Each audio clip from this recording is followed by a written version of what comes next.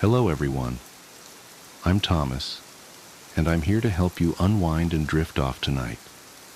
I know many of you use this video to fall asleep, so before you get too cozy, don't forget to like the video and subscribe to my channel, Stories for Sleep. Also, let me know in the comments, where are you from, and what time is it as you're watching this.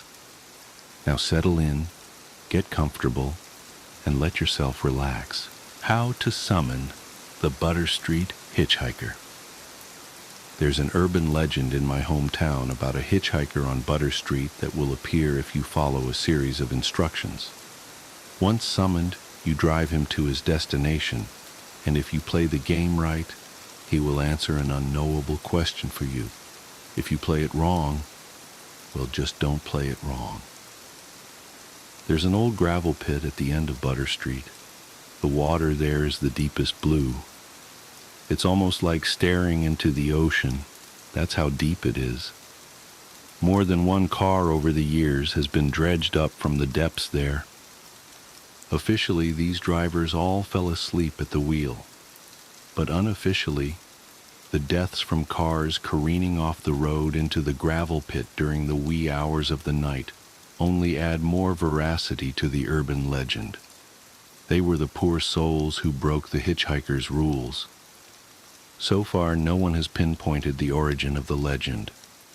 I've reached out to the local historical society and searched through newspaper archives in the local library and haven't found any mentions of the hitchhiker. It's a modern piece of folklore passed around coffee shops and diners in the early morning hours until it eventually made its way to high school cafeterias. It wasn't until someone posted about the hitchhiker on a local Facebook group that people began sharing their experiences and the rules of how to summon him. But as more people shared their experiences, the details about the hitchhiker varied from person to person. His clothes have switched up over the years, growing more modern. His speech doesn't reflect any particular time period either. No mannerisms or 23 skidoo phrases to help date him. Sometimes he's in his late teens, sometimes he's much older. Even with these differences, everyone who claimed to have summoned the hitchhiker swears that he was real. The only common thread in all of the stories of the hitchhiker is that he's always wet when he enters the car, followed by what were always his first words to the driver. "It's a bad night for rain." To which you reply, "Is there ever a good night?" He laughs, and that's when you know you're playing the game. But I'm getting ahead of myself. I should go back to how I got him in the car. The game starts by turning your car on exactly at midnight. Where doesn't matter, only when. And once the car is on, you can't get out, nor can you let anyone else in. Just you, in your car, at midnight. What comes next is a lot of waiting, because you have to be at the pickup point on Butter Street at exactly 3 a.m. That's right, 3 hours in the car. Those are the rules. With 3 hours to kill, a lot of people show up early and just cruise the road so they can time getting to the pickup spot at exactly 3 a.m. But as the urban legend has grown in popularity, the local police will pull you over if they see your car circle back down Butter Street more than once. The local cops all know the rules, so if they pull you over, they'll have you turn off your car and get out of the vehicle, thus ending the game. On the night I decided to summon him, I filled up my car at the gas station at 11:45, then went in and took advantage of the facilities to ensure I wouldn't need to make any pit stops before 3 a.m. Then I waited in the parking lot until it was exactly midnight and started up my car. I should add that it doesn't matter what type of car you drive, but a 4-door car is preferred over a 2-door or a pickup. You don't want to look directly at the hitchhiker, not until the end of the trip. That's much easier to do if he's sitting in the back seat versus sitting beside you. I drove in a big loop around the county until it was time to head to the pickup, avoiding any of the known police traps to keep from having to try again another night. I kept my maps program running on my phone so I knew exactly what time I had to make my way to Butter Street. I can't imagine how difficult it was to be an urban legend hunter before real-time GPS maps. Side note, you can play with the radio on or off. It has no impact on the hitchhiker. Radio on is preferred if you choose not to engage him. He can get quite loud and belligerent if you won't talk to him. I pulled up to the pickup spot, stopped the car, and then followed the summoning instructions. The rules posted online had small variations, but attempts that contained the following actions had the highest rate of success. Leave the car on and in drive, but engage the emergency brake. Turn off everything but the car: lights, air conditioning, radio, phone.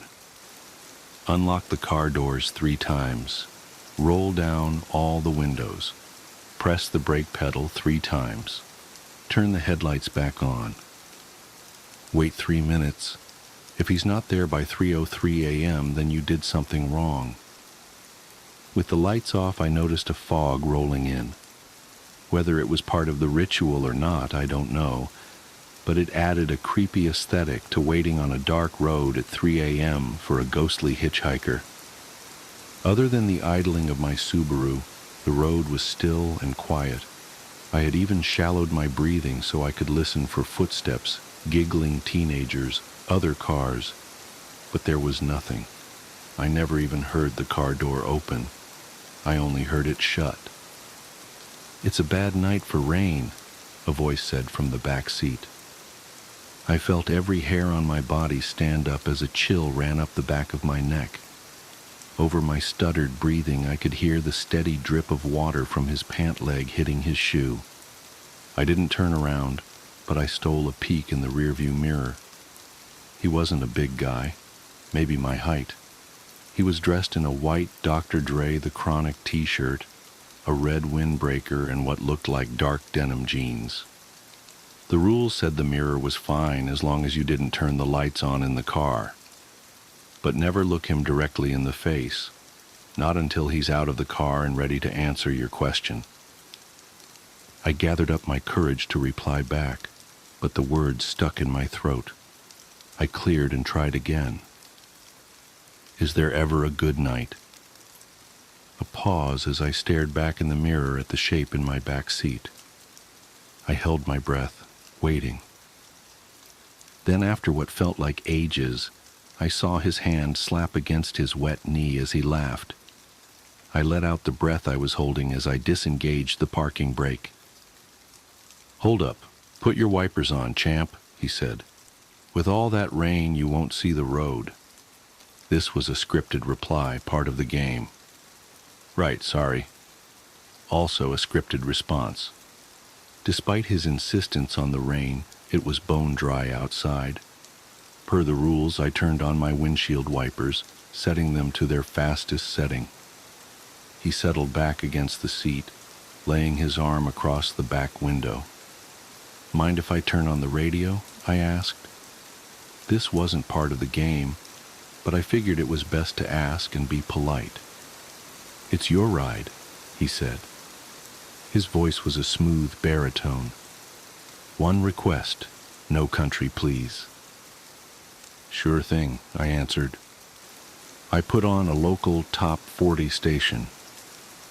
I pulled back onto the road just as the clock hit 3:03.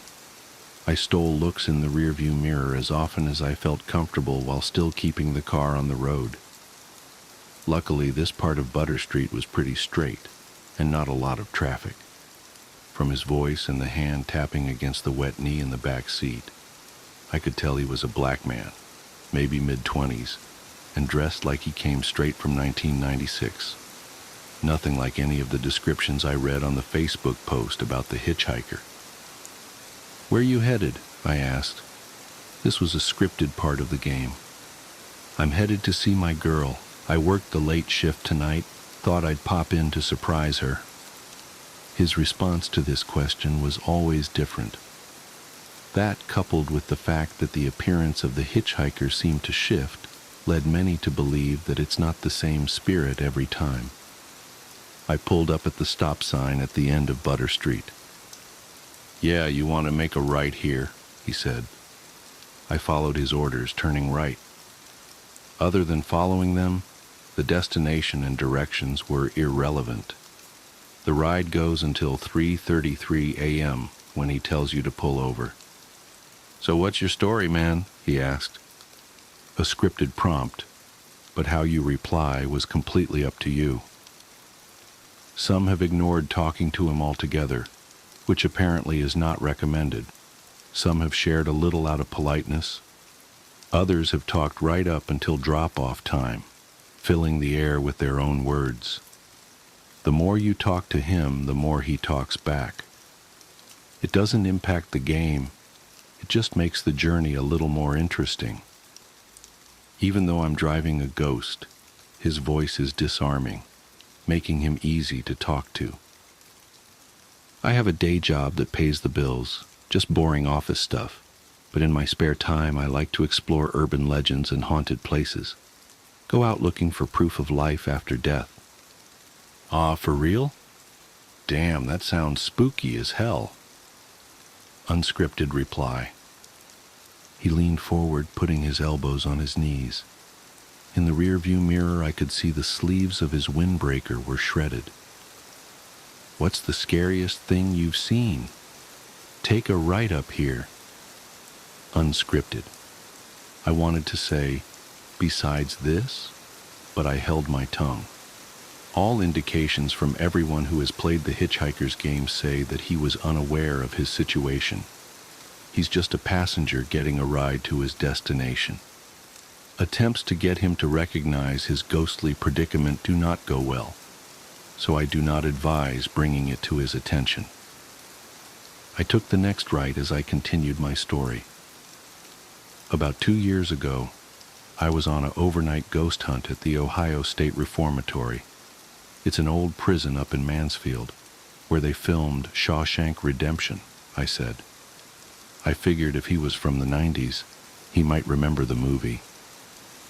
So there's a group of 6 of us on the tour, and we're over in the administration wing, and I felt this hand press into my back, like it was guiding me forward. Oh, hell no. My ass would be gone up out of there. I ain't even playing. Unscripted response. It's about this time that I realized that all of the street lights were off. Not just the lights on the streets. Everything was dark. Granted, it was the middle of the night, but we drove past a Taco Bell that was open 20 minutes ago when I passed by on my way to Butter Street. Now it was completely dark. Not a single car in the parking lot. That's the second thing I noticed. No cars. We've driven 15 minutes without passing a single car. Not only were there no cars on the road, there weren't any cars in any driveways or parking lots. As we rolled by a Ford dealership, the entire lot was empty. It's like we'd stepped completely out of reality into a different one. So what did you do? Unscripted. I've got his interest, apparently. I continued the story. I turn and look, and no one is behind me, but I can smell rose-scented perfume. Apparently one of the ghosts there is the wife of the warden. She was killed when the warden's gun went off by accident. It fell out of the closet, went off, and shot her in the lung. That is crazy, man. But I can feel why she might be hanging around still, you know what I'm saying? Like she's got some unfinished business and shit because her life was cut short like that. We rode in silence for a bit. I don't know for how long. I tried looking back at him in the mirror, but he hung to the shadows. Then I felt his cold breath against my neck, sending shivers up my spine. Could you imagine what that's like? He said. Unscripted. What do you mean? I replied, also unscripted.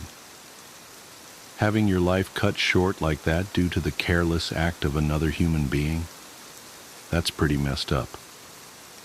Unscripted. My heart thudded against my chest. Did I mess up? Did I not follow the rules? Did he... He laughed and sat back in his seat. I'm just playing, man. You need to relax. I felt his hands gripping my shoulders, giving them a little rub. They were cold as ice. He patted my shoulder and sat back. I felt a trickle of water go down my back from the cold, wet spots on my shoulder where he grabbed me. Oh, this right, coming up. He leaned forward, pointing at the road. His skin was ashy and his thumbnail was split to the nail bed. The smell of wet loam wafted into the front of the cabin. I made the turn. I peeked at the clock on my dashboard and saw it was 3:29, only 4 minutes to go. You got any family? He asked. Scripted. I felt my heart leave my throat and drop back into my chest. We were back on script. I used to. Just me now. That's tough, I know. Before my girl, I was all alone. I don't know what I'd do if I didn't have her. Life would be just empty. Unscripted. A quiet stillness followed, like he was hit by a pang of remorse. For a moment it was so quiet I wasn't sure if he was still back there, but then I felt his wet, cold hand clap me on my shoulder. But don't worry, man. You seem like an okay dude going out of your way to help a young man like myself on a rainy night like this. I'm sure you'll find someone. Just takes time. Unscripted. We rode in silence as I stole glances down at the clock on the dash. As soon as the time flipped to 3:33 a.m., I heard his weight shift as he leaned forward. Oh, this is me up here. He pointed to a spot up the road. There was nothing there, no house or driveway, not even a place to pull off. I pulled the car onto the shoulder and eased to a stop. Just like when picking him up, I turned off the lights, radio, and engaged the parking brake, leaving the car in drive. You don't have to bother with the locking and unlocking 3 times, or the business with the brake pedal. Just unlock. Also, and this was very important, don't watch him get out. Don't look at him in the rearview mirror. Don't do anything but look down at your hands on the steering wheel. Keep them on the wheel, 10 and 2. And wait. This time I heard the car door open and slam shut. I could also hear the sound of his shoes against the gravel as he walked around the front of the car to the driver's side. I wanted to look up, but I managed to fight the urge by counting the seams on the steering wheel. Thanks for the ride. Do you have a question for me? He asked. Scripted. It was still his voice, but unlike our previous conversation, it was completely devoid of personality or emotion. Once you completed the ride, you were allowed to ask him a question. It has to be something personal but unknowable. You can't ask for lottery numbers or things like that. People have supposedly asked about locations of lost heirlooms, the exact date and time of their death, the fate of long-lost relatives, all sorts of personal questions they'd have no other way of knowing. For the second time that night, the words failed to leave my throat. I took a deep breath and swallowed. Is she at peace? I asked. Then without thinking, I added, does she blame me? My words were barely above a whisper, but I knew he heard me. After you ask, then and only then are you allowed to look directly at him. So I did. I felt all the color drain from my face as I looked up. The hitchhiker had no face at all, only 2 shiny black spots where his eyes should be. He had no mouth, no nose, nothing else. Just 2 quarter-size black pools of what looked like liquid ink where his eyes should be, and they reflected every star in the sky. I couldn't look away from those eyes, even though I very much wanted to. That's 2 questions, my friend, he replied, unscripted. My heart jumped back into my throat. I broke the rules. I messed up. I asked 2 questions. I was paralyzed, staring up into his face. I sat looking up at him for what felt like hours. I pulled back a little as his hands moved up to the sides of his face, just under his ears. I thought for a moment he might rip off his false face and reveal another, more terrifying one. He didn't remove his face. Instead, he pulled his hoodie up over his head, returning his empty face to the shadows. But since you were kind enough to save me from walking all this way in the rain, I'll answer you. Unscripted. Before I could exhale a sigh of relief, he gripped the door frame and leaned down so I was staring directly into his empty eyes. She's not at peace, and she does blame you. Even with the hood up, I could still see every last star in the night sky in those inky black pools. I can't fully capture what I saw in them. It was like staring at both vast infiniteness and vast nothingness. They held everything and nothing at the same time. His eyes, they were like staring into eternity. As he stood up from the window, I let out the breath I was holding. My hands shook as I pulled them off the steering wheel. Drive safe. Scripted reply. The last thing he says before he leaves. He walked away behind the car. You can watch him walk in the rearview mirror, but don't turn around or get out or try to follow him. I watched until he disappeared into the darkness and waited until I could no longer hear his footsteps against the gravel. When I turned on my headlights, I realized I was back on Butter Street, parked on the side of the road next to the drop-off for the gravel pit. This was always where you ended up after the hitchhiker leaves. All I had to do was release the parking brake and the car would roll towards the drop-off, gaining speed until it launched off the cliff into the deep blue water waiting below. I don't know how long I sat there with my hand on the parking brake release, contemplating his answer to my question. But then, I saw them. Headlights. A car was coming up the road towards me. The cars were back, as were the streetlights and house lights. I was back from wherever the hitchhiker took me. I locked eyes with the driver as they drove by, having one of those weird moments where time seems to slow down. It was enough to jolt me back to reality. I released the parking brake and aimed my car back onto the road. I got home a little after 5 a.m. I tried to sleep but was too worked up from my adventure, so I called in sick. I laid in bed all day, thinking about the hitchhiker, his words, and all those cars that end up in the gravel pit on Butter Street. Maybe those cars aren't from people who played the game wrong. Maybe they all played it right, but couldn't handle his response to their question. It's been 3 days since I picked up the hitchhiker. I can still smell the wet loam in my car, and his muddy footprints in the floorboard of the back seat are still there. As I write this, I look up from my monitor and look at the photo of my Abigail, taken 2 weeks before she died. She's beautiful, smiling, and happy. She's not at peace, and she does blame you. It's my favorite photo of her. I think I'll take it with me when I take a drive later tonight. I'm going back to see the hitchhiker. I have a hunch, and I don't know if it's relevant, but I feel it's important to share with anyone reading this that I'm wearing a gray Adidas hoodie and jeans. If somebody out there reading this picks up the hitchhiker later on and sees something similar and get in their back seat, well, then I guess we've solved part of the mystery.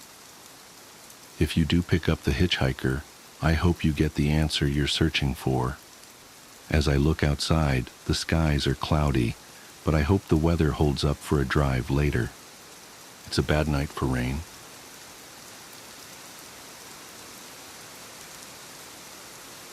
The sound of spinning. I've been trying to write this down for weeks now. My therapist says it might help to get it all out, but every time I start, my hands shake so badly I can barely type. Even now, sitting in my well-lit home office at 2:47 p.m. on a sunny Tuesday, I keep glancing over my shoulder. The rational part of my brain knows there's nothing there, but rationality doesn't count for much anymore. Not since that night at Riverside Park. I should probably mention that I'm a photojournalist for the local paper. Nothing glamorous, mostly community events, high school sports, that sort of thing. The assignment that brought me to the park that night was supposed to be a simple puff piece about the holiday carnival. You know the type. Happy families, cotton candy, twinkly lights. The kind of wholesome content that fills space between car dealership ads. The carnival had been in town for about a week, and my editor wanted some night shots to capture the magical atmosphere. I remember rolling my eyes when she said that. If I'd known then what I know now, I would have called in sick. I arrived around 8:30 p.m., just as dusk was settling in. The temperature had dropped significantly from the warm afternoon, and a light fog was rolling in from the river. Not unusual for October in our area, but it gave everything a sort of dreamy quality that I actually thought would make for good photos. God, I was so focused on getting the right shots that I ignored all the warning signs. The first thing that struck me as odd was the music. Carnival music is always a bit eerie, but something about it seemed off, like it was playing at the wrong speed or maybe echoing when it shouldn't have been. I kept thinking I could hear laughter mixed in with it, but not the normal shrieks and giggles of kids having fun. This was different, more like someone trying to remember how laughter should sound. I started with some wide shots of the midway, capturing the way the colored lights diffused through the fog.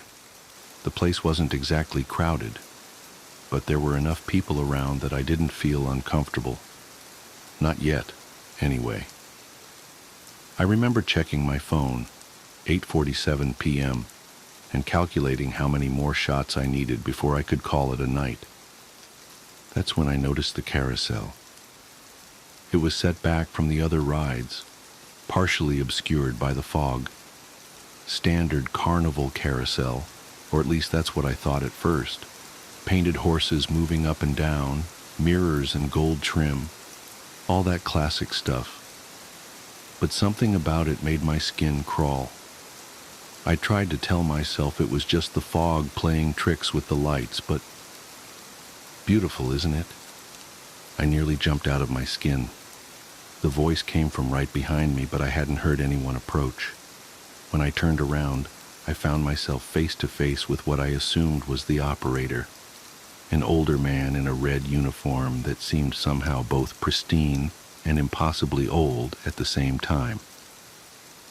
Yeah, I managed to say, trying to calm my racing heart. I'm just getting some photos for the paper. He smiled. At least I think it was a smile. Something about his expression made my stomach turn. You should take a ride, he said. Best view for pictures is from up there. He gestured toward the carousel, and I noticed his hand seemed too pale, like something that had never seen sunlight. Thanks, but I think I can get what I need from here, I replied, already taking a step backward. The carousel was still turning, but I realized I couldn't see any riders, just empty horses moving up and down, their painted eyes reflecting the lights in a way that made them look almost alive. I insist, he said, and his voice had changed. It still sounded pleasant, but there was something underneath it, like static on an old radio. Everyone takes a ride, eventually.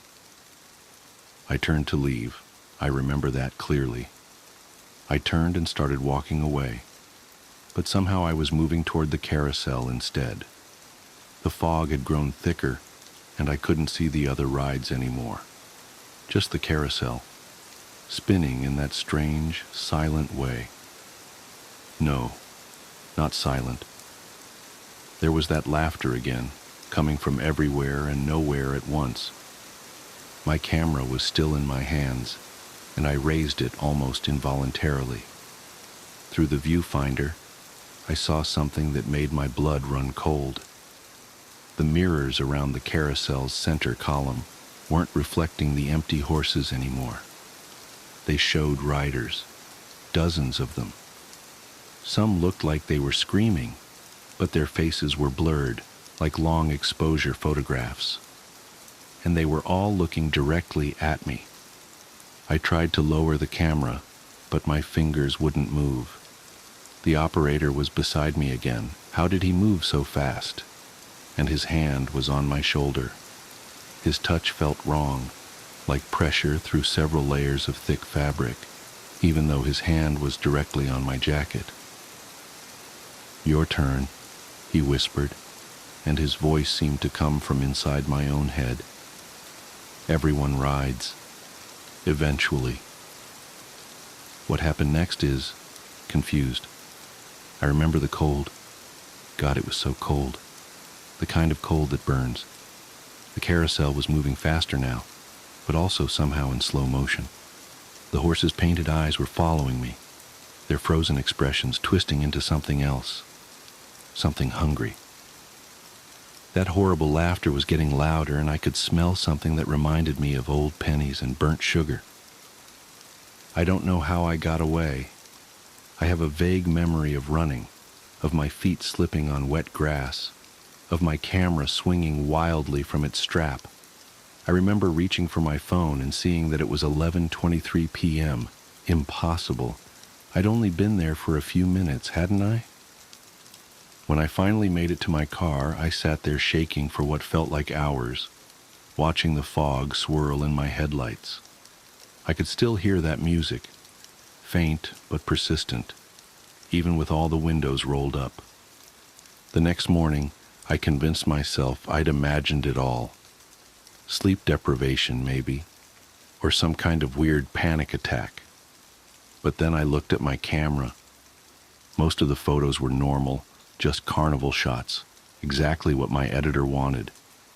But the last one showed the carousel, empty horses, fog, normal carnival stuff. Except in every mirror, in every reflective surface, there were faces, not blurred this time, crystal clear. And in the front row, sitting rigid on a horse with bared teeth and wild eyes, was me. I called in sick and spent the day doing research. The carnival had been setting up in Riverside Park for as long as anyone could remember, always in October, always for exactly 1 week. And every year, like clockwork, people would go missing. Not many, 1 or 2 per season. Usually dismissed as runaways or drifters. The only connection was that they were last seen at the carnival. I tried to talk to the police, but they looked at me like I was crazy. The carnival had already moved on, right on schedule. No one seemed to remember anything unusual about the carousel or its operator. The missing persons reports I found online started throwing up error messages, and within days, I couldn't find them at all. But I know what I saw. I know what's on that last photo, even though I can't look at it anymore. I keep it in a locked drawer in my desk, and sometimes, late at night, I swear I can hear music coming from it. Carnival music, playing just a little too slow, mixed with that terrible laughter. The carnival will be back next October. It always comes back. And sometimes, when the fog rolls in from the river, I catch myself wondering about those faces in the mirrors. Were they all like me? People who got away?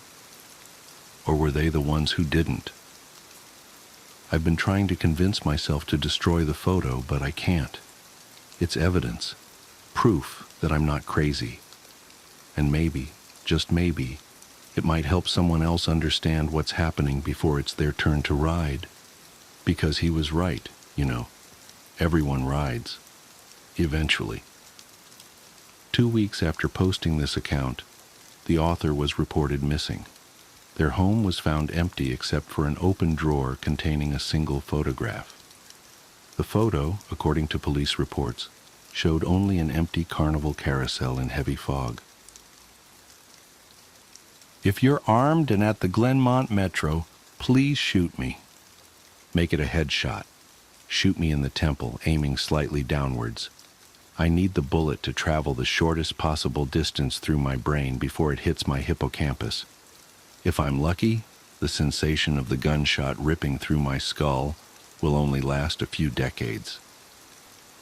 As awful as this sounds, you'll be doing me an enormous favor. Death by a headshot, as soon as possible, is vastly better than the alternative. My ordeal started over 10,000 years ago, at 10:15 this morning. I earn extra money by participating in drug trials. I'm a so-called healthy subject who takes experimental drugs to help assess side effects. Once it was a kidney drug. A few times it's been something for blood pressure or cholesterol. This morning they told me the drug I took was a psychoactive substance intended to accelerate brain function. None of the drugs I had tested so far have ever done anything for me, in the recreational sense. In other words, none of the drugs I've tested have given me a killer buzz, or mellowed me out or anything. Maybe I've always ended up the placebo group, but nothing I've tested had affected me at all. Today's drug was different. This shit worked. They gave me a pill at 10:15 and told me to hang out in the waiting room until they called me back for some tests. Only about 30 minutes, the research assistant told me. I flopped onto the waiting room couch and read a few articles from a copy of Psychology Today that was sitting on the coffee table. They hadn't called me back when I finished the Psychology Today, so I picked up a U.S. News and read it cover to cover. Then I read an old Scientific American. What was taking them so damn long? I sluggishly turned my head to look at the wall clock. It was only 10:23 a.m. I had read all 3 magazines in 8 minutes. I remember thinking this was going to be a long day. I was right. The waiting room had a little bookshelf with some used hardcovers on it. When I stood up to walk to the bookshelf, it felt like my legs barely worked. It's not that they were weak. They were just slow. It took a full minute just to stand up off the couch, and another minute to take 2 steps to the bookcase. I scanned the old books on the shelf and picked out a copy of Moby Dick. My arms had the same problems as my legs. Just reaching 1 foot in front of me to grab the book took a long time. I actually got bored, just waiting for my hand to reach the spine of the book. I slogged back to the couch and collapsed onto it in a slow-motion fall that reminded me of the low-gravity hops of astronauts on the moon. I opened Moby Dick, slowly, and began reading. I started with Call Me Ishmael and got as far as Ahab throwing his pipe into the sea, which was all the way to friggin' chapter 30, before they called me back. "How are you feeling?" the research assistant asked me. "I feel slow," I said. "Actually, it's the other way around. Everything seems slow because you're so fast. But my legs, my arms, they're moving in slow motion. Your body seems like it's moving slowly because your brain is fast. Your brain is running 10 or 20 times faster than normal. You are thinking and perceiving reality at an accelerated pace, but your body is still constrained by the laws of biomechanics. Frankly, you're moving much faster than a normal person." She pantomimed a jogging motion. "But your brain is running so much faster right now that even your fast walk seems very slow to you." I thought about my slow motion flop onto the waiting room couch. Even if my muscles had slowed down, my body would still react to gravity the same way. But in the waiting room, I even fell in slow motion. Slow muscles couldn't explain why gravity seemed weaker. My brain was going at warp 10, That's how I managed to read 3 magazines and the first 30 chapters of Moby Dick in 15 minutes. They ran a series of tests on me. The physical tests were fun. They made me juggle 3 balls, then 4, then 6. I had no problem keeping 6 balls in the air because they seemed to be moving so slowly. It was boring, frankly, waiting for each ball to move through its arc so I could catch it with my slow-motion hands and toss it back into the air. They threw Cheerios in the air, and I caught them with chopsticks. They dropped a handful of coins, and I counted the total value before they hit the ground. The cognitive tests were less fun but very illuminating. Finish a 50-word word search, 3 seconds. Solve an intricate maze drawn onto a poster-sized paper, 2 seconds. View a slideshow projected at 10 images per second and answer detailed questions about what I saw, 95% correct. They told me I measured over 250 on the Knopf scale. Apparently that's deep into the superhuman range of thinking speeds. Then they sent me home. It'll wear off in a few hours, they said, which will seem like days to you. Try to use the residual effects to get some work done. Catch up on work emails while you're still in high-speed mode. The ride home was horrible. It was only 3 metro stops, and in real-world time it only took about 35 minutes. But in my drug-accelerated hypertime, it felt like days. Days. Just walking out of the medical research suite to the elevator seemed like it took an hour. I sprinted out of the office, willing my legs to push me faster. But the laws of biomechanics held me prisoner. As accelerated as my brain was, I couldn't do anything to make my legs work faster. The huge disconnect between my body and mind made it extremely difficult to judge how and when to slow down, turn, or rotate my body. I had basically turned into giant slow-motion spaz. I misjudged my speed and rammed into the wall by the elevator button at a pretty good speed. Even though I could see the wall coming at me, I couldn't make my finger, outstretched to hit the elevator button, move away fast enough, and I jammed it against the wall. Hard. The pain was intense. If my brain had been running at regular speed, it probably only would have hurt for 30 seconds or so. But in my accelerated state, the intense pain seemed to last for half an hour, 45 minutes maybe. The elevator ride was horrible. It felt like I spent 4 or 5 hours just descending 7 floors, with nothing to look at but the interior of the elevator car. I sprinted to the metro station. I have to admit, this part was almost fun.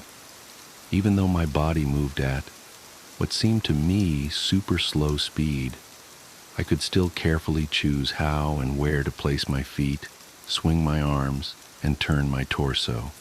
It only took a block or two to getting used to having a brain that ran 24 times faster than my body. Then I basically sprint danced the rest of the way, twisting and juking between people on the sidewalk and dodging moving cars with inches, aka minutes, of clearance. I spent an hour in my time frame descending into the subway and running to the platform. Endless tedium waiting the 6 minutes for the Red Line train to arrive. Although there was more to look at on the metro platform than inside the elevator, it was still intensely boring. I should have stolen that copy of Moby Dick. The Red Line train roared into the station in slow motion. The normally high-pitched squeal of its brakes was frequency shifted by my high-speed mind to a long, low tone, like a monotone tuba solo. It wasn't just the squealing subway train that was 3 octaves lower than normal. All sound was slowed to the point of near inaudibility. Voices were gone, shifted below the threshold frequency of my hearing. I did manage to hear a screaming baby on my subway car, her shrieks slowed to sound like whale songs. Sharp sounds like a car horns and trucks bouncing over potholes were low, muddied roars like distant thunder. Back at the research offices, I could still hear and communicate with the research staff, but now verbal communication with anyone would be impossible. The effects of the drug were still intensifying.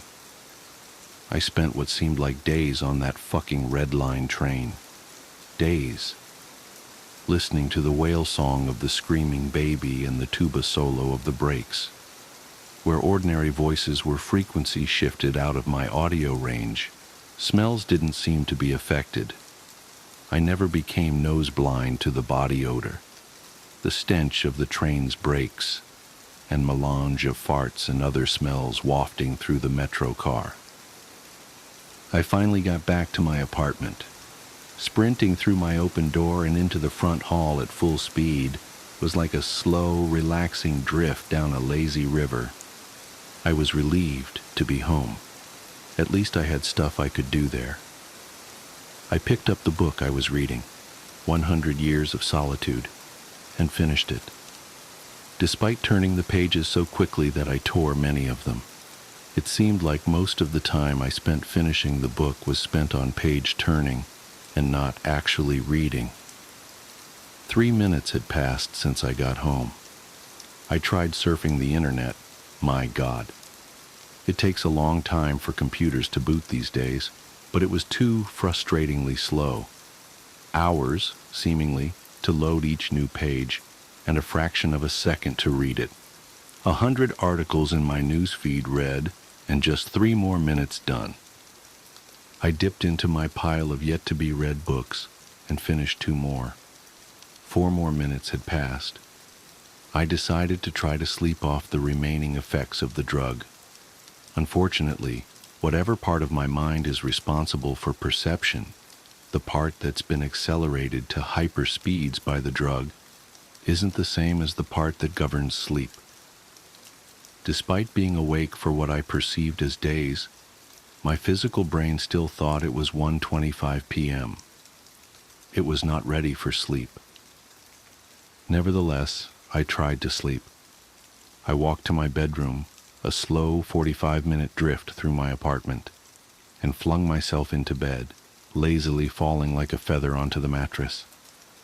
I closed my eyes and lay there for hours and hours, 10 minutes of reality time, before giving up.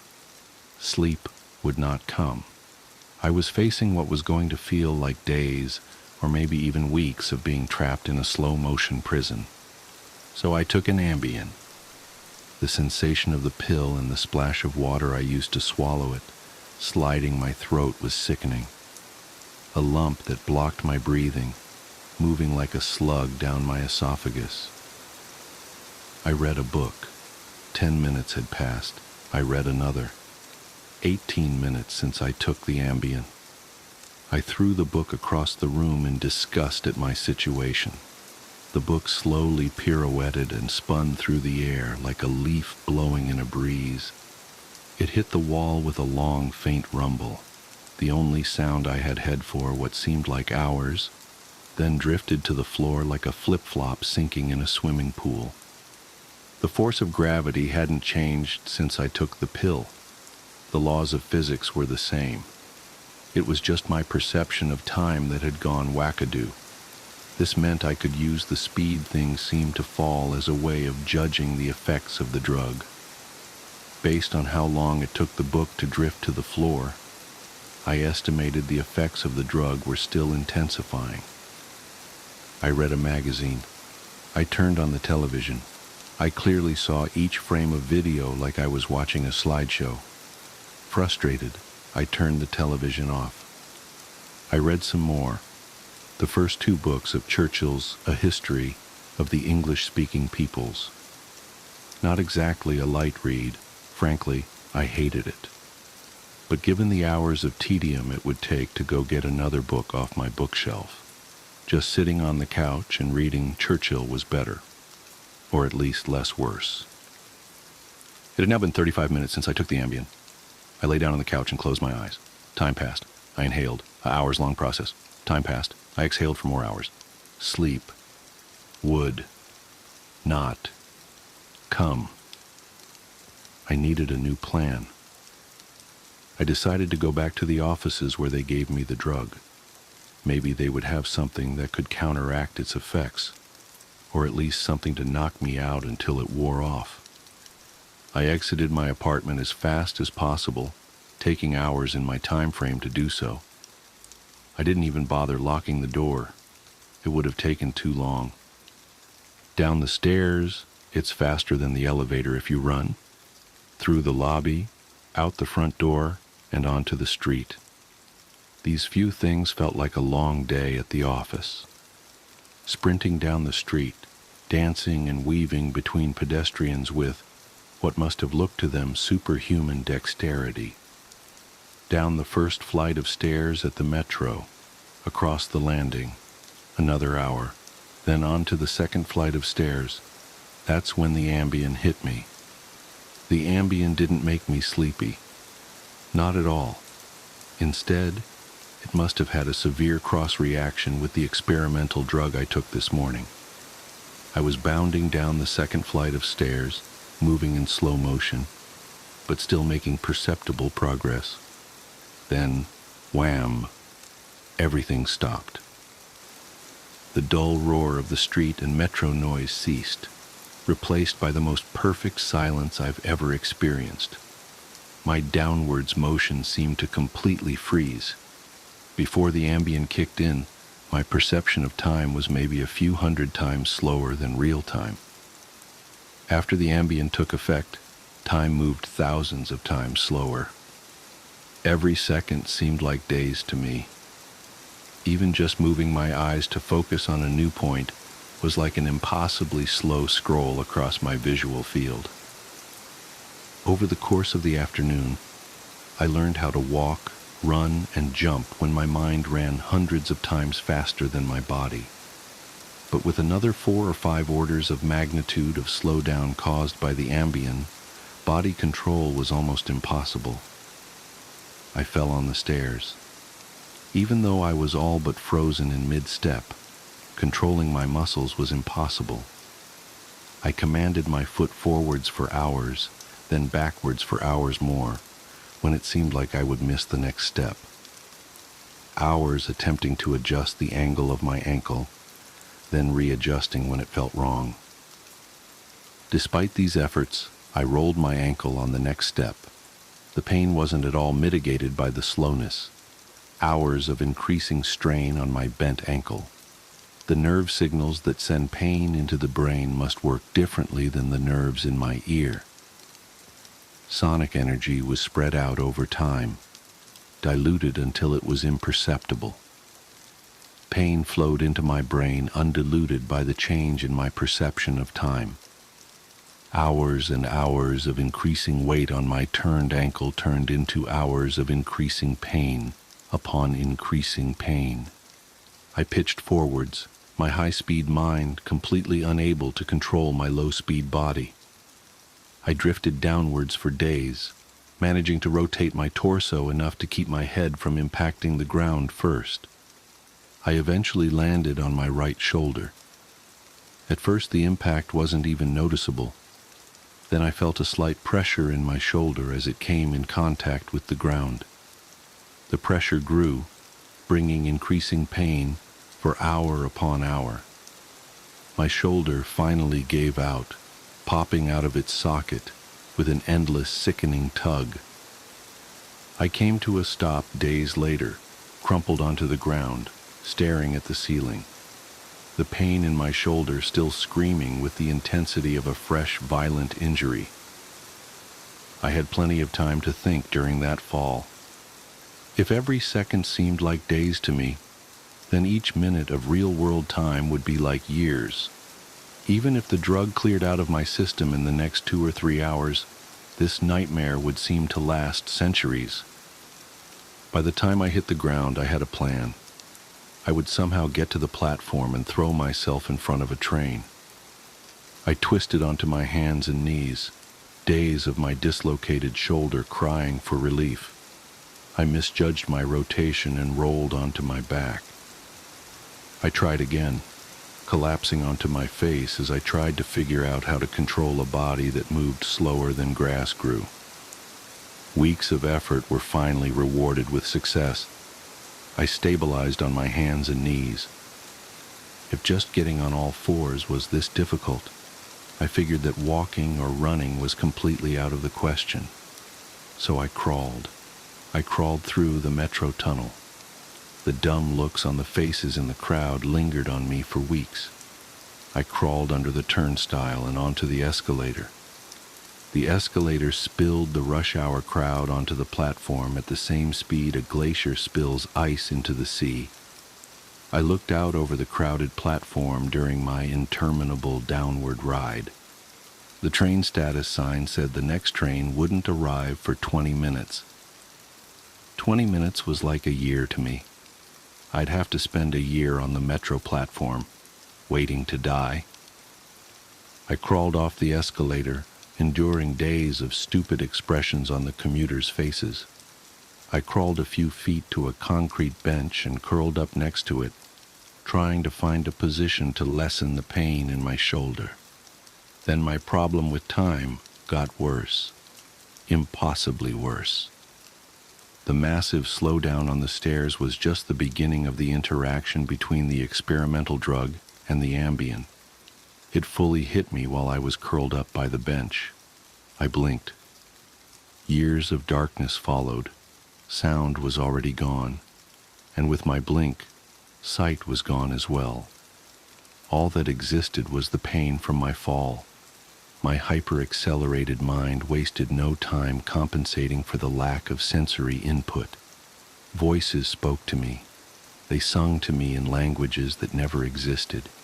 Patterns and faces and colors came and went in my mind's eye. I recalled my whole life and imagined living another. I forgot English. I settled into a profound despair. I spoke to God. I became God.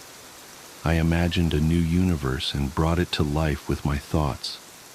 Then I did it all again, and again. My eyes opened with geologic slowness. A faint glow. Weeks. A slit of light. Weeks. A narrow view of the metro platform, ankles of the commuters near me, and an advertisement on the opposite wall. I extracted my phone from my pocket. A project that spanned decades. How can I even explain the boredom? The pain in my shoulder is nothing compared to the boredom. Every thought I can think, I have thought hundreds of times already. The view of ankles and advertisements never changes. Never. The boredom is so intense it's tangible, like a solid object of metal and stone wedged into my skull. Inescapable. What are my options? If I crawl and fall onto the tracks without an oncoming train to crush me, I won't die. I'll experience even more pain from the 4-foot fall, but I'll most likely be rescued by some do-gooder on the platform and unable to act when the train finally does arrive. My suffering in that scenario will be endless.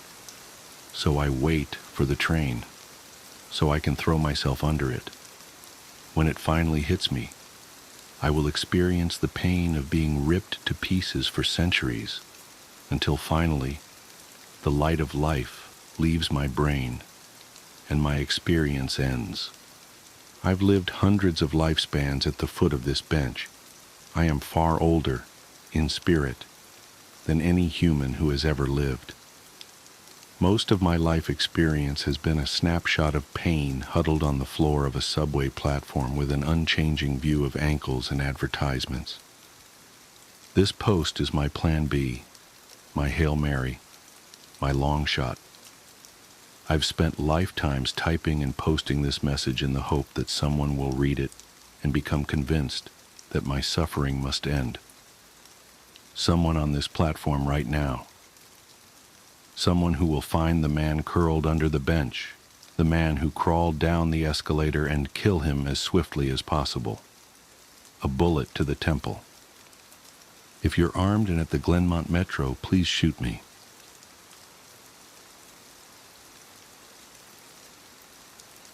The reunion. The first time I realized something was truly wrong was about an hour after I dropped Jim off. But let me start at the beginning. I'm not the type of person who usually attends reunions. Life has a way of pulling you in every direction, but the one that takes you back to the past. But that year, when I was 37, I made an exception. The invitation had arrived months earlier, and at first, I dismissed it. High school was a lifetime ago, a chapter long closed, but as the date approached, nostalgia crept in. I thought about old friends, familiar faces, and stories left unfinished. So I booked a flight, rented a car at the nearest airport, and set out on a 35-mile drive to the town where I grew up. The drive was serene at first. The road twisted through farmland, patches of forest, and the occasional abandoned barn, the kind of rural stretch where radio stations fade into static and the silence takes on a weight of its own. I'd forgotten how isolated this part of the country felt. It wasn't unpleasant, just quiet. About 3 miles outside of town, I saw him. A figure standing by the roadside, one arm raised in an unmistakable gesture to flag me down. As I drew closer, recognition hit me like a punch to the gut. It was Jim. We'd been friends in high school, not best friends, but close enough to hang out at football games and split a six-pack when one of us could swipe it from an older sibling. Seeing him standing there, with that same crooked grin I remembered, was a surprise. But it was the kind of surprise that felt good, comfortable even, like slipping on an old, worn jacket and finding it still fits. I pulled over and rolled down the window. "Jim, is that you?" "Sure is," he said, his voice as familiar as the road ahead. "Good to see you, man." He climbed in, and we started talking. His hair was a little thinner, his face a little more lined, but it was Jim, no question about it. The years had treated him well, and he still had that easygoing charm. We talked about high school, the people we remembered, and how life had taken us in different directions. I told him about my work, my family. He listened, nodded, and occasionally chimed in with his own updates. Though, now that I think about it, he didn't say much about himself. When we reached the outskirts of town, I asked him if he wanted to come to the VFW with me for a drink. It seemed like the natural thing to do, catch up with other old friends, swap more stories. But Jim shook his head. "Nah," he said, "just take me home." His parents' old house was only a few blocks from my grandmother's place, so I turned in that direction. But he stopped me. "Not there," he said. "Out by the mobile home park. You know the one?" I did. It was at the edge of town, past where the streetlights gave way to darkness. I hadn't been there in years, but I remembered the way. When we got to the turnoff, he told me to stop. "This is good," he said, opening the door. "It was good to see you again."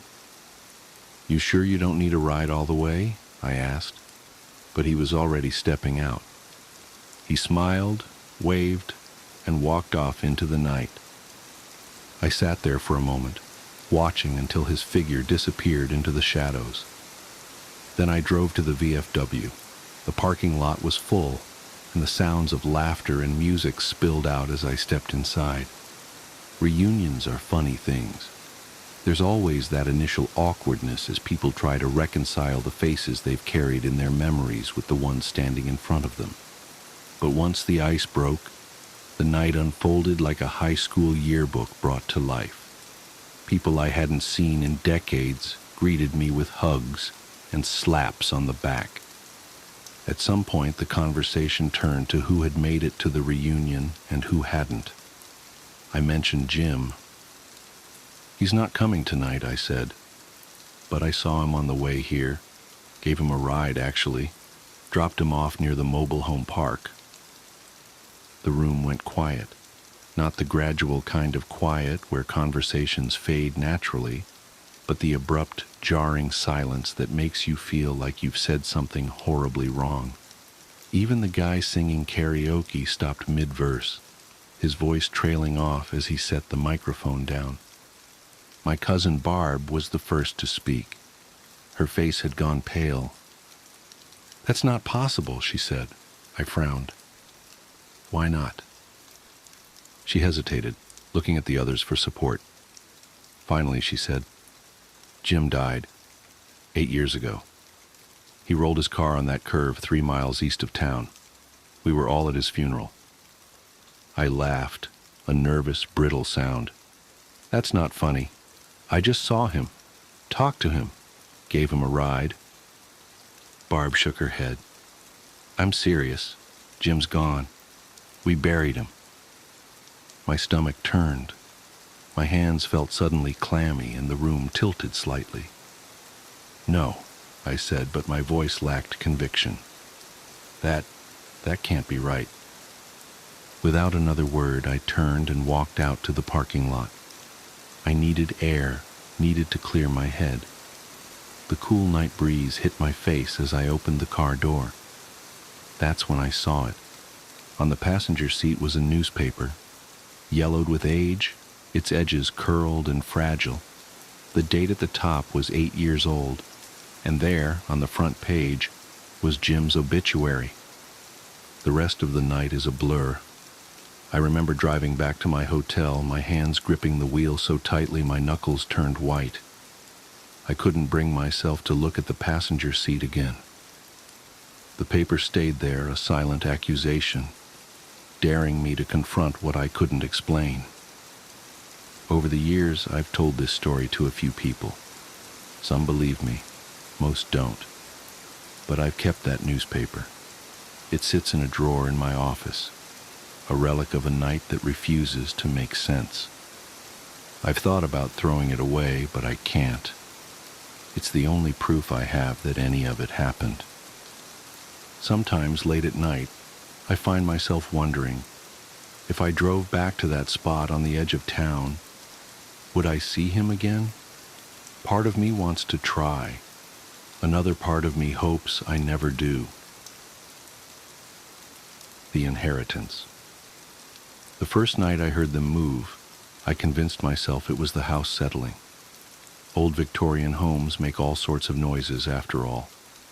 But the second night, when the whispers started, I knew I'd made a terrible mistake.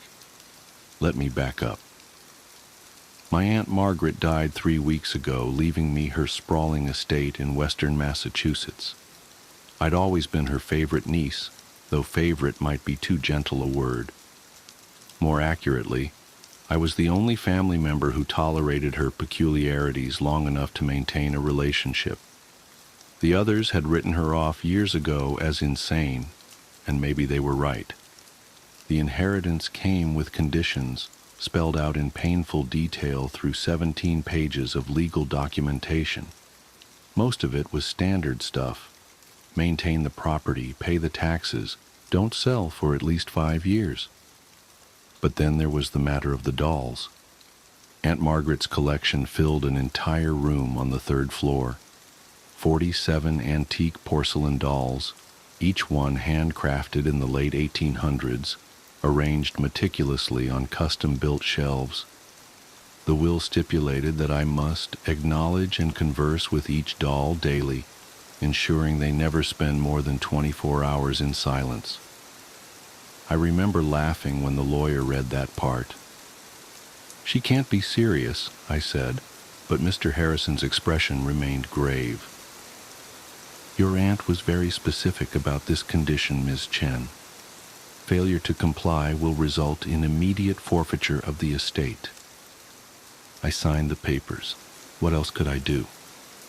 The house was worth millions, and my teaching salary barely covered rent in Boston. Besides, how hard could it be to talk to some dolls for a few minutes each day? The first week went fine. I felt ridiculous, but I'd stop by the doll room each morning before work, offering a cheerful, "Good morning, everyone." Sometimes I'd comment on the weather or share gossip from the faculty lounge. The dolls sat silent in their perfectly pressed Victorian dresses, their painted faces frozen in eerily lifelike expressions. I tried not to look too closely at their eyes. Then came last Tuesday.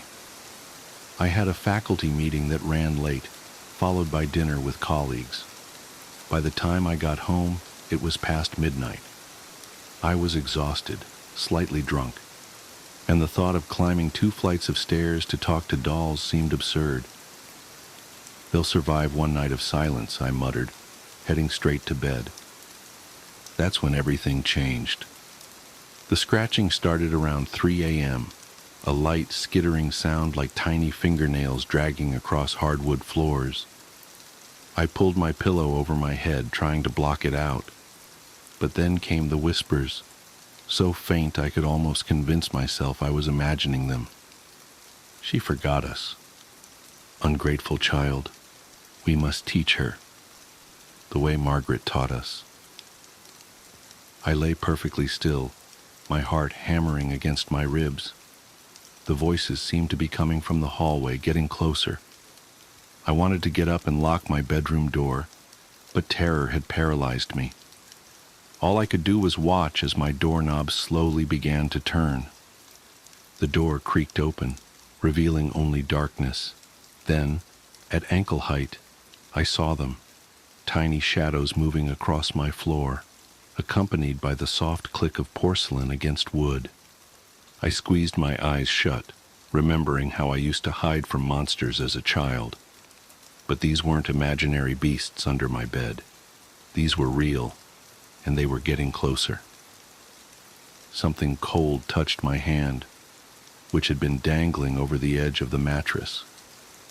I yanked it back with a strangled scream, finally breaking free of my paralysis. I lunged for the bedside lamp, flooding the room with light. They froze in place, 12 of the dolls arranged in a semicircle around my bed. Their postures were identical to how they'd been displayed upstairs, but their heads were tilted at impossible angles, all staring directly at me. Their painted smiles seemed wider somehow, stretched into grotesque grins that cracked the porcelain of their cheeks.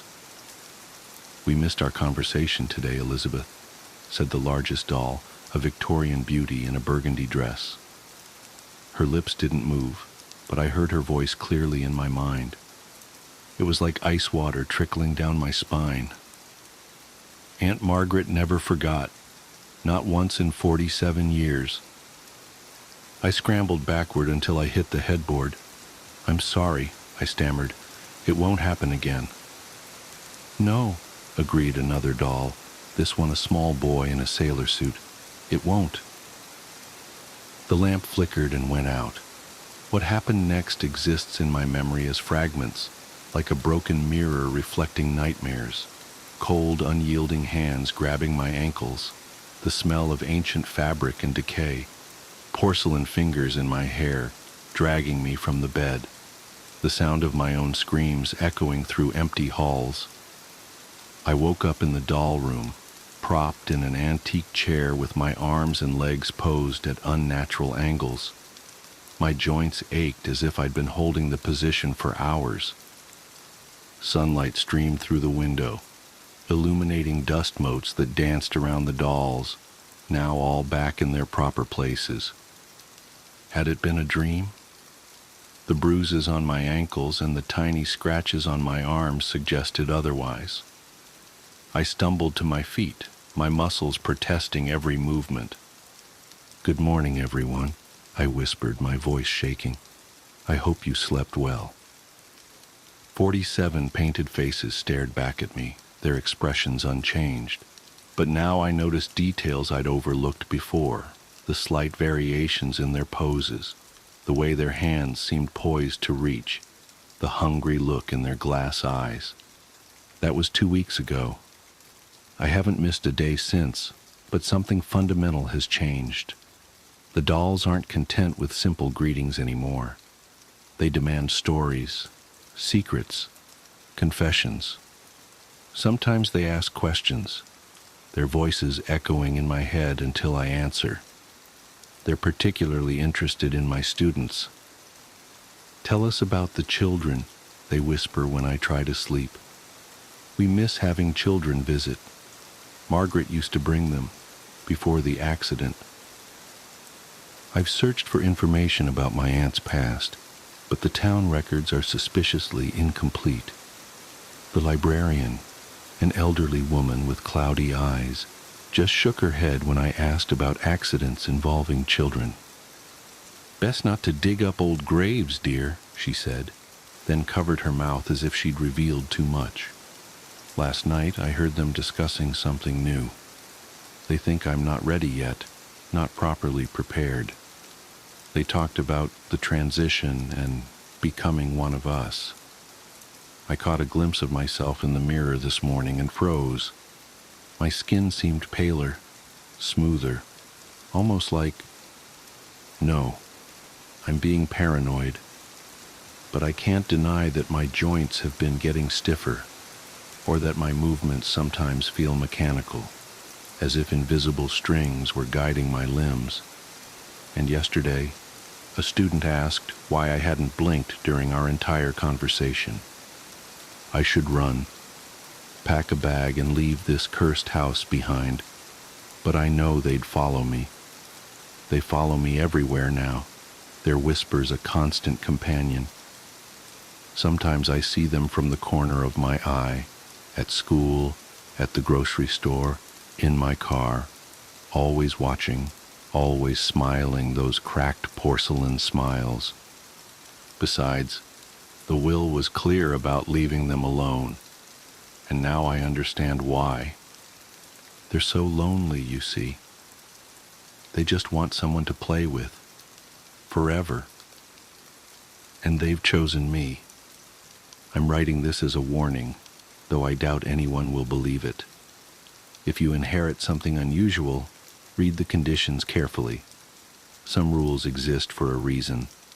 Some gifts come with prices too steep to imagine. It's time for our afternoon chat. They're getting impatient. I can hear them shuffling upstairs, calling my name. My joints crack like porcelain as I stand, and I catch another glimpse of my reflection. For a moment, I could swear my eyes looked like glass. But that's impossible, isn't it? Isn't it? The following was found scrawled on the back of the previous pages in increasingly erratic handwriting. Day 23. The changes are accelerating. My skin feels different, harder, smoother. The hunger for food has been replaced by a different kind of hunger. I understand now why they wanted to know about the children. Day 24. They've started teaching me how to move properly, how to be still for hours, days, weeks, how to wait patiently until someone comes close enough to touch. My bones are hollow now. I can hear them clicking when I walk. Day 25. Margaret didn't die. She's still here. She's the one in the burgundy dress. She's been here since 1887, waiting, teaching, collecting.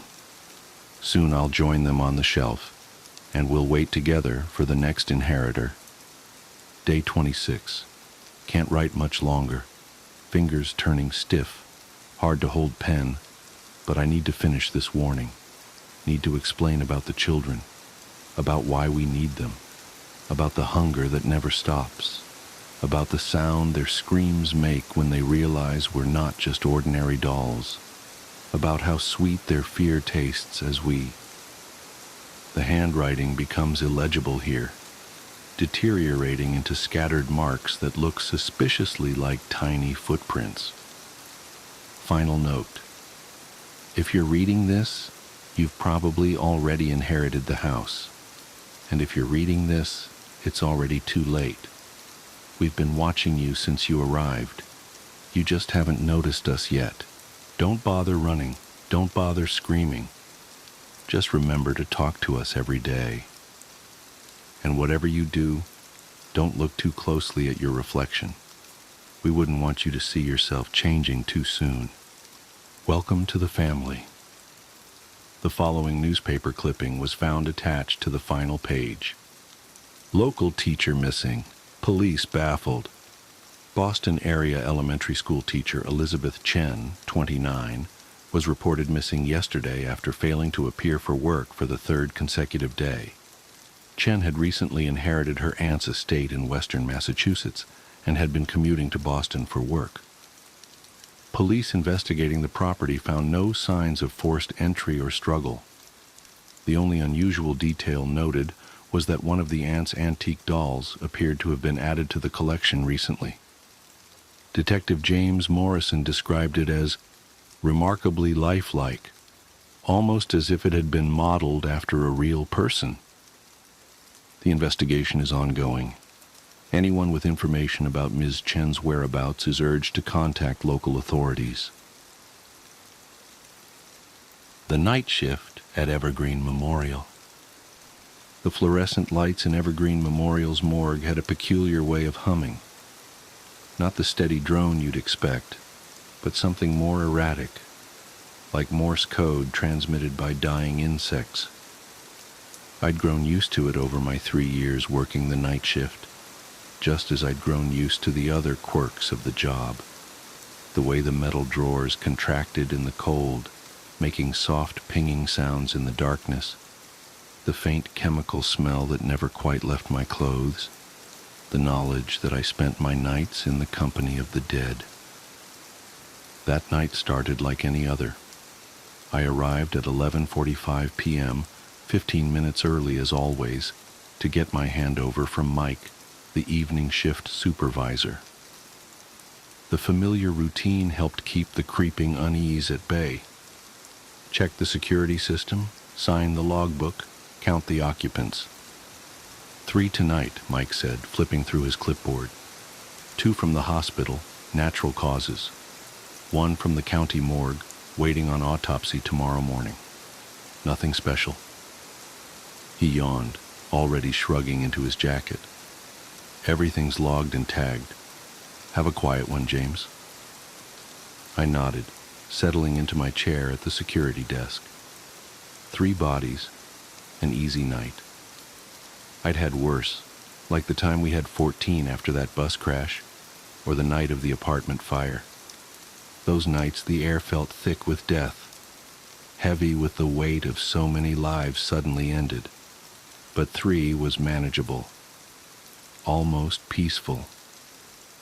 The first few hours passed as they always did. I made my rounds every hour on the hour, checking the seals on the cold storage units, monitoring the temperature gauges, making sure everything was secure. The morgue was located in the basement of the hospital's east wing, accessible only by a single elevator and a rarely used stairwell. Most people didn't even know it existed. They preferred to imagine their loved ones simply disappeared after death, whisked away to some unseen place where the messy business of mortality was handled discreetly. It was during my 3 a.m. round that I first noticed something was off. The temperature in cold storage unit 4 was slightly higher than it should have been, 38 degrees Fahrenheit instead of the standard 35. Not enough to cause any problems, but unusual enough to note in the log. I made a mental note to have maintenance check the unit in the morning. That's when I heard it. A sound so faint I might have imagined it, the soft scrape of metal on metal, like someone slowly opening one of the storage drawers. I froze, flashlight beam fixed on the temperature gauge.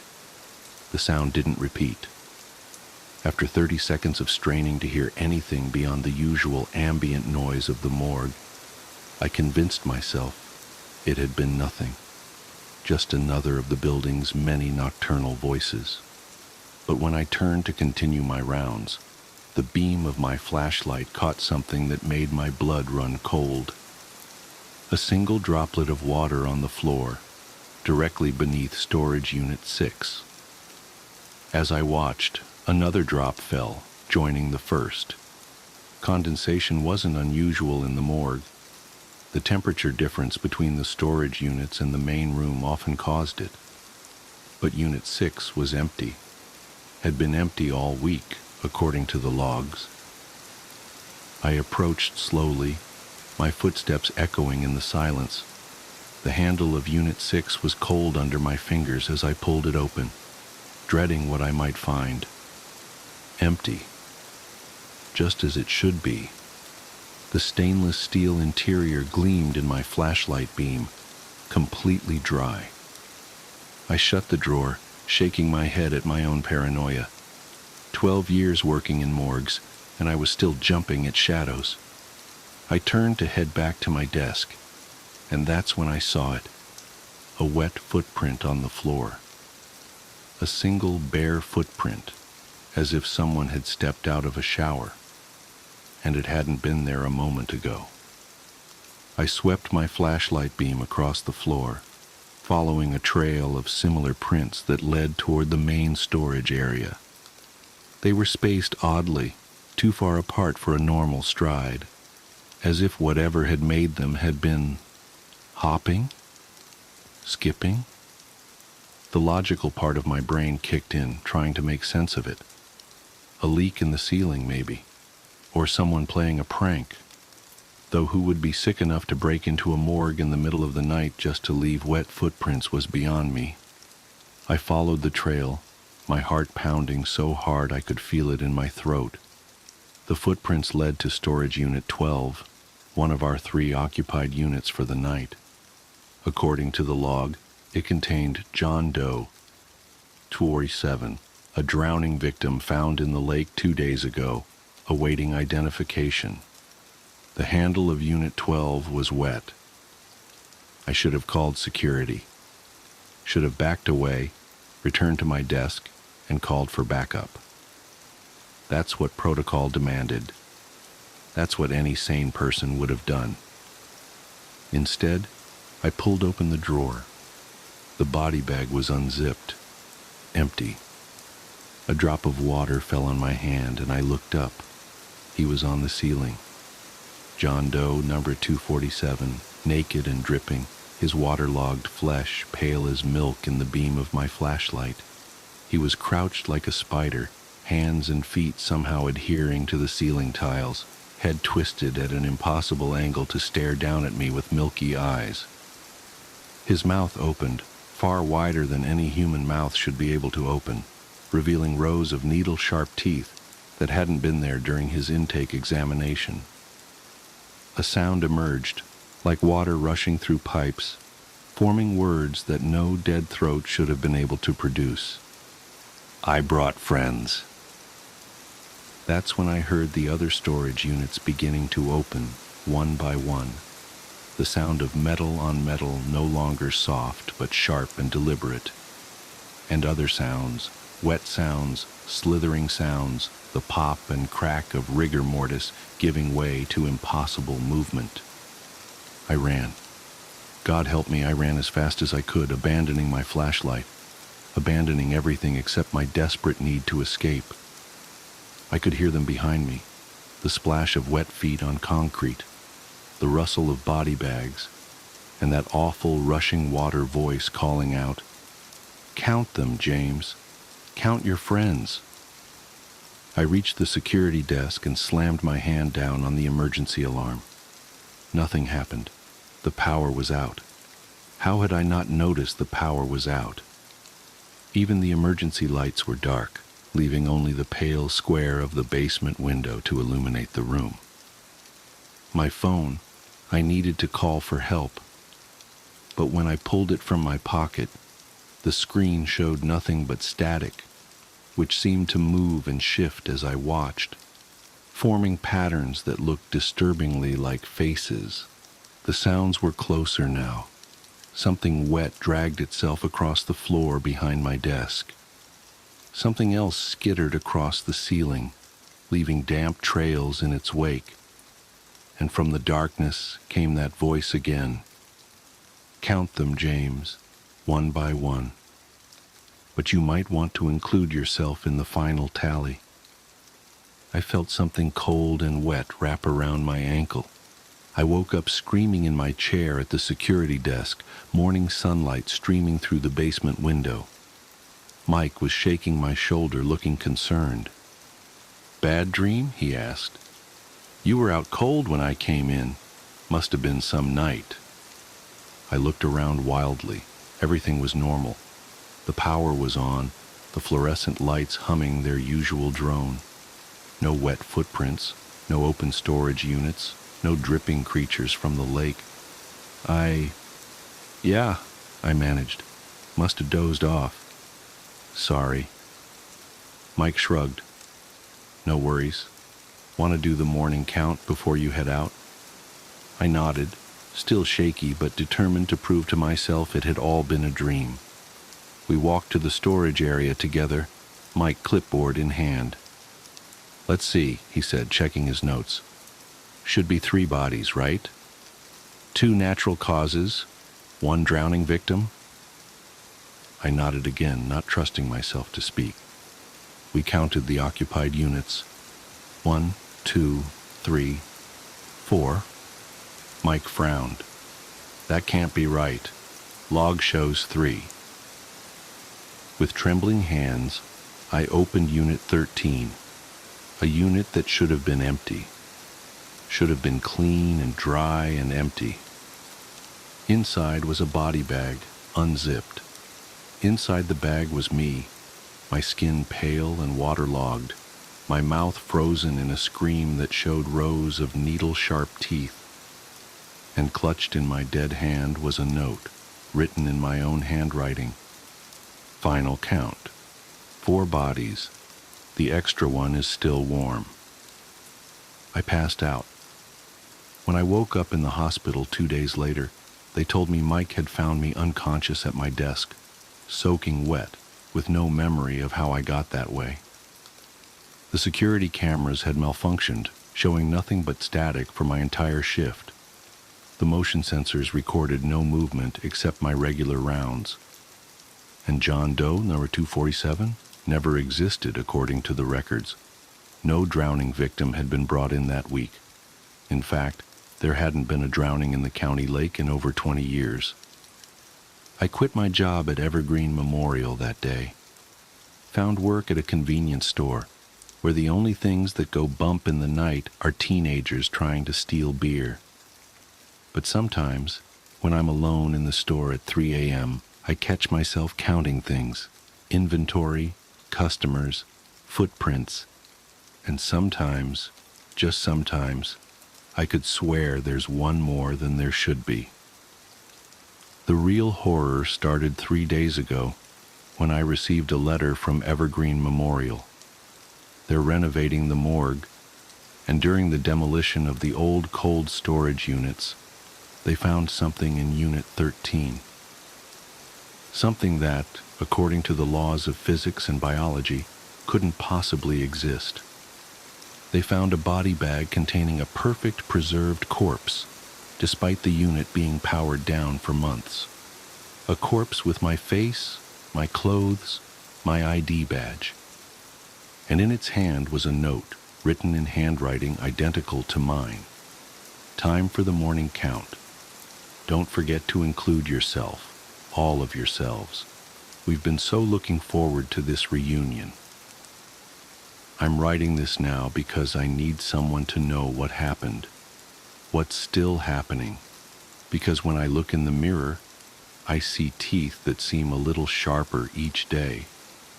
And this morning, when I stepped out of the shower, my footprints on the bathroom floor seemed to stay wet for hours. I've started hearing that sound again, like water rushing through pipes, forming words that no human throat should be able to produce. And every time I count my reflections in mirrors or windows, there seems to be one more than there should be. One more that smiles back at me with needle-sharp teeth. One more that blinks a moment too late. One more that whispers, "Don't forget to count yourself in the final tally." The worst part? I'm starting to think it was never about the morgue at all. The morgue was just where it found me, where it found us. And now it's spreading, one reflection at a time, one count at a time. So if you're reading this, do me a favor. Count the shadows in your room right now. Count them carefully. Then count them again. I bet there's one more than there should be, and it's probably smiling. The Archivist's Burden. The first photograph appeared on my desk on a Tuesday morning in October. I remember the exact moment because I had just finished cataloging a collection of Civil War letters, my specialty as head archivist at the Whitmore Historical Society. The photograph shouldn't have been remarkable.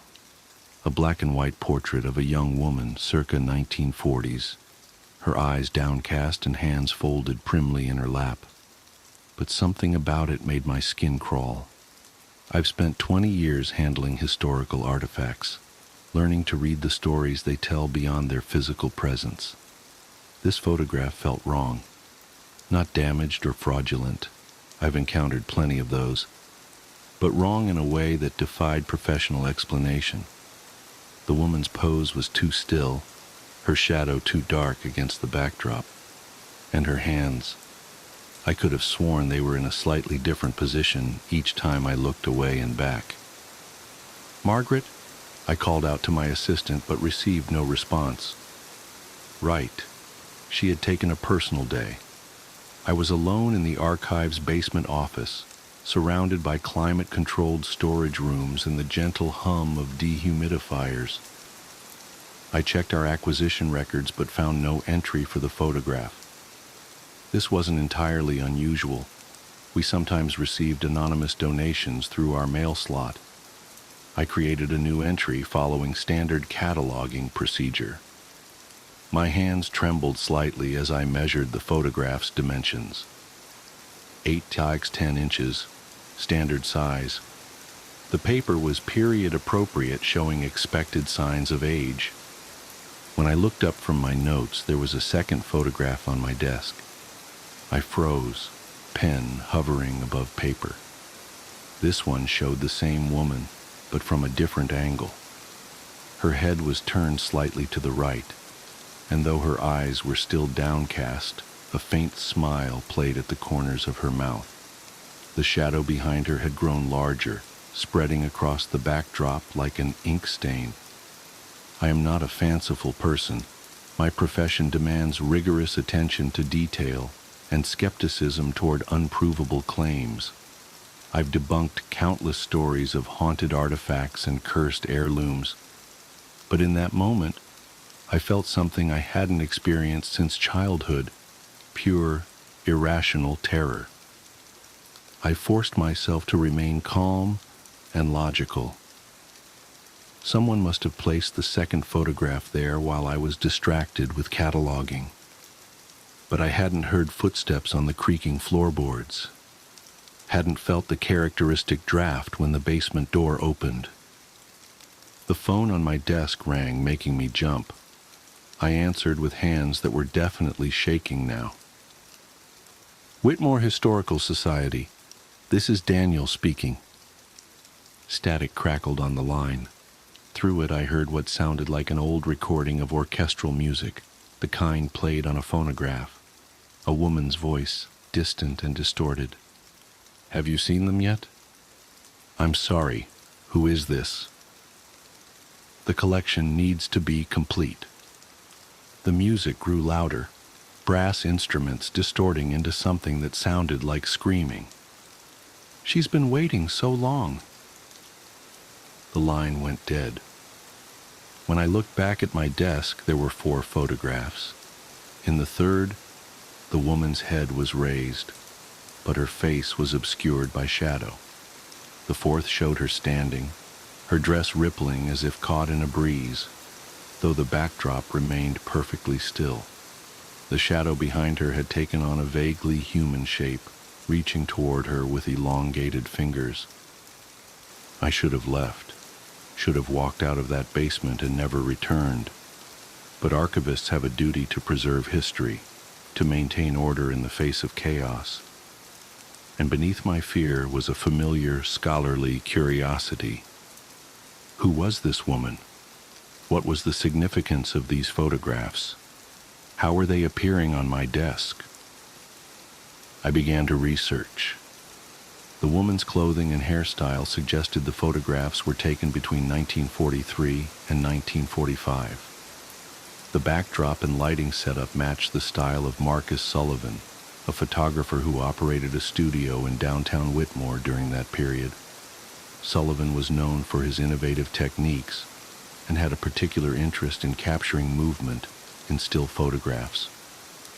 He also disappeared under mysterious circumstances in 1945, leaving behind a fully equipped studio but no traces of his work.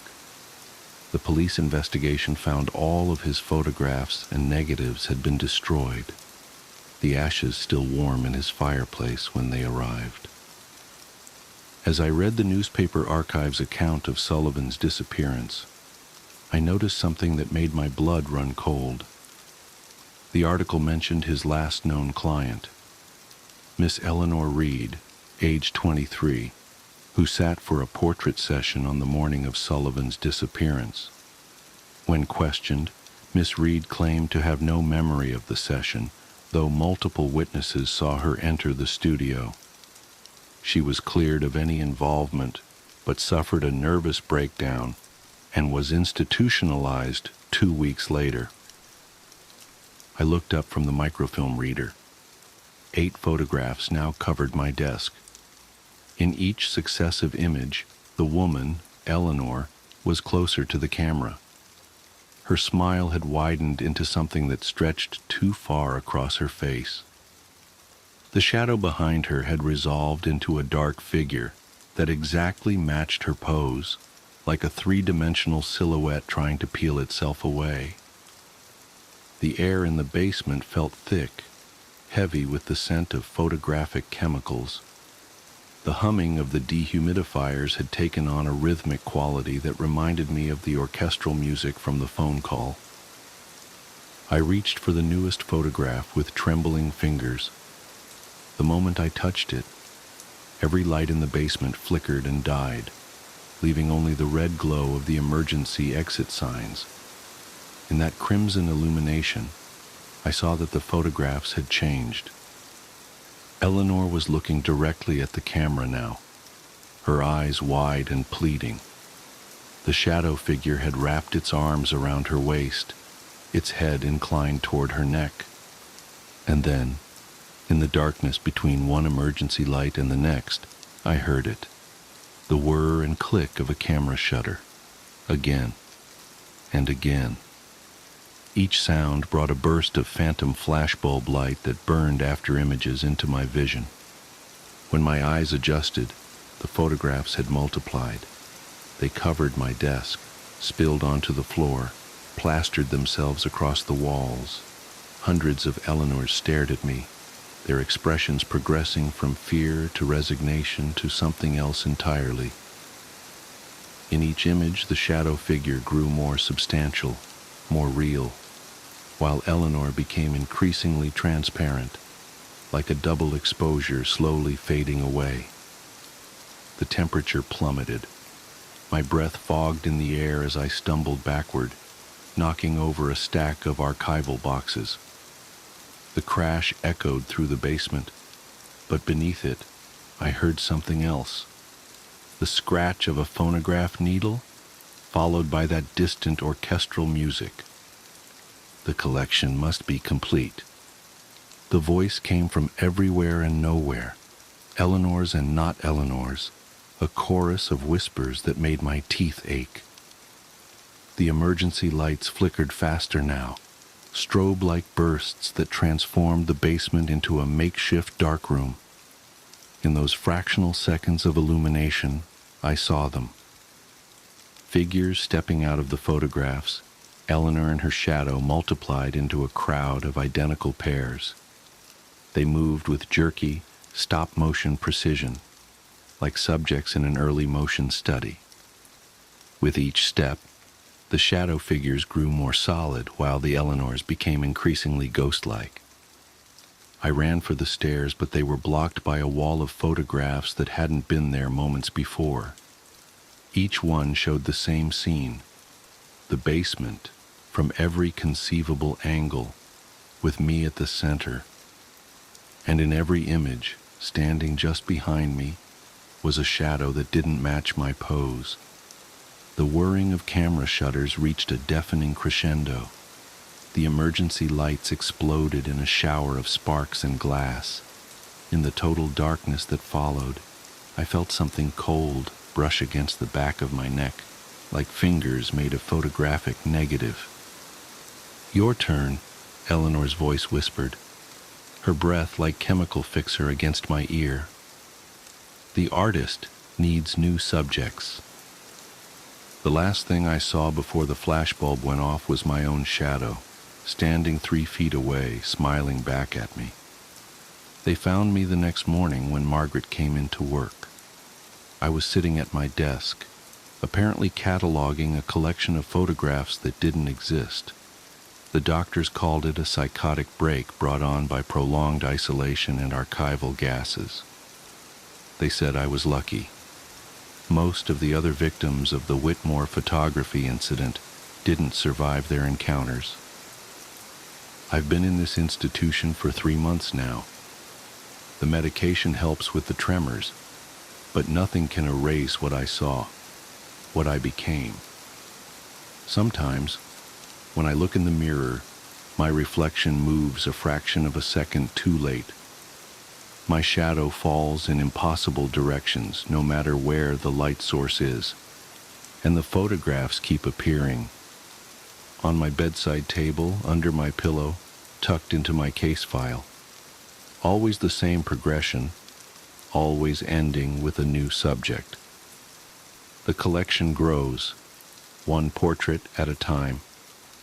I know how this story ends. I've seen it play out in silver halide and shadow, frozen in countless variations. The artist is patient. The camera is always watching. And somewhere in that basement archive, in a box that can't be found but can't be destroyed, the negatives are waiting to be developed. Here's the truth I've learned too late. Some histories shouldn't be preserved. Some stories are meant to fade away, like old photographs left in sunlight. But art is permanent, and shadows never truly disappear. They just find new subjects to cast them. I have to go now. The orderly is here with my medication, but his shadow is walking in the wrong direction. And I swear I can hear very faintly the sound of orchestral music playing on an antique phonograph. Click. The anniversary. Something's wrong with the light. I'm standing at the altar of St. Michael's Church, my husband Thomas's hands clasped in mine, and the afternoon sunlight streaming through the stained glass windows isn't moving. It should be shifting, creating slowly sliding patterns of blue and red and gold across the wooden pews. But it's frozen, static, like a photograph. "Margaret," Thomas says, his voice gentle as always, "do you take this man in renewal of your sacred vows?" The words fade into a hollow echo as I stare at his face, his familiar face, lined now with 25 years of laughter and worry and love. But something strange about his eyes. They're the same warm brown they've always been, but there's a depth to them I've never noticed before, like looking down a well and seeing something move in the darkness far below. I've done this before. The thought hits me with such force that I actually sway slightly on my feet. Thomas's grip on my hands tightens, just a fraction, just enough to steady me, just enough to trap me. "Margaret?" he prompts again, still smiling that gentle smile. "Are you all right, dear?" The word catches in my throat as memories begin to surface, like bodies floating up from the bottom of a lake. Hundreds of them, thousands, each one a different version of our marriage, playing out in parallel tracks across 25 years. Making dinner in our first apartment, chopping carrots, noticing a strange metallic taste to the coffee he'd made me that morning, beginning to feel dizzy. Reset. finding a hidden compartment behind the basement shelves, filled with photographs of women who'd gone missing in the area, my hands shaking as I recognized their faces from the news. Reset. Waking up in the middle of the night to find him standing over our bed, perfectly still, watching me sleep with eyes that reflected the darkness like a cat's. Reset. Each memory burns as it surfaces, searing away the comfortable fog I've been living in. How many times have I discovered the truth? How many times have I tried to run, to tell someone, to fight back? How many times has he simply reset everything, starting our marriage over from the beginning, wiping my memory clean like erasing a chalkboard? Margaret? There's an edge to his voice now, barely perceptible beneath the concern. The pressure of his hands on mine increases slightly. In the pews, our friends and family sit in perfect stillness, their faces fixed in expressions of joy and celebration. They haven't moved in several minutes, I realize. They might not be breathing. I remember, I whisper, the words falling from my lips before I can stop them. I remember everything. Thomas's smile doesn't waver, but something shifts in those deep brown eyes. Something ancient and patient and hungry unfolds itself behind his human face. No, dear, he says softly. Not everything. Not yet. And then he shows me what else I'd forgotten. The first time I tried to leave him was 6 months into our marriage. The memory surfaces like a splinter working its way out of skin. I'd found a notebook in his study, hidden behind a row of engineering textbooks. The pages were filled with detailed observations of my daily routine, dating back to 3 years before we'd even met. Every coffee shop I frequented, every jogging route I took, every friend I spent time with. The final entry was a calculation of exactly how long it would take me to accept his proposal. I packed a bag while he was at work, left a note saying I was visiting my sister, and drove straight to the airport. I made it as far as the ticket counter before the fluorescent lights began to flicker, and time slipped, like missing a step on a staircase. When I opened my eyes, I was back in our apartment, making coffee on a sunny morning 6 months into our marriage. The notebook didn't exist. The memory of finding it felt like a dream, growing fainter by the second. But now, standing at the altar 25 years later, I remember that moment with perfect clarity. And I remember what came after. I remember every attempt to escape, every time I gathered evidence, every time I went to the police, every time I tried to warn the other women I'd seen in those photographs. Every single time, reality would shiver and reset, and I'd find myself back in our life together, my memories wiped clean, starting fresh with only a lingering sense of unease that I could never quite place. How many times? I ask, my voice barely audible over the oppressive silence of the church. None of our guests have moved. The sunlight remains frozen on the floor.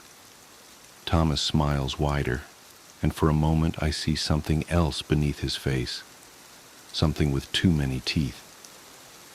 You know I'm a perfectionist, dear, he says. I wanted to get it exactly right.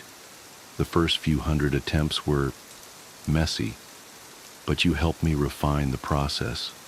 Your escapes became more clever, more creative each time. It was fascinating to watch you work through different strategies, even with your memory wiped clean. Some part of you always knew, I think, always remembered, deep down. He reaches up to brush a strand of hair from my face.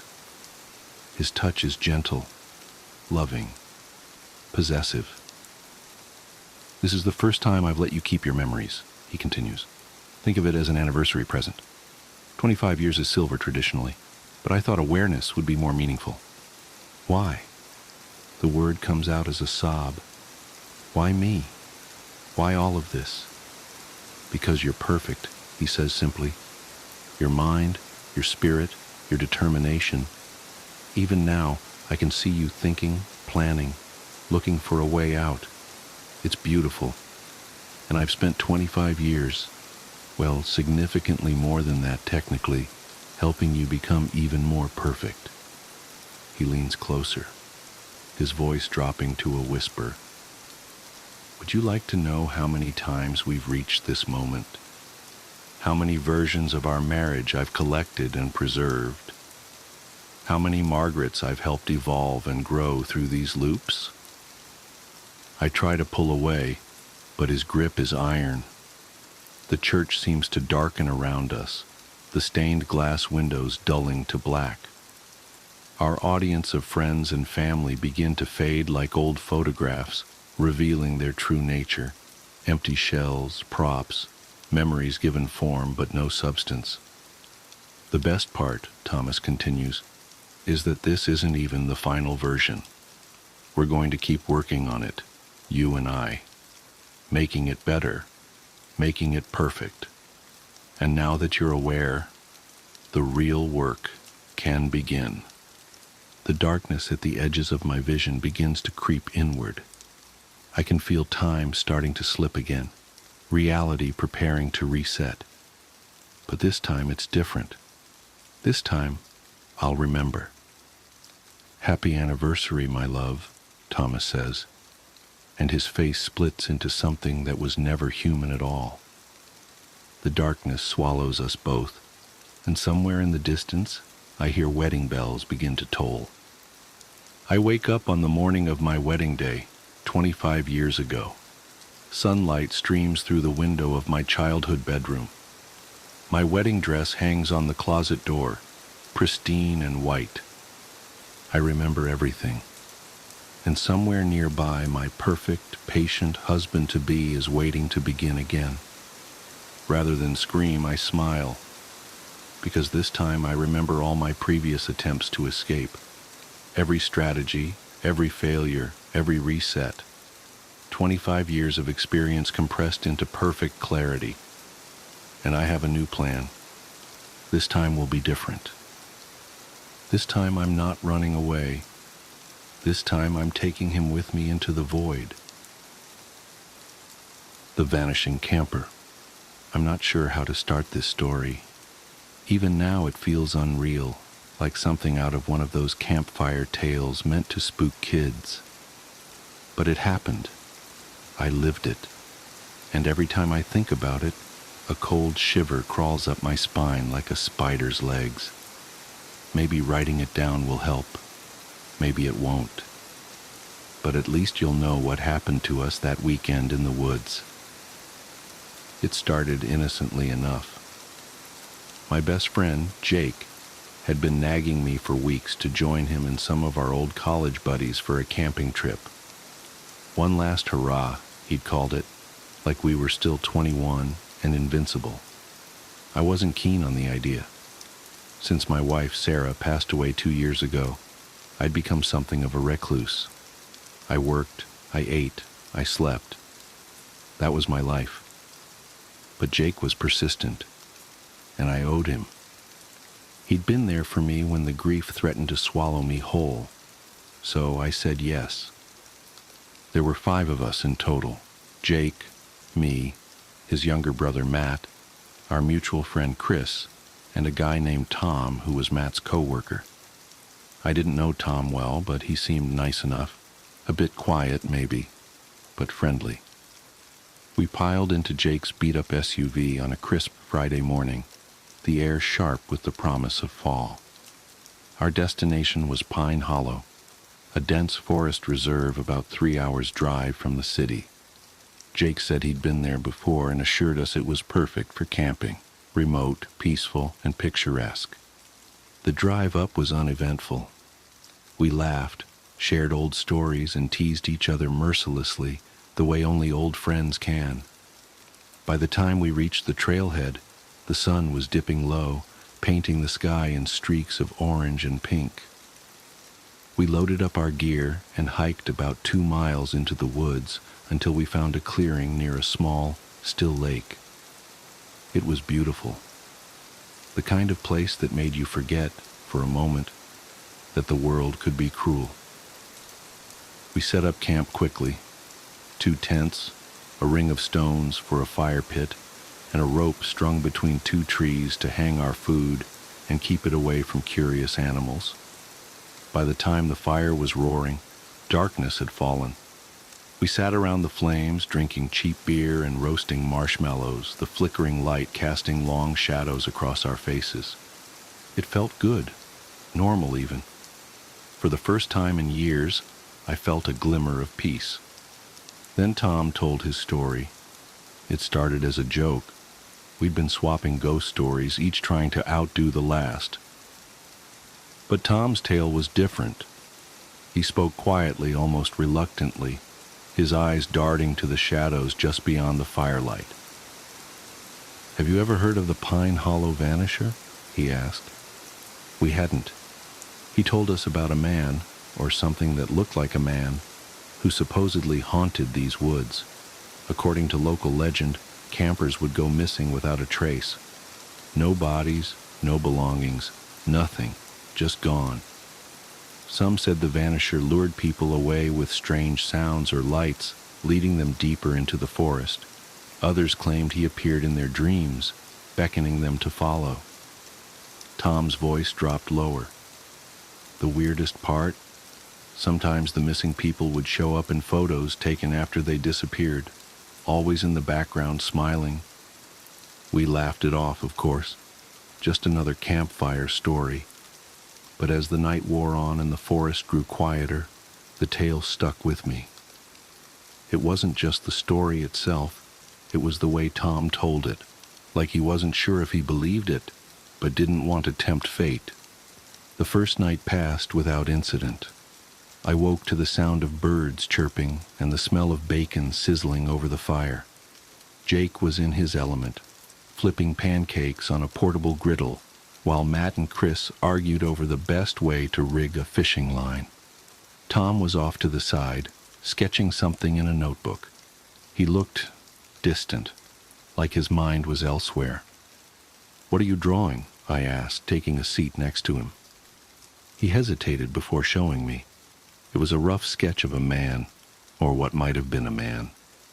His features were indistinct, smudged, and shadowy, but his smile was sharp and unmistakable, almost too wide for his face. "Just messing around," Tom said, closing the notebook quickly. I let it go.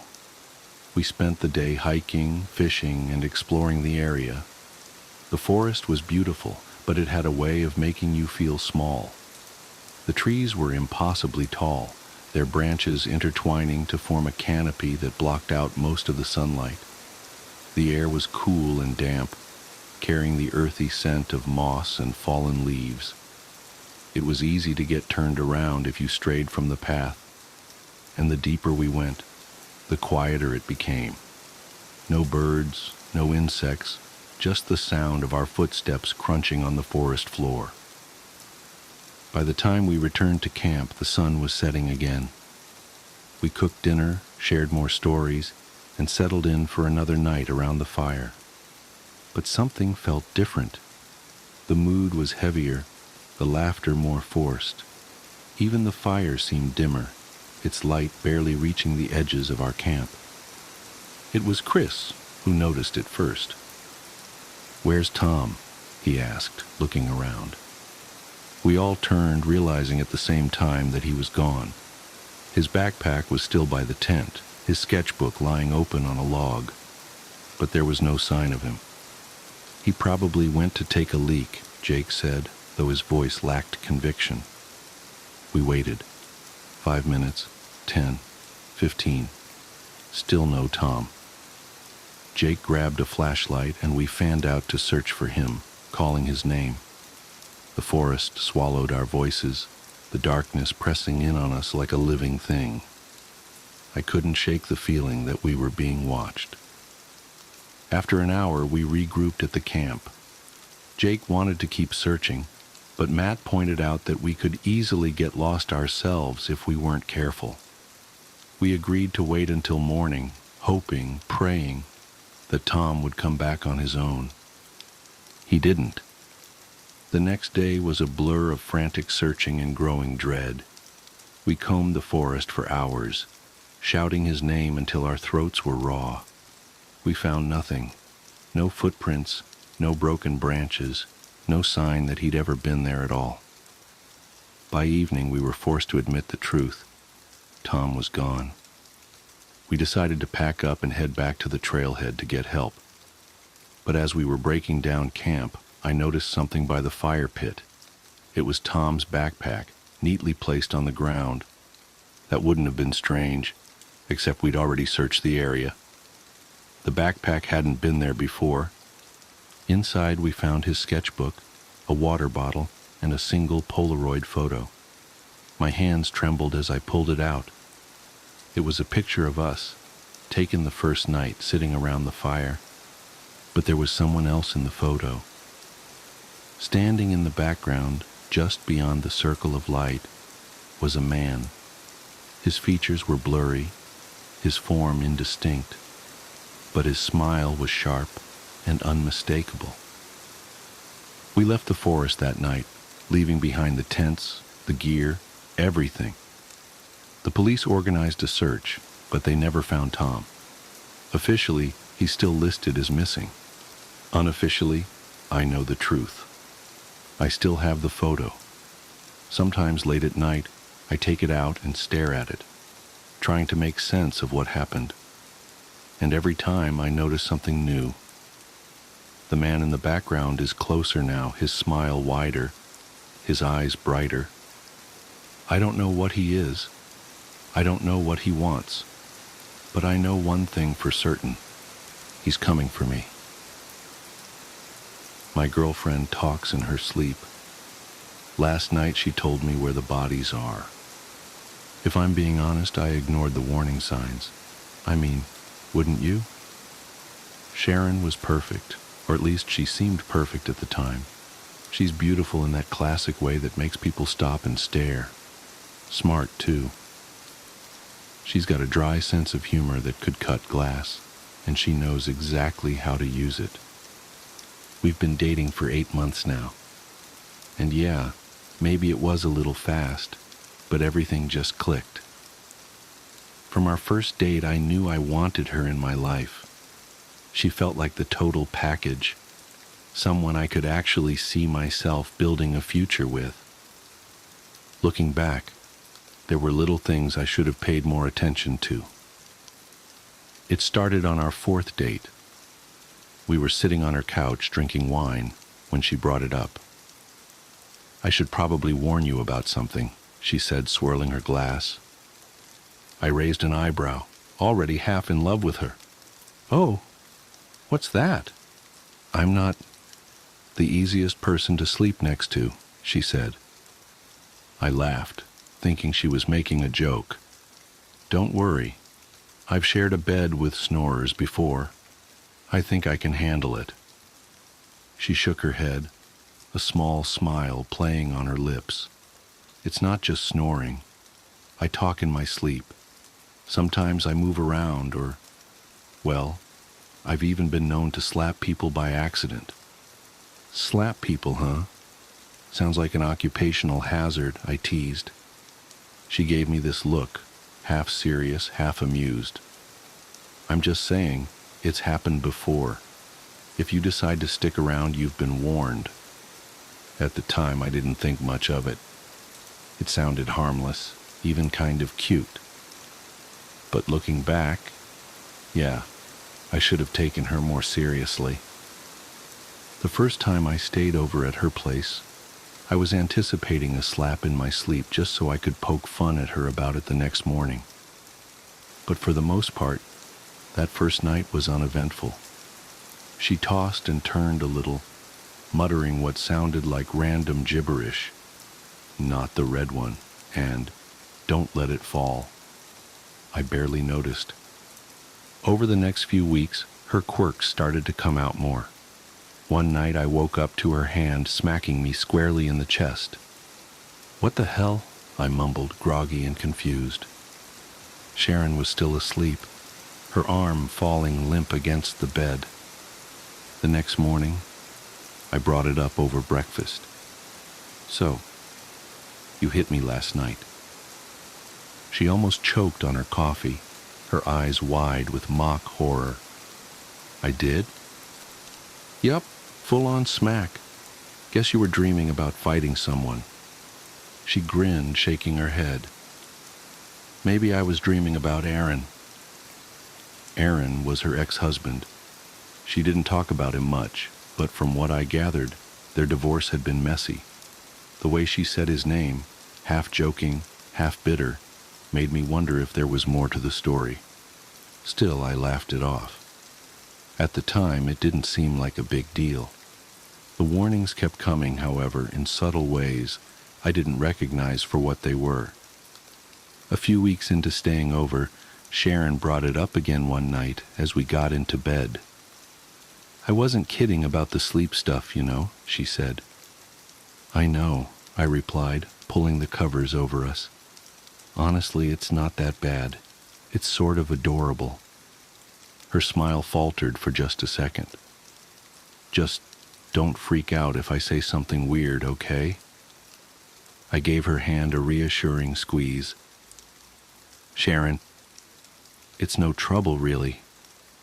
I think you're perfect, and nothing you say in your sleep is going to change that." She smiled again, but this time it didn't quite reach her eyes. At the time, I thought it was nothing. Now I wish I'd taken that moment more seriously. The first few weeks of staying at Sharon's place were normal enough. Sure, she moved a lot in her sleep, tossing, turning, even mumbling, but I figured it was just part of her quirky charm. But then her topics of conversation changed dramatically. At first, she'd say things like, "Put that down," or "Get the cat," harmless nonsense, and I'd laugh about it the next morning. But one night, about a month in, I woke up to something different. "It's under the oak tree," Sharon murmured, her voice low and steady. I blinked, groggy and confused. "Sharon." She didn't respond. Her body was still, her breathing slow and even. I sat up and leaned closer. "What's under the oak tree?" Nothing.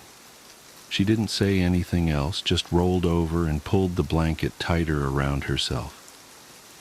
The next morning, over breakfast, I brought it up. "You said something weird in your sleep last night," I told her. Sharon raised an eyebrow, sipping her coffee. "Oh, yeah? What did I say?" "It was strange. You said, 'It's under the oak tree.'" She tilted her head, like she was trying to figure out if I was joking. "Huh, that's weird. Maybe it was about a treehouse or something." "Do you remember what you were dreaming about?" She shook her head. "Nope. My dreams are unbelievably random. You know how it is." I nodded, but her answer didn't sit right with me. There was something about the way she brushed it off, too casually, like she was trying to steer the conversation in another direction. A week later, I woke up to her pacing, circling the bed as if she was measuring the room. "Sharon?" I whispered, rubbing my eyes. She didn't answer. I reached for the bedside lamp, but as soon as I touched the switch, she stopped dead in her tracks. "Don't!" she said sharply. My hand froze. "Don't what?" She didn't respond. For a moment she just stood there, then climbed back into bed, her movements stiff and robotic. The next morning I kept it to myself. I wanted to ask her about what she'd said, but something told me not to. Things got worse after that. One night she sat straight up in bed and started muttering again. 2 miles from the highway," she said, her voice calm and steady. "It works better when the ground is wet." I didn't even try to wake her this time. I just lay there staring at the ceiling, feeling the hairs on the back of my neck stand up. When she finally rolled over and went quiet, I got up and went to the kitchen. My hands shook as I poured myself a glass of water. What the hell was going on? The breaking point came a few nights later. I woke up to Sharon sitting at the edge of the bed, her back to me. "I told you it wouldn't work," she whispered. I sat up slowly. "Sharon?" She didn't turn around. Her head tilted slightly, like she was listening to someone I couldn't see. "He said he'd take care of it, but he didn't. Now it's my problem." "Sharon, who are you talking to?" I asked. She didn't answer. Instead, she stood up and walked out of the bedroom. I didn't follow her. I just sat there, frozen, listening to her footsteps fade down the hall. When I woke up the next morning, she was already in the kitchen, humming to herself as she flipped pancakes. She looked up and smiled when she saw me. "Good morning," she said cheerfully. I forced a smile, but my stomach churned. I couldn't stop thinking about the things she'd said in her sleep. The night I realized something was really wrong started like any other. Sharon fell asleep quickly, curled up on her side, while I stayed awake scrolling on my phone. Everything seemed normal until I heard her voice. At first, I thought she was speaking to me. "I held his nose shut," she said. I froze. Her voice was low, cold, almost monotone. It didn't take long. He kicked for a while, but then he stopped. I turned to her. Sharon was still lying on her side, breathing slowly. "Sharon?" I whispered. She didn't respond. Her voice dropped to a whisper. Dragged him down the embankment. The soil was soft, perfect for digging. "What the hell?" I muttered under my breath. I didn't sleep for the rest of the night.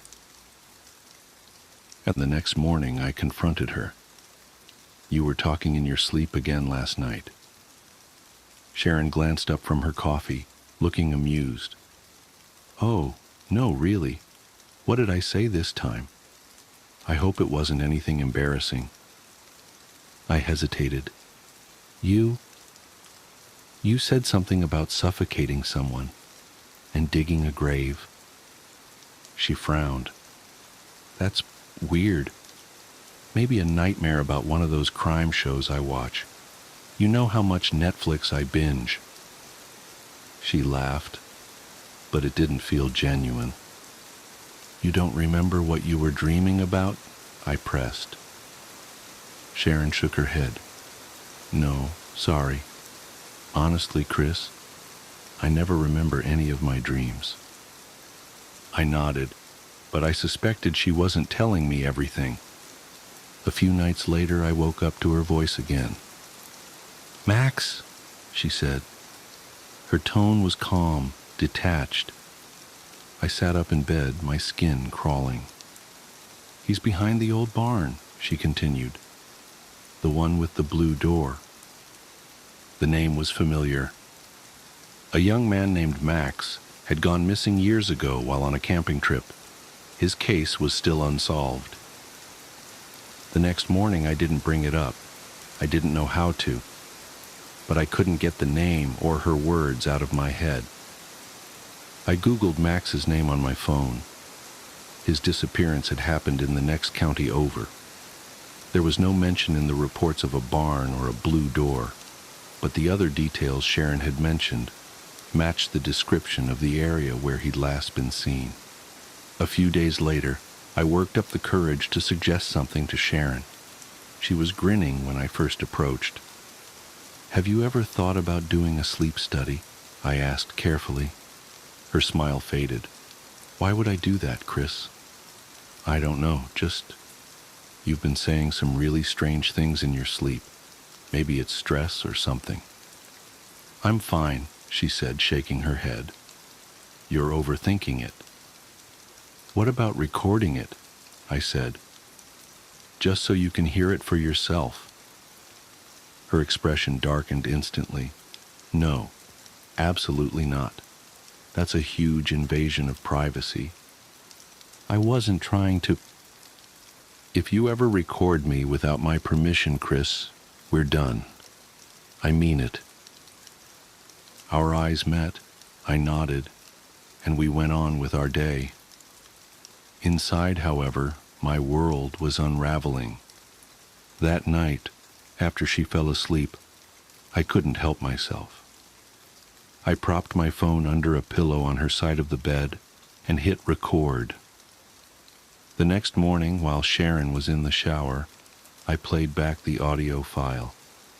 At first, it was just static. Then, around 2 a.m., her voice came through, clear as day. Nina screamed too much, Sharon murmured. Fast had to move fast. No mistakes. I froze. Nina. I knew her too. A teenager by that name had disappeared 5 years ago, and her case was still open. No, it couldn't be, I thought. This isn't impossible. I couldn't ignore it anymore. I had to know if what she was saying was true. That afternoon, I drove to one of the locations Sharon had described, a barn with a blue door. It wasn't far, about 20 minutes outside of town. I found it easily enough. The building was old and weathered, its door faded to a dull gray. Behind the barn was a small grove of trees. The soil beneath them looked disturbed, like someone had dug there recently. I told myself to leave, but I couldn't. I grabbed a nearby stick and started scraping at the dirt. I didn't have to dig for long. The smell, pungent and unmistakable, hit me first. Then I saw it, a torn, dirt-streaked patch of fabric clinging to what I could only describe as remains. I stumbled back. My head swam as I struggled to process what I was looking at. Sharon hadn't been dreaming. I couldn't stop myself. Every night after Sharon fell asleep, I set up my phone to record. And every morning, while she showered or made coffee, I reviewed what she'd said. It was always the same. She kept crying, so I had to do it fast. It wasn't clean, she'd said. She's in the quarry now. The water keeps her hidden.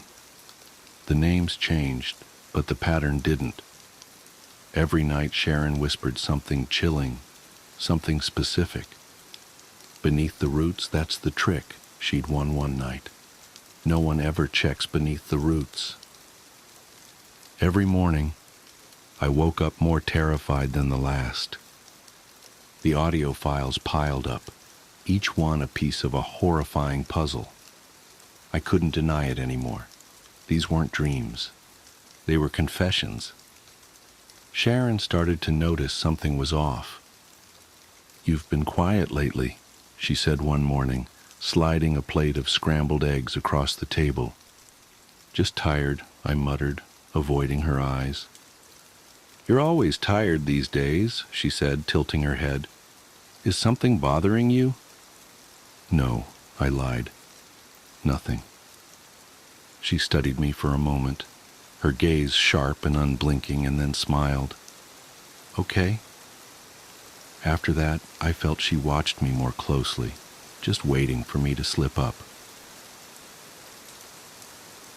One night she caught me. I thought she was asleep. I was sitting on the couch, headphones plugged into my phone, listening to the latest recording. I told him I'd take care of it, Sharon whispered in the recording. But he didn't listen. I had to clean up his mess. The sound of her voice made my skin crawl. "What are you doing, Chris?" I jumped, yanking the headphones out of my ears.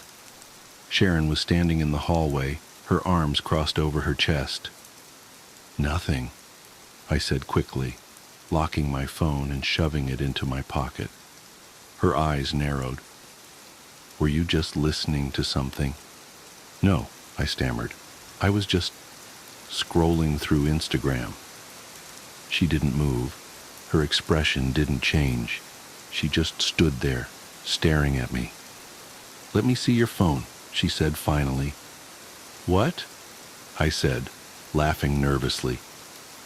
I said, give me your phone, Chris. Why? Because I think you're lying to me. I stood up, trying to keep my voice calm. Sharon, you're being ridiculous. Am I? She said, taking a step closer. You've been acting weird for weeks, avoiding me, locking your phone. What are you hiding? Nothing, I said. Why would you think I... Then let me see it, she said, cutting me off. No. The word came out sharper than I'd intended. Sharon's voice was cold and flat. You recorded me, didn't you? A wave of dread washed over me. I don't know what you're talking about. She took another step forward. While I was sleeping, you recorded me. Admit it. Sharon, I... Give me the phone, Chris. No. She lunged at me, her fingers clawing for my pocket. I stumbled back, trying to push her away, but she was relentless. Give it to me, she screamed, her voice echoing through the apartment. I twisted out of her grip and ran for the door. I didn't stop running until I reached my car. My hands shook so badly that it took me 3 tries to get the key into the ignition. As I pulled out of the parking lot, I glanced back at the building. Sharon was standing at the window watching me. I didn't go back for my things, not even my phone. The next day, I logged into my cloud account from a public library computer. The recordings were gone. Sharon must have found a way to delete them.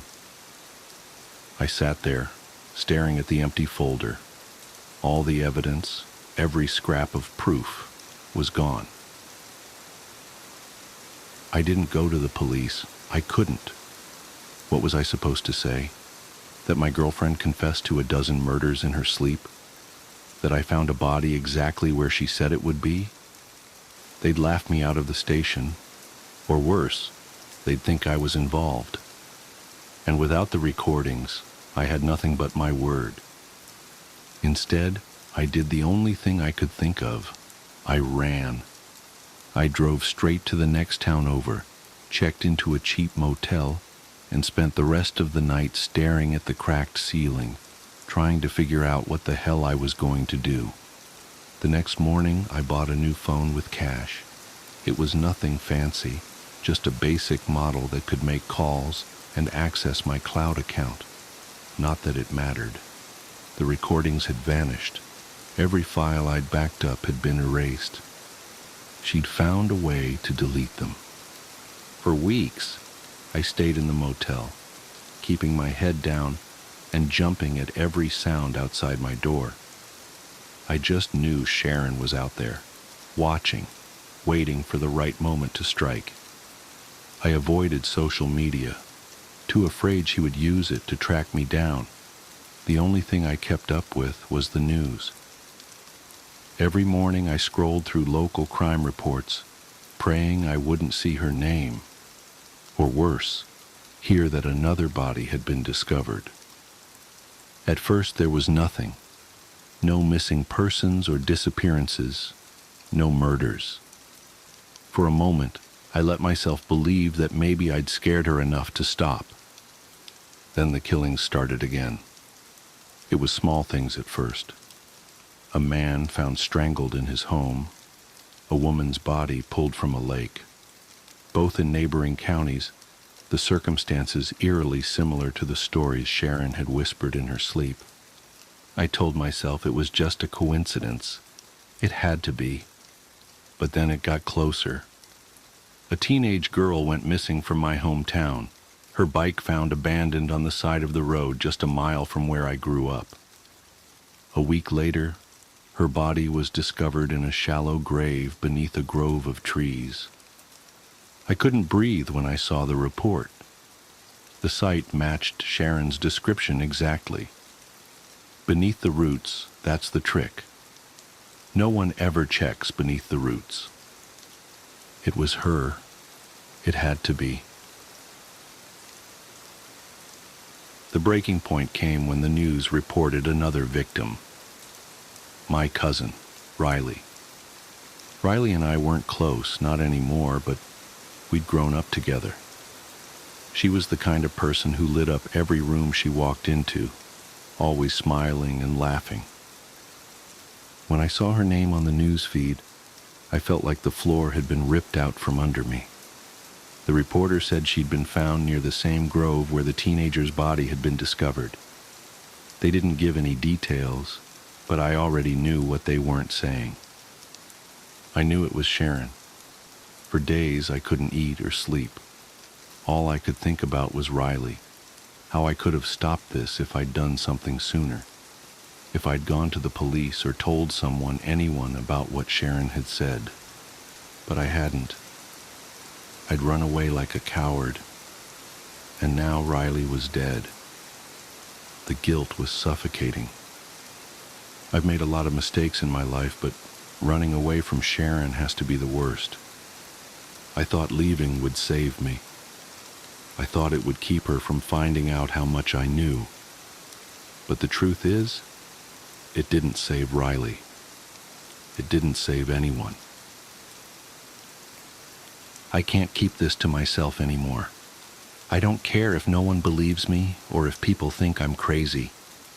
Even if it put a target on my back, I have to tell someone, have to do something. For days I've sat here trying to find the right words that might make someone believe me, words that might stop her. But the truth is, I don't think it matters anymore. Riley is dead. And it's my fault. I can't stop seeing her face on the news. I can't stop hearing my mom's voice on the phone, shaking as she told me what happened. I could have done something. I could have stopped Sharon, but I didn't. I ran. My hands are shaking, my head is pounding, and my chest feels tight, but I have to get it out. I just need someone to know. Her name is Sharon. She's smart, beautiful, perfect on the outside. And she's a murderer. She's confessed to everything. Max, Nina, all of them. She described how she did it, where she buried them. I thought it was just dreams at first. God, I wanted to believe it was just dreams. But I found one of them. I dug where she said to dig, and there he was. I tried running. I thought if I stayed quiet, she'd let me go. But the killings never stopped. I suppose I want someone to know the truth before she finds me. Because she will. It's just a matter of time. There's a noise. I freeze, my fingers hovering over the keyboard. I hear the sound of glass breaking, of footsteps slow and steady coming from the kitchen. A wave of nausea overwhelms me. I grab the gun from my nightstand, my hands trembling so badly I nearly drop it. Oh God, she's here. I don't know if I'll make it out of this. If I disappear, you'll know why. If anyone finds this, please, don't let her get away with it.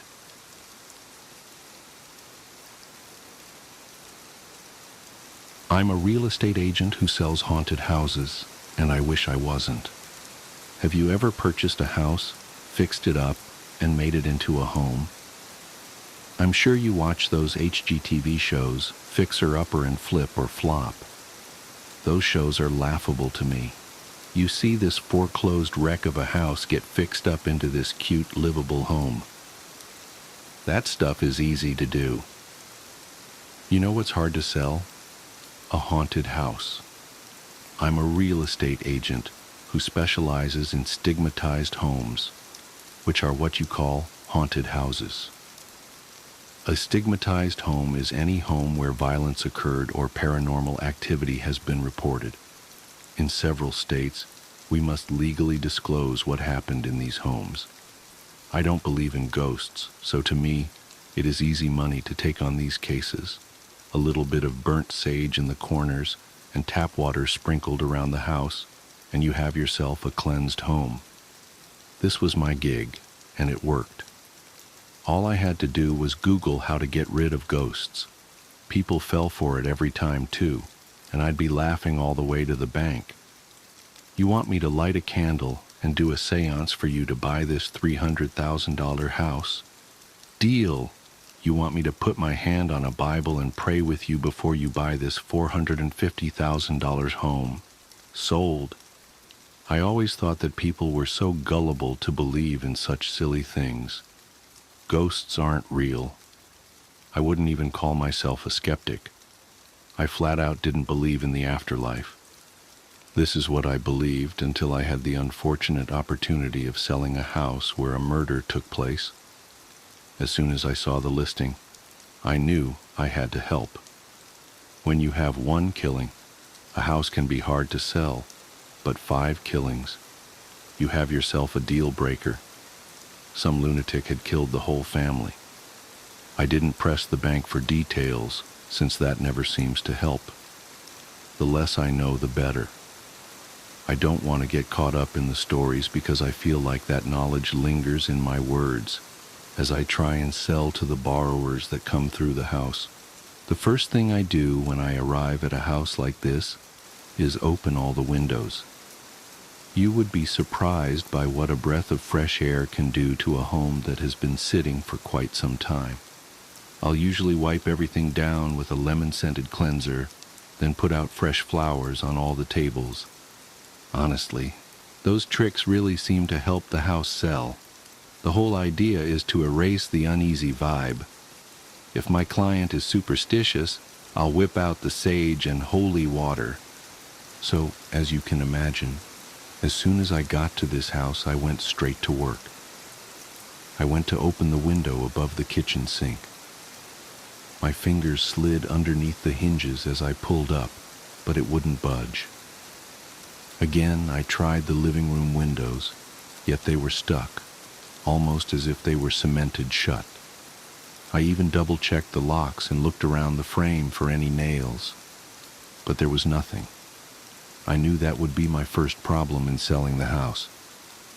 I went on to job number 2, cleaning. I looked under the kitchen sink and the owner had lemon-scented cleaner already. Perfect. The lemon scent filled the room as I squirted it all over the countertops. My paper towel glided across the counter as I wiped away the last bit of past life this house held. Next, I picked some fresh flowers from around the house and put them in a vase of water. Daisies and daffodils, the perfect welcoming eye candy. I opened the back door to let some fresh air in. The house was starting to feel as good as new. I smiled inside as I thought about another successful sell. I fumbled through the drawers for a pen and notepad to make a list of everything I would need for the open house the next day. Fresh baked cookies, brochures, and business cards from local banks. I decided to stay the night in the house so I could wake up bright and early to get ready. Boy, was that a mistake. The eeriness began as soon as dusk hit. I was reading a book in the living room when I heard laughter coming from outside. I immediately got up to investigate. I walked up to the window, pulled back the curtains, and peeked into the front yard. A group of 3 boys stood in the yard with flashlights in hand. Annoyed, I headed outside to scare them off. Another reason I wanted to stay the night here is that haunted houses make a great attraction for teenagers. Vandalism is the last thing I need to sell this house. I opened the door and shouted, "Get out of here! There is nothing to see here." The kids froze, flashlights falling to the ground. They looked at me as if they had just seen a ghost. "Get! Before I call the cops for trespassing." With not a second to spare, the kids whipped around and ran off as fast as their scrawny 14-year-old chicken legs could carry them. I chuckled. They probably thought this house was vacant. I must have scared the heebie-jeebies out of them. I shut the door and got back to my reading. I awoke a few hours later with my book across my chest. A tapping sound had taken me from my slumber. I rubbed my eyes in a daze as I tried to remember where I was at. Again, a light tap, tap, tap filled my ears. It sounded as if a big bug kept hitting the window. I got up to see what was causing the ruckus. If there was a bug splattered on the window, I would need to wipe that down before tomorrow. A part of me fully expected to see teenage kids daring one another to go into the house in a classic test of who was the bravest. I rolled my eyes and, without thinking twice, pulled open the curtains. To my bewilderment, a demonic creature stood staring back at me. My body felt like it nearly got electrocuted as fear ran through me. Everything in the house was still, and I felt like I had tunnel vision, only being able to focus in on the creature standing before me. The arm of the creature was bent up to the window, pointer finger just inches away from the glass. Then it grinned. I fell backwards as a scream croaked out of my throat. I blinked, and the creature was gone. I felt the cold sweat break through my pores as I pulled myself from the floor. I tried to rationalize with myself that ghosts aren't real, which means demons aren't real either. I repeated this in my head over and over until I calmed down enough to shut the curtains. As I pulled the curtains shut, I inched my head toward the glass and peeked through the window cautiously. My eyes darted side to side. Was that thing lurking around the house? The coast was clear. I slapped the curtains shut. Wide awake now, I paced back and forth along the hardwood floors as I tried to make sense of what I had just seen. For a second, I almost believed that I had actually seen a demon. I thought back to what I was told about this house. A murder happened. So if there was anything haunting this house, it would be ghosts, not a demon. I tried to calm down, but I kept having visions of the demon in the window. That atrocious grin that was slapped on that evil face made me weak at the knees.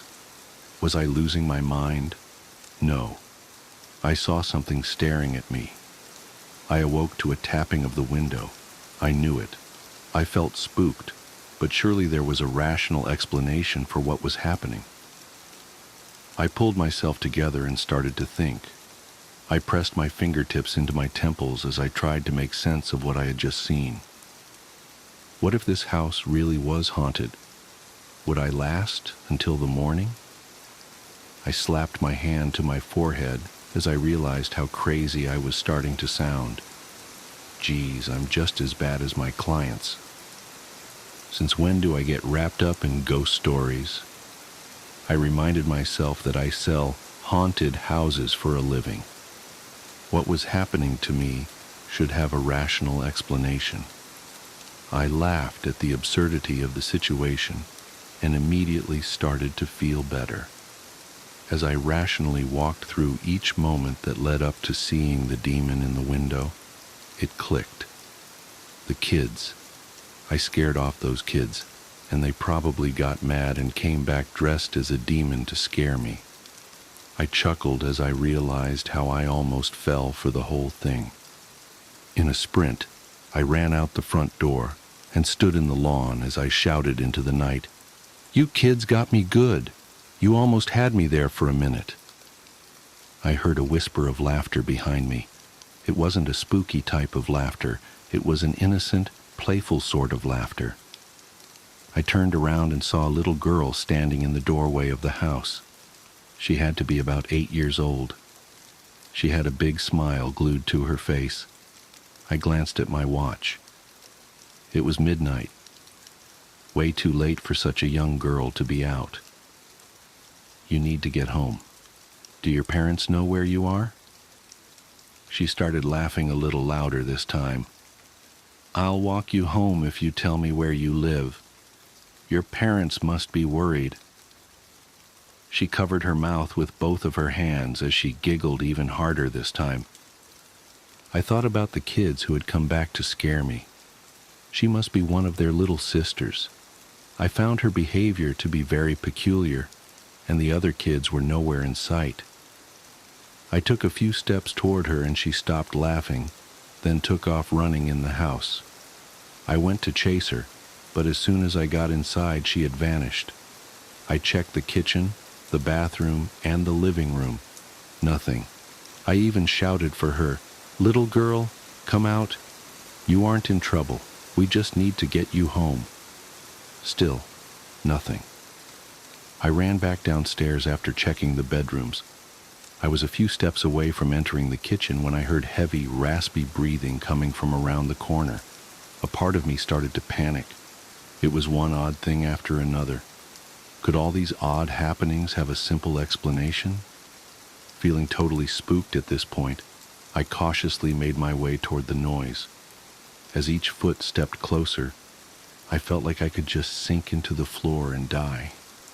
I took in the coldness that was radiating from the kitchen and kept repeating in my head, "Ghosts aren't real.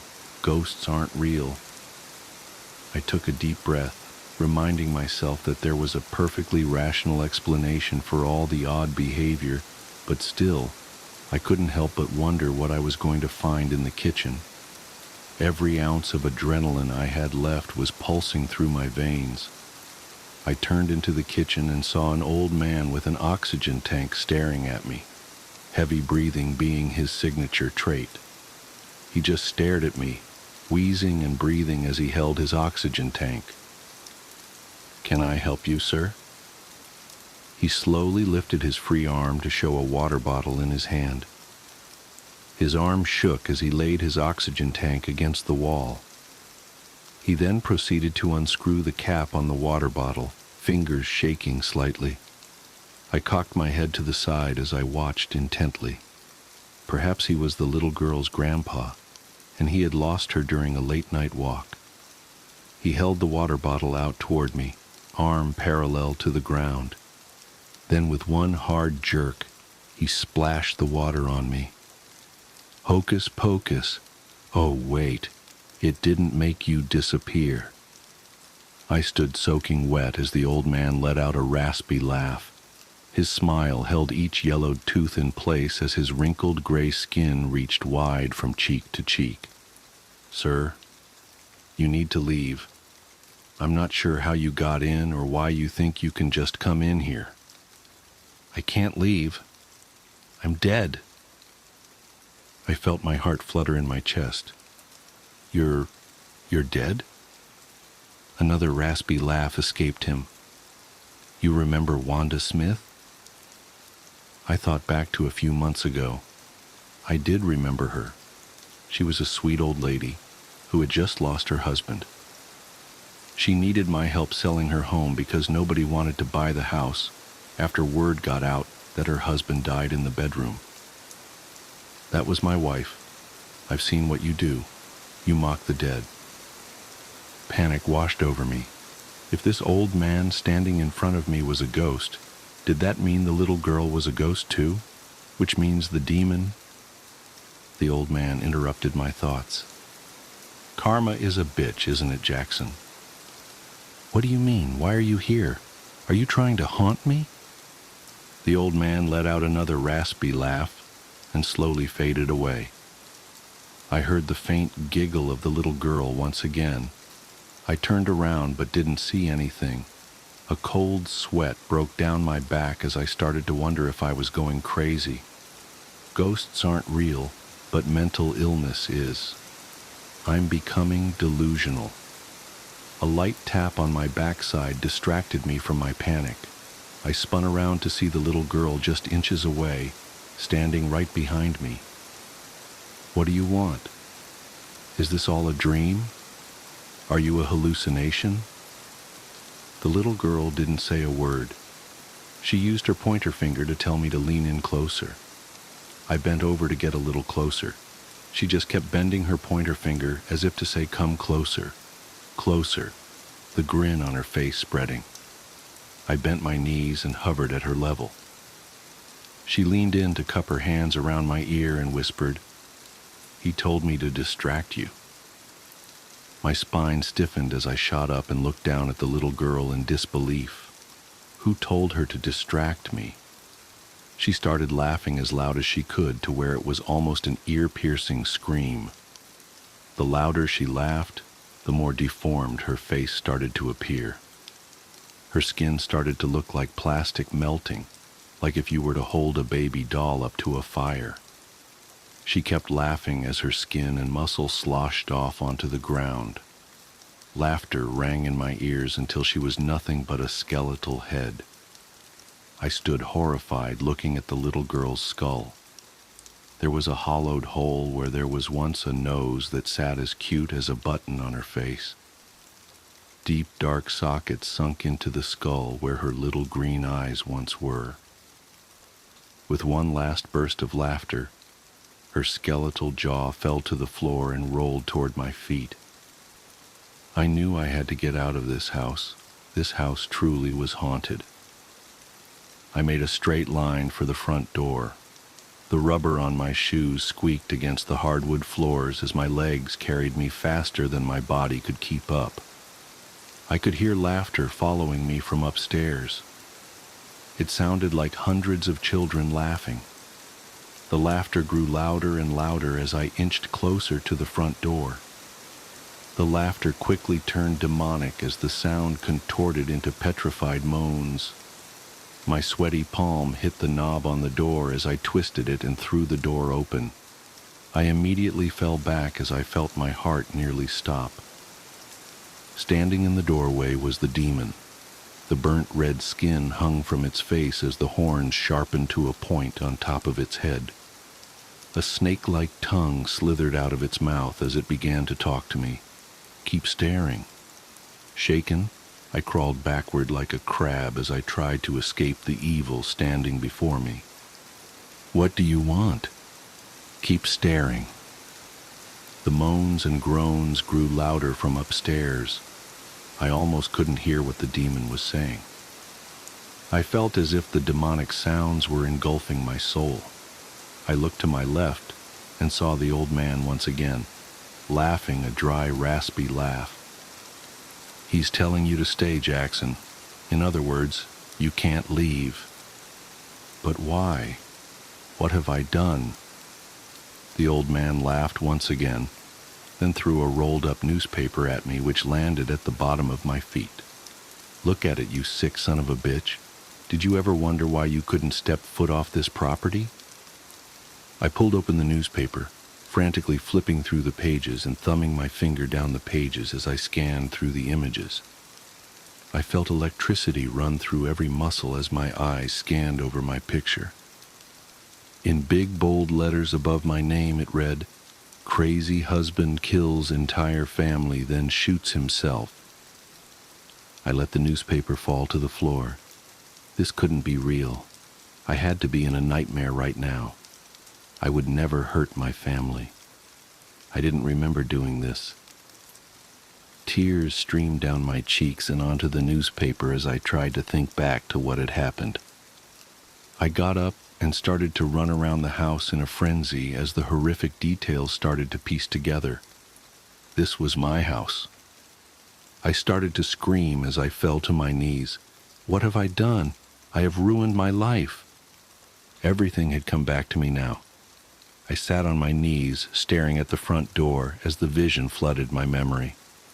I had just walked through the door. My wife and 3 kids sat at the dinner table waiting for me patiently. "How was your day, honey?" My wife smiled at me. My kids ran up and hugged me. Something in me just snapped. I can't tell you what it was. It was like some sort of evil got in my brain and took the steering wheel. I went and got the gun out of our safe, then I just shot them all. I watched their dead bodies bleed out as relief washed over me. It felt good. The blood that puddled on the floor shot my reflection back up to me, the reflection of a murderer.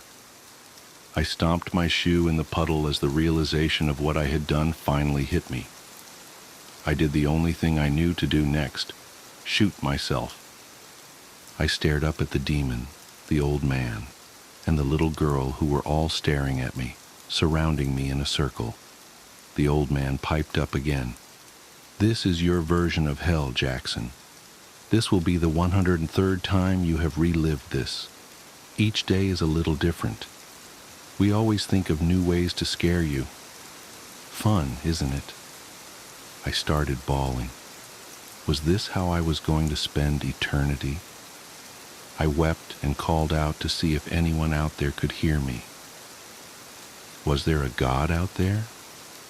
I never really took practice to religion when I was alive, but perhaps he could have mercy on my soul. "Please, please, give me one more chance. Oh, please, I'm sick in the head. I'll get help. I'll go get help before it gets out of hand next time. Please give me another chance. I won't do it again."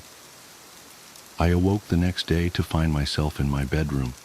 I rolled over and saw my wife sleeping peacefully in bed. Wow, what a nightmare, I thought to myself. Visibly shaken, I decided to take the day off work and spend some time at home. I walked by our closet and peered in at the safe, which held a handgun, the item we kept for protection from intruders. Funny how thought works. I thought back to my horrifying dream and decided that I'm going to get rid of the guns, every single one of them. Today, I headed into the bathroom to brush my teeth, then went down to make breakfast for my family, the family I was ever so thankful to have. I fired up the griddle to make French toast, poured myself a cup of coffee, then peered out the window. I stared out at the beautiful day, then took in a deep breath. The smell of coffee was amazing. I took a sip as it slightly burned my lip. I closed my eyes and thought about how thankful I was to have this life I have. I couldn't imagine giving it up for anything. Thoughts of my kids growing up to be doctors and lawyers danced through my head when a tap on my shoulder pulled me from my daydream. I opened my eyes to see a reflection of an old man standing behind me in the window. My heart skipped a beat as the old man let out a raspy laugh.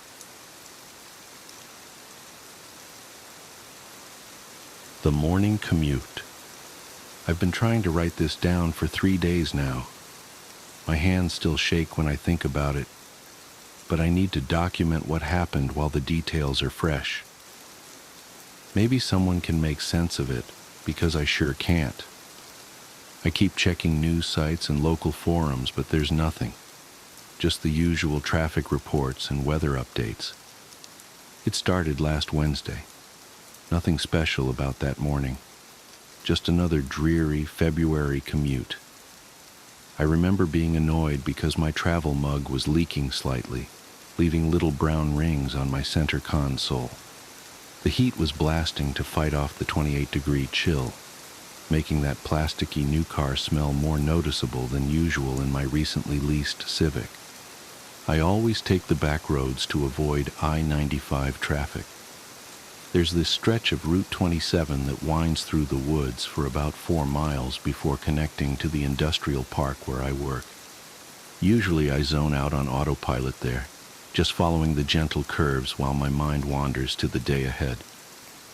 But something felt off that morning, even before anything actually happened. The first thing I noticed was the radio. I always listen to NPR during my morning drive. Helps me feel somewhat informed about the world. But around 7:45 a.m., right as I was entering that wooded stretch, the signal started cutting out. Not unusual for that area, but this was different. Between bursts of static, I could swear I heard what sounded like backward speech. Not garbled nonsense, but actual words being played in reverse. I tried changing stations, but they were all doing it. I switched the radio off, deciding to drive in silence rather than deal with the unsettling noise. That's when I noticed how quiet everything was. No wind in the trees, no birds. Even my engine seemed muffled, like someone had thrown a heavy blanket over the car. The morning fog was thicker than usual too, clinging to the road in a way that made the yellow lines look like they were floating. I checked my phone. No signal, which wasn't completely unusual for that stretch, but the time display caught my eye. 7:47 a.m. I distinctly remember because I had just checked it 2 minutes earlier when the radio started acting up. Still 7:47 a.m. I watched for another 30 seconds or so. Still 7:47 a.m. The seconds weren't moving. My rational brain kicked in. Obviously, the phone's frozen. Force restart it later. But my skin was starting to prickle. That animal instinct that tells you something's wrong before your conscious mind can process why. I pressed the accelerator a little harder, wanting to get through the woods and back to civilization. That's when I saw the first one. At first I thought it was just a trick of the fog, a darker patch that seemed to be moving wrong. You know how fog usually drifts with the wind? This patch was moving perpendicular to the rest, like it was cutting through it. As I got closer, it resolved into what looked like a person walking alongside the road. Nothing inherently scary about that, except they were walking backwards, perfect fluid backward steps, like a video being rewound. And they were wearing what looked like business casual clothes, slacks, button-up shirt, but the fabric was wrong. It rippled and shifted like static on an old TV, black and white pixels constantly rearranging themselves. I gripped the steering wheel harder, my knuckles going white. Just someone exercising in weird athletic wear, I told myself. One of those recovery suits with the electronic muscle stimulation or whatever. But even as I thought it, I knew that wasn't right. As I passed them, they turned their head to track my car. That's when my heart nearly stopped. Where their face should have been, there was just more static. Not blank skin, not a mask, but a void of shifting black and white pixels, like a TV tuned to a dead channel. I looked straight ahead, pressing the accelerator harder. Don't acknowledge it. You're tired, you're imagining things, just get to work. But in my peripheral vision, I could see more dark shapes emerging from the fog. 3, then 7, then dozens, all walking backwards along both sides of the road, all wearing those business casual clothes that weren't quite clothes, all turning their static-filled faces to watch my car pass. The air in the car felt thick, like trying to breathe underwater. My ears popped like I was changing altitude, and the engine noise became even more distant. The forest beyond the figures was wrong too. The trees looked like cardboard cutouts, flat and artificial. When I blinked, they seemed to shift position slightly, like a glitching video game trying to render a scene. I reached for my phone to try recording what I was seeing, but my hands were shaking so badly I dropped it between the seats. When I glanced down for a split second to grab it, I heard a sound that I still can't properly describe, like a dial-up modem screaming through a meat grinder, but deeper, more organic. I looked up and immediately slammed on the brakes. One of them was standing in the middle of the road facing my car, not walking backwards like the others, just standing perfectly still. It was closer than any of the others had been, close enough to see details I wish I hadn't noticed. Its clothes weren't just shifting patterns, they were flowing upwards, like water running in reverse, and there were gaps in it, places where the static cleared for a fraction of a second, showing something underneath that my brain refuses to properly process. Something geometric but non-Euclidean, folding in on itself in ways that shouldn't be possible. I sat there, engine idling, hands frozen on the wheel, staring at this thing through my windshield. It cocked its head at an angle that went slightly too far, like a bird but wrong. The static of its face started forming patterns, almost like it was trying to mimic my features. That's when I noticed the temperature display on my dashboard. 77.7 degrees. The same numbers kept flickering over and over, even though I could see my breath fogging in the freezing air. The clock read 7:47 a.m. The odometer was stuck on 7,177.7 miles. That's when I did something either very brave or very stupid. I laid on the horn.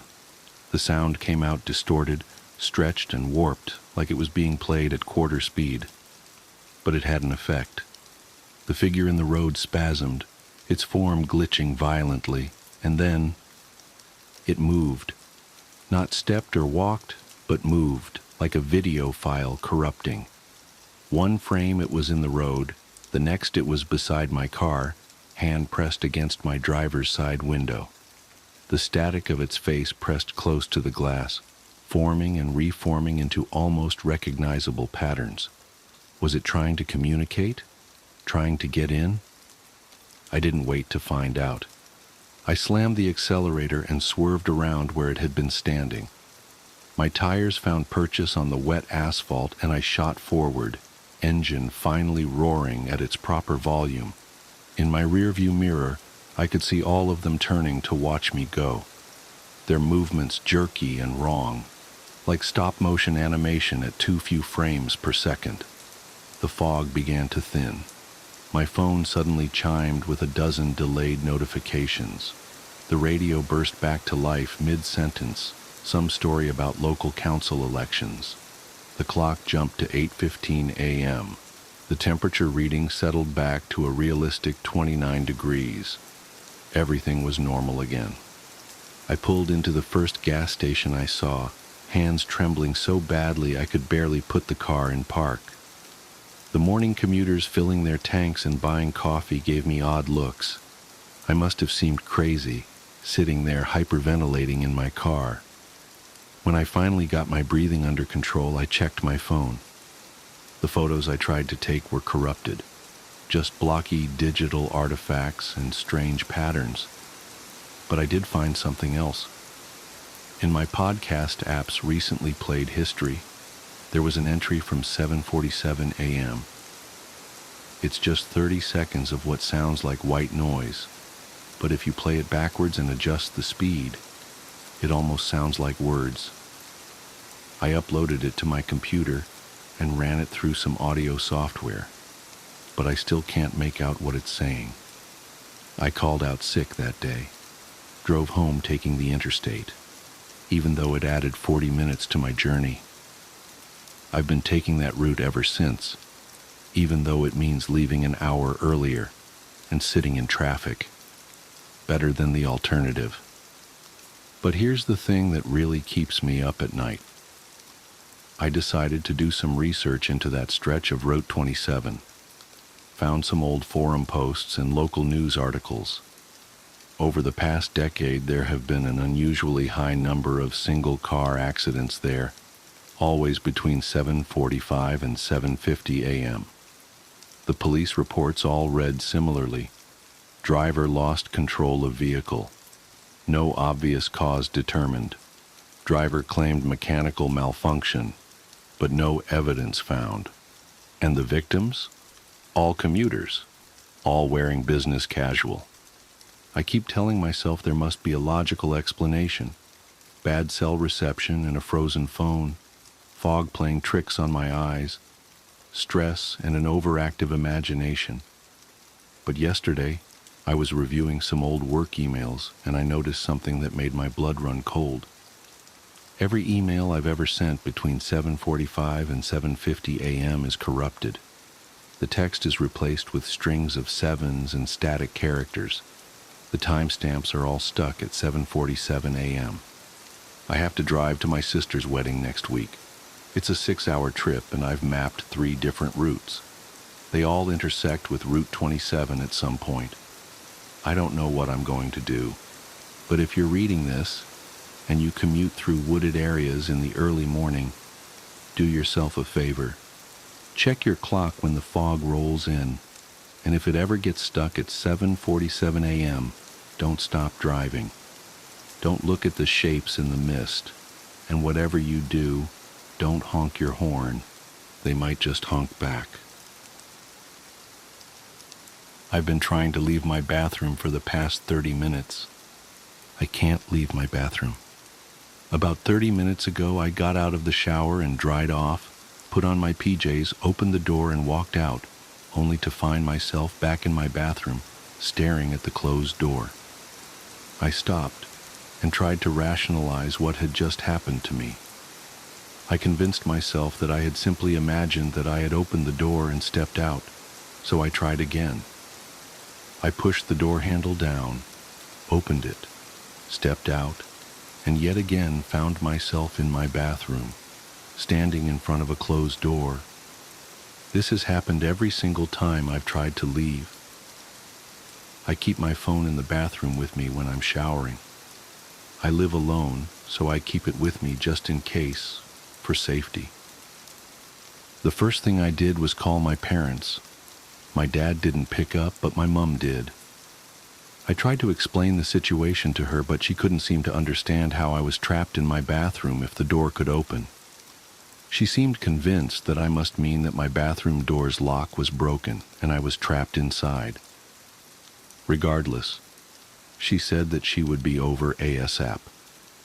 She only lives a 15-minute drive away, so she should be here any moment. I'm sat leaning against my bathtub, looking out the open bathroom door into my landing. I opened it this time, but didn't try to step out. Everything looks normal. My bedroom door is closed just as I left it. The airing cupboard door closed as well. The stairs leading down to the hallway and the front door, all normal. The door's shut. I don't have any recollection of how it shut, when it shut. Only that it must have happened in the last few seconds after I wrote that last paragraph. I've just reread and reread that paragraph. It's proof that I'm not going crazy and imagining this. My mom just texted me to ask if I'm in the house. I said yes, of course I am. I'm trapped in the bathroom. That's the whole reason that I called you here. This is what she has sent. Mom, why aren't you saying anything? Me, what do you mean? Mom, are you even in there? Me, yes, I'm in here. Are you here? Mom, I'm outside the bathroom door. I've been calling your name. I don't understand. I can't hear anything through the door. I'm going to open it. I can see my landing, my stairs, my front door, but no Mom. I tried to walk out, but it was fruitless. Back staring at the closed bathroom door. My mom tried the handle of the door from her side, but it won't open. She brought tools to unscrew the lock. She says she's doing it now, but I can't hear anything, and I can't see the handle moving. Okay. Mom texts me to say the lock is taken out, but the door still won't open on her side. She looked through the circular hole in the door where the lock was, but just saw my bathroom. Empty. There's no hole on my side of the door. The handle and lock are intact. I have no idea what's happening, or how I can get out. After much convincing my mom that I am in fact in here, she said she is calling someone to possibly knock the door down. I'm worried that once they do that, they will find an empty bathroom, and yet I will still be here, trapped in my bathroom. There's no plug sockets in here, never mind my phone charger. My phone will die at some point. I'm already on 24%. When it runs out, I might lose my only point of contact with the rest of the world. I don't know what to do. Mom's left now to get help. I'm sat wondering what I can do. I tried to break the door down myself. I knew it wouldn't work, but I had to try. I remember reading once on Reddit that you shouldn't use your shoulder. You should try to kick the door by the lock, because it's the weak point. It didn't work. I'm not sure any part of this door has a weak point now. The window is small, and I'm not sure if I'd actually be able to fit out of it. Scratch that. The window won't open either. There are locks on the windows in my house. You can lock them with a little key, but I never received any when I moved in, so I've never been able to lock them. It's locked now, though. It's got one of those white plastic cheap blinds covering it. I ended up ripping it down. It's pulled some plaster down with it, but now I can get at the window better. It's straight above the toilet, so I am kneeling on top of the toilet lid, yanking at the window handle. It won't. Wait, it opened. I didn't notice how dark it was outside. It shouldn't be dark.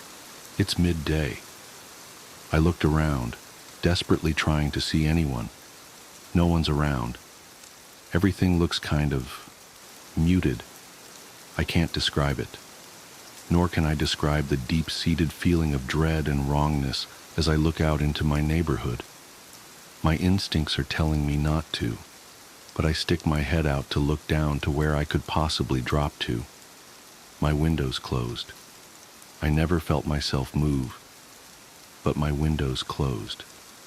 Even the fucking plastic blind is back in place.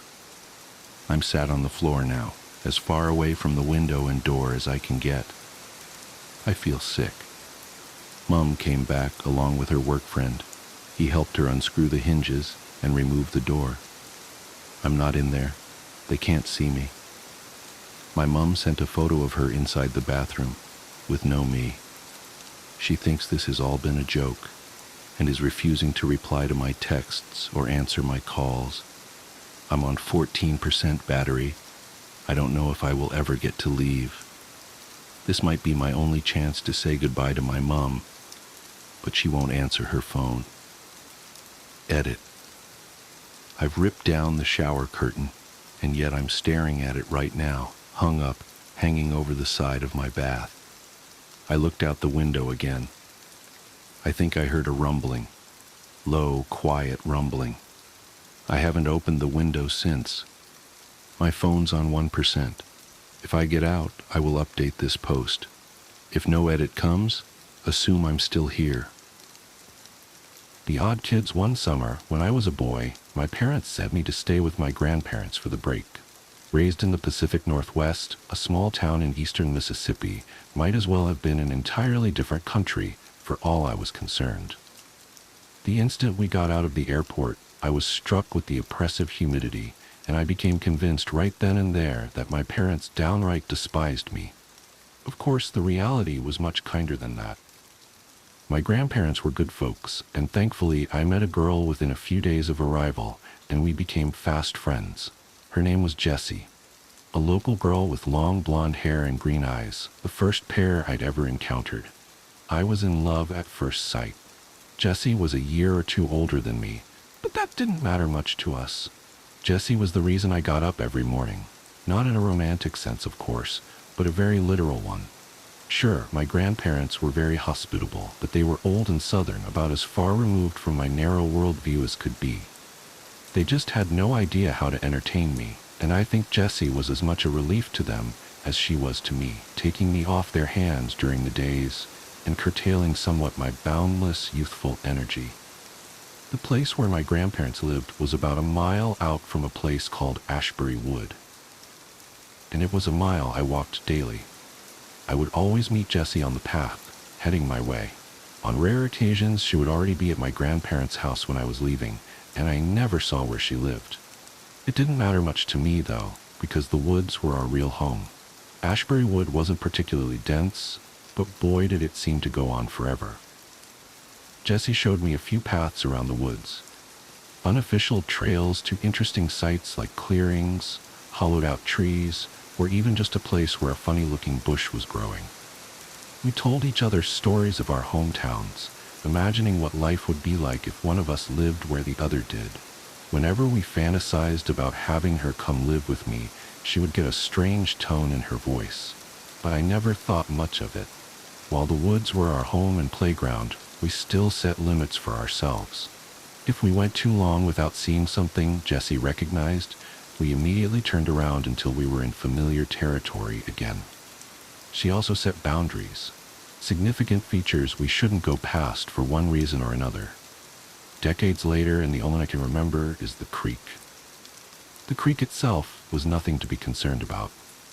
It was just a shallow stream of water that may have come up to my waist, with sloped banks on either side that were sheer but not insurmountable.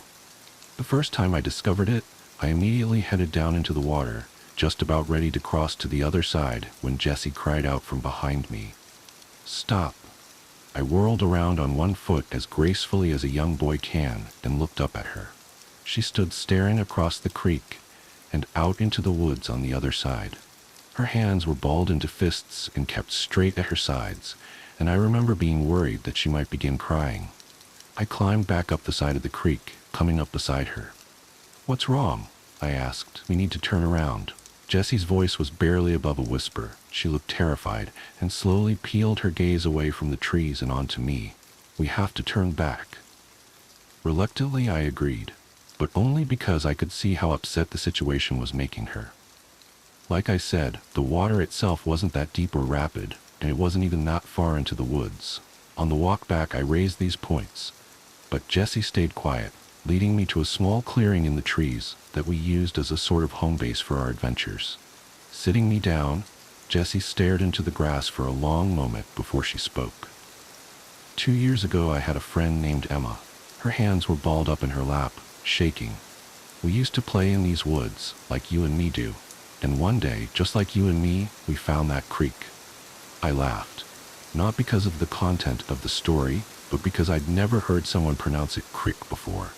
Her head snapped up to look me in the eyes, and I fell quiet. Standing across from it was these kids who looked about our age, only they weren't right. That time there was only 2. One of them, his head just hung to the side like this. Jessie let her head flop to the left, hanging limp. Another was real tiny, and his hands and head were even littler, like tinier than a baby's. Now, I'm not proud of this next part, but we weren't exactly sugar and spice to him, if you know what I mean. I shook my head that I did not. She sighed. We would call him names, tease him, because they was weird. Emma would throw sticks sometimes, though she couldn't hit water if she fell out of a boat. The story paused as Jessie smiled to herself, remembering her friend fondly. Did they ever talk back? I asked, bringing her back to reality. Nah, she said, shaking her head. Just stood there looking at us and making these weird squeaking noises. Emma and me, we started calling them odd kids. 'Cause they were kids and they sure as shit were odd. I blushed at such intense language, but Jessie didn't notice. But no matter what we did to them, they never came across the creek. Always just stood on the other side, staring and squeaking. Wasn't always the 2, neither. There was different ones, 4 or 5 in all, I think. What happened to Emma? The direction the story was going was obvious, and I was eager to learn. Jessie stayed quiet for a long while, staring into the ground and absently picking at the grass beneath her. So at first we were afraid, right? The odd kids weren't normal, and we would scare each other silly, telling stories of how they eat people and like to run around naked together, just dumb stuff. But as time went on, we got less and less scared of them. It got to the point where we'd stand right on the other side of the creek and dare them to cross over, but they never would. One day, we're sitting there talking to ourselves, ignoring the weird-headed one like he's just another tree, and Emma said something about him being too chicken to cross. We both looked at him, and he just walked off, turned around and went deeper into the woods, till eventually we couldn't see him. And I teased Emma that he was daring her to follow him, that she was a chicken if she didn't go. I was listening with rapt attention at this point. To my young mind, this girl's tale of terror more closely resembled a great campfire story, made even better by the fact that it allegedly took place only a brisk walk away from where I sat. Together, the 2 of us crossed the creek, 'cause like you said, it ain't that big, and we climbed up onto the other side and chased after him. We went maybe a quarter mile in before we start hearing that squeaking again, only up close it didn't sound like squeaking anymore. It sounded like chittering. They surrounded us faster than either of us expected, coming out of the trees like ghosts. I was frozen in fear. I couldn't move a muscle, just staring at the odd kids and wondering what was going to happen.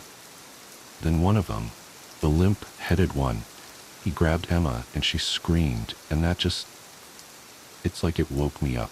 I tore out of there as fast as I could go, practically leaped the creek in a single jump, and ran all the way home. My lungs was on fire by the time I stopped, and I was crying all over the place, people trying to get me to tell them what happened, but...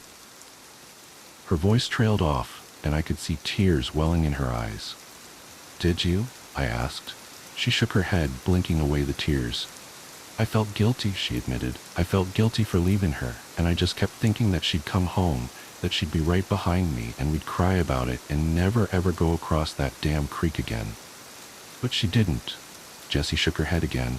"But she didn't," she repeated. "She didn't ever come back. Nobody ever went looking for her neither, 'cause she was an orphan. I didn't say nothing, and so nobody even knew to look." Staring out into the woods in the direction of the creek, Jessie's voice cracked. "The odd kids got her. I don't know what they did with her. I'm sorry." I tried consoling her, unsure of what to say, but Jessie wasn't paying attention to me anymore. She stood up, brushed the dirt off her denim shorts, and started walking towards town. I got up and chased after her. "Wait!" I cried. "Where are you going?" "Home." "Home? But why?" The concept seemed alien to me. It was the middle of the day. Who would want to stay indoors? "I can't stay in these woods. Not today." She paused. "You should go home too. We'll meet up tomorrow morning." But nothing. She stopped and turned to face me. "Go home." Jessie started to turn around again before something else occurred to her. "And don't ever go across the creek. You hear me?" I nodded silently, and she reached out, grabbing my shoulders and giving me a firm shake. "Say it," she demanded. "I promise. No going across the creek," I said timidly. "Hey." She stared into my eyes as if searching my soul for a way to ensure my sincerity. Whether she found it or not, she eventually released me and headed off, leaving me standing alone in the woods with nothing on my hands but free time and my own thoughts. I looked back in the direction of the creek and the mysterious woods beyond. Were there really such a thing as odd kids? I knew monsters didn't exist in Oregon, but here in Mississippi, it felt like anything could be true. Plus, Jessie had told the story with such conviction that it felt disloyal to be skeptical. I spent the rest of the day in the woods, wandering aimlessly. Part of me wanted to go back to the creek, but, real or not, Jessie's story had scared the hell out of me.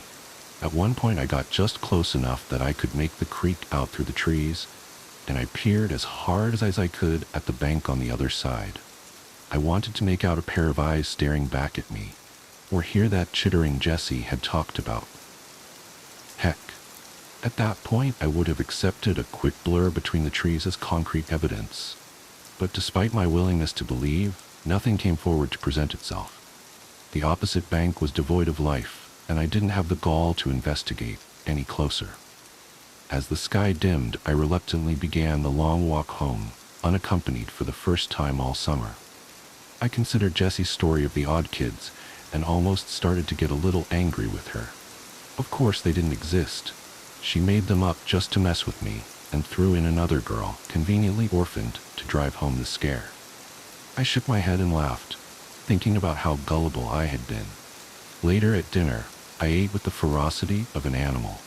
I hadn't realized how hungry I'd become, alone in the woods all day thinking, and the chicken my grandmother cooked was the most delicious thing I'd ever eaten. It was only on my third drumstick that I stopped long enough to ask them a question. "Did you guys ever hear of anyone going missing in the woods?"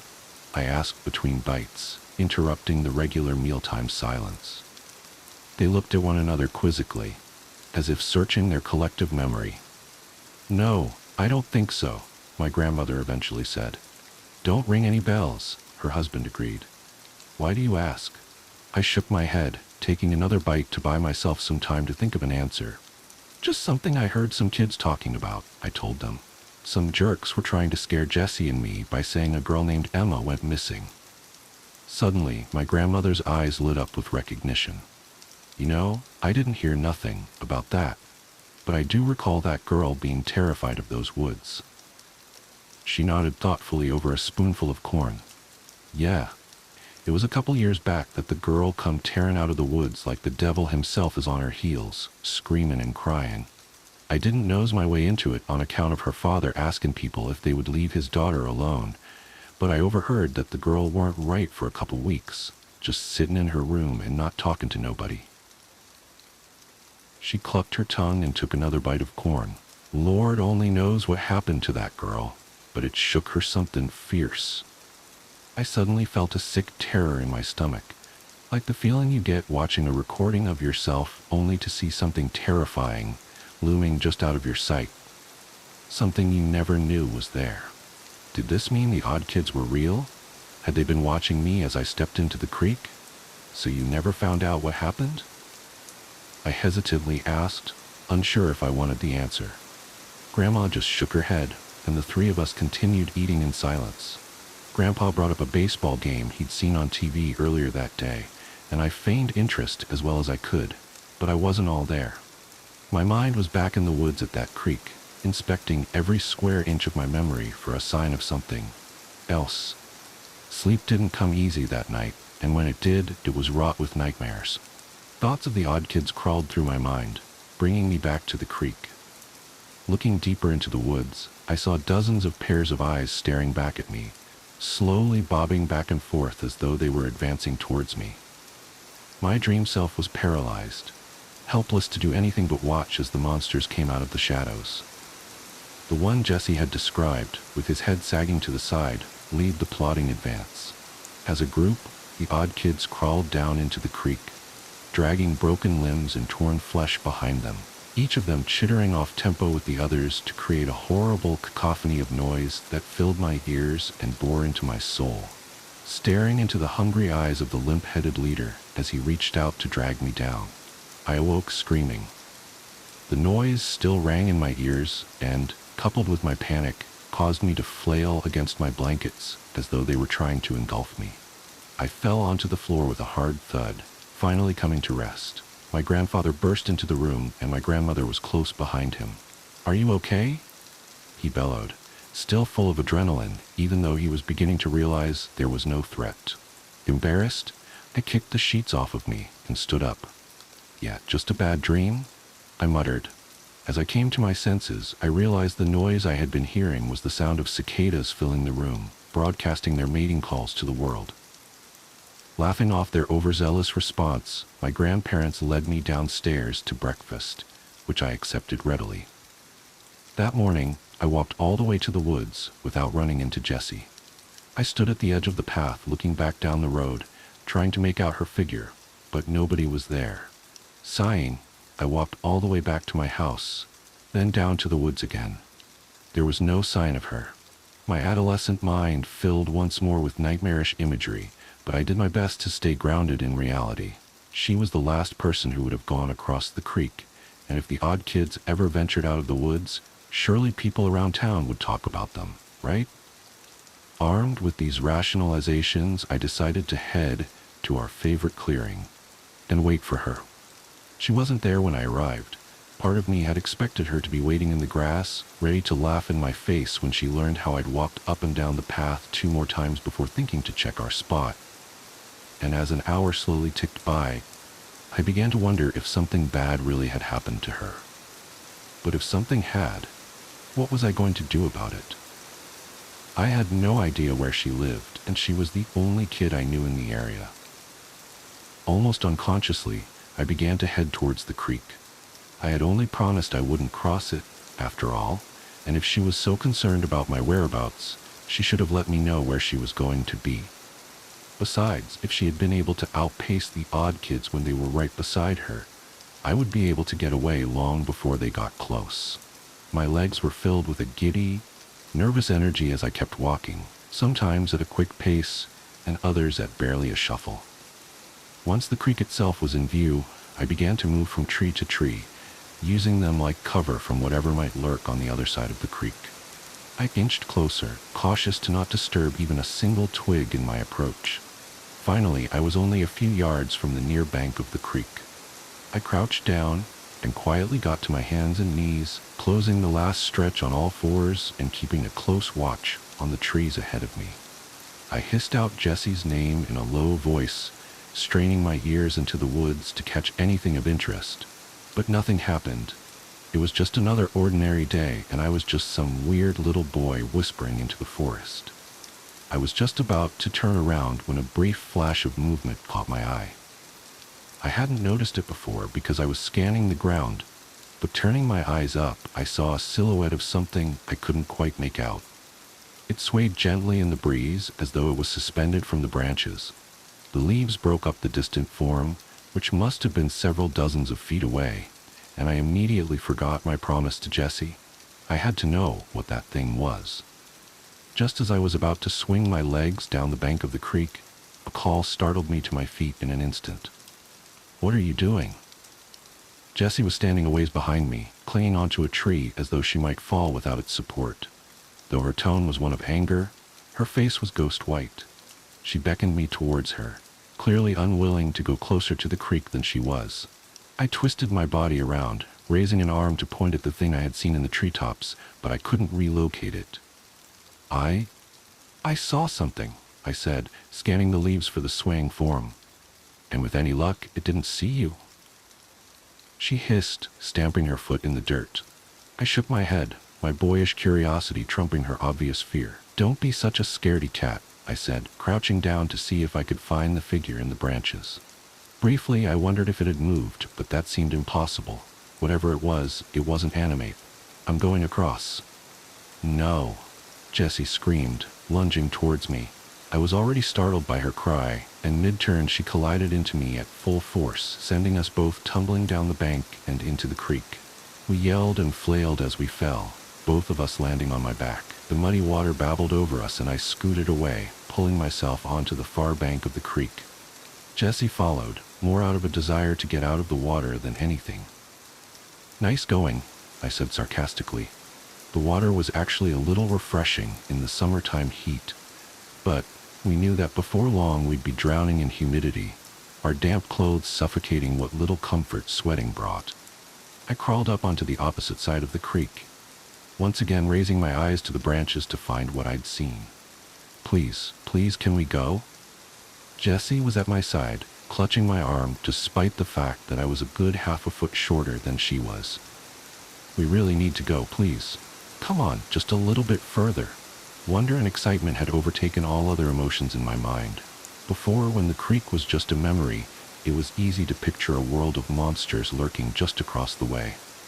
Now that I was here, in the light of day, I felt empowered. I could see that there weren't monsters, so obviously I was safe. I'm lucky to be alive. Tugging Jessie forward, I walked to the spot where I had seen the thing hanging from the trees, but now it was nowhere to be found. From where I was standing, I could still make out the creek, and I tried to imagine myself crouched low on the other side, looking up into the branches. The wind blew lazily through the leaves, shaking them this way and that, but nothing unnatural hung from the canopy. "I saw something right here," I said aloud, justifying my persistence to Jessie. I did feel bad for dragging her somewhere she obviously didn't want to be, and I thought if I'd had something to show for it, maybe she would have understood. Instead, here I was, staring up into the trees like an idiot with a terrified girl clinging to my side. Her eyes darted back and forth across the tree line, as if waiting for something to suddenly appear and attack us. Unwilling to leave empty-handed, I coaxed us slowly forward. As we pressed on, the woods around us seemed to get quieter, as if we were entering some sort of dead zone in the forest, a place where even the birds and critters refused to go. Jessie's nails dug into my arm, but she stayed right by my side, no longer making any noise except a small whimper with every exhalation. After another 5 or 10 minutes of walking, we came across a rocky outcropping jutting out of the ground and a small hole leading down. Intrigued as I was by the promise of more adventure, something else caught our attention. A strange doll lay propped against the mouth of the cave, facing us. Its elongated forehead drooped slightly over its face, making the upper right side of its head concave. Its eyes were small and beady and black, shining in the midday sun, and tufts of hair had been placed into its scalp in a disorganized manner. It was garbed only in small denim overalls covering grungy cloth skin. Before I could even draw breath to comment on it, Jessie was fiercely tugging me away. "That's it! That's one of them!" She was practically screaming, raw terror coming through in her voice, but her reaction was scaring me more than the object itself.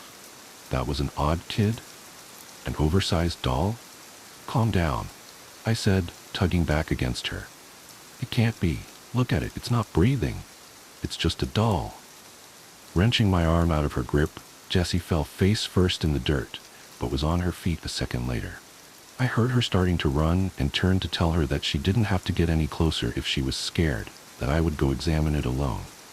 As I stared in her direction, however, my voice caught in my throat. Standing where Jessie and I had been not 20 seconds ago was another doll, only this one was different. It was cleaner and more well-made, as if whoever had made the one by the cave had learned from their mistakes.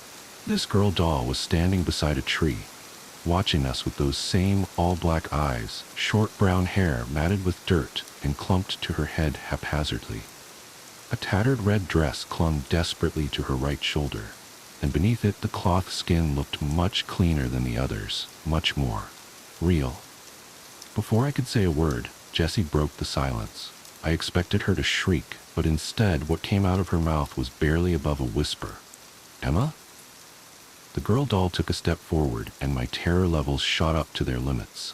I glanced backwards to see the other doll was pulling itself to its feet, awkwardly shambling towards us. Any doubt I had in Jessie's story evaporated in an instant. The odd kids were real, and they were right in front of me. Without another moment's hesitation, I grabbed Jessie's wrist, suddenly becoming the one desperate to get us out. Come on, let's go." I yelled at her, but she didn't even seem to hear me. She instead began to walk towards the girl doll, towards Emma, I guessed, though I couldn't see how that could ever have been Jessie's friend. I kept pulling at her arm even as the thing behind her got closer. Jessie was focused exclusively on the other girl, blocking out the whole rest of the world. The doll reached out to Jessie, and she raised her own hand out as well. "Jess," I began to say, but I was interrupted by a heavy object falling directly onto my best friend, sending her crumpling into the dirt. On top of her was a small, human-like figure, with the head and hands proportionally much smaller than they should have been.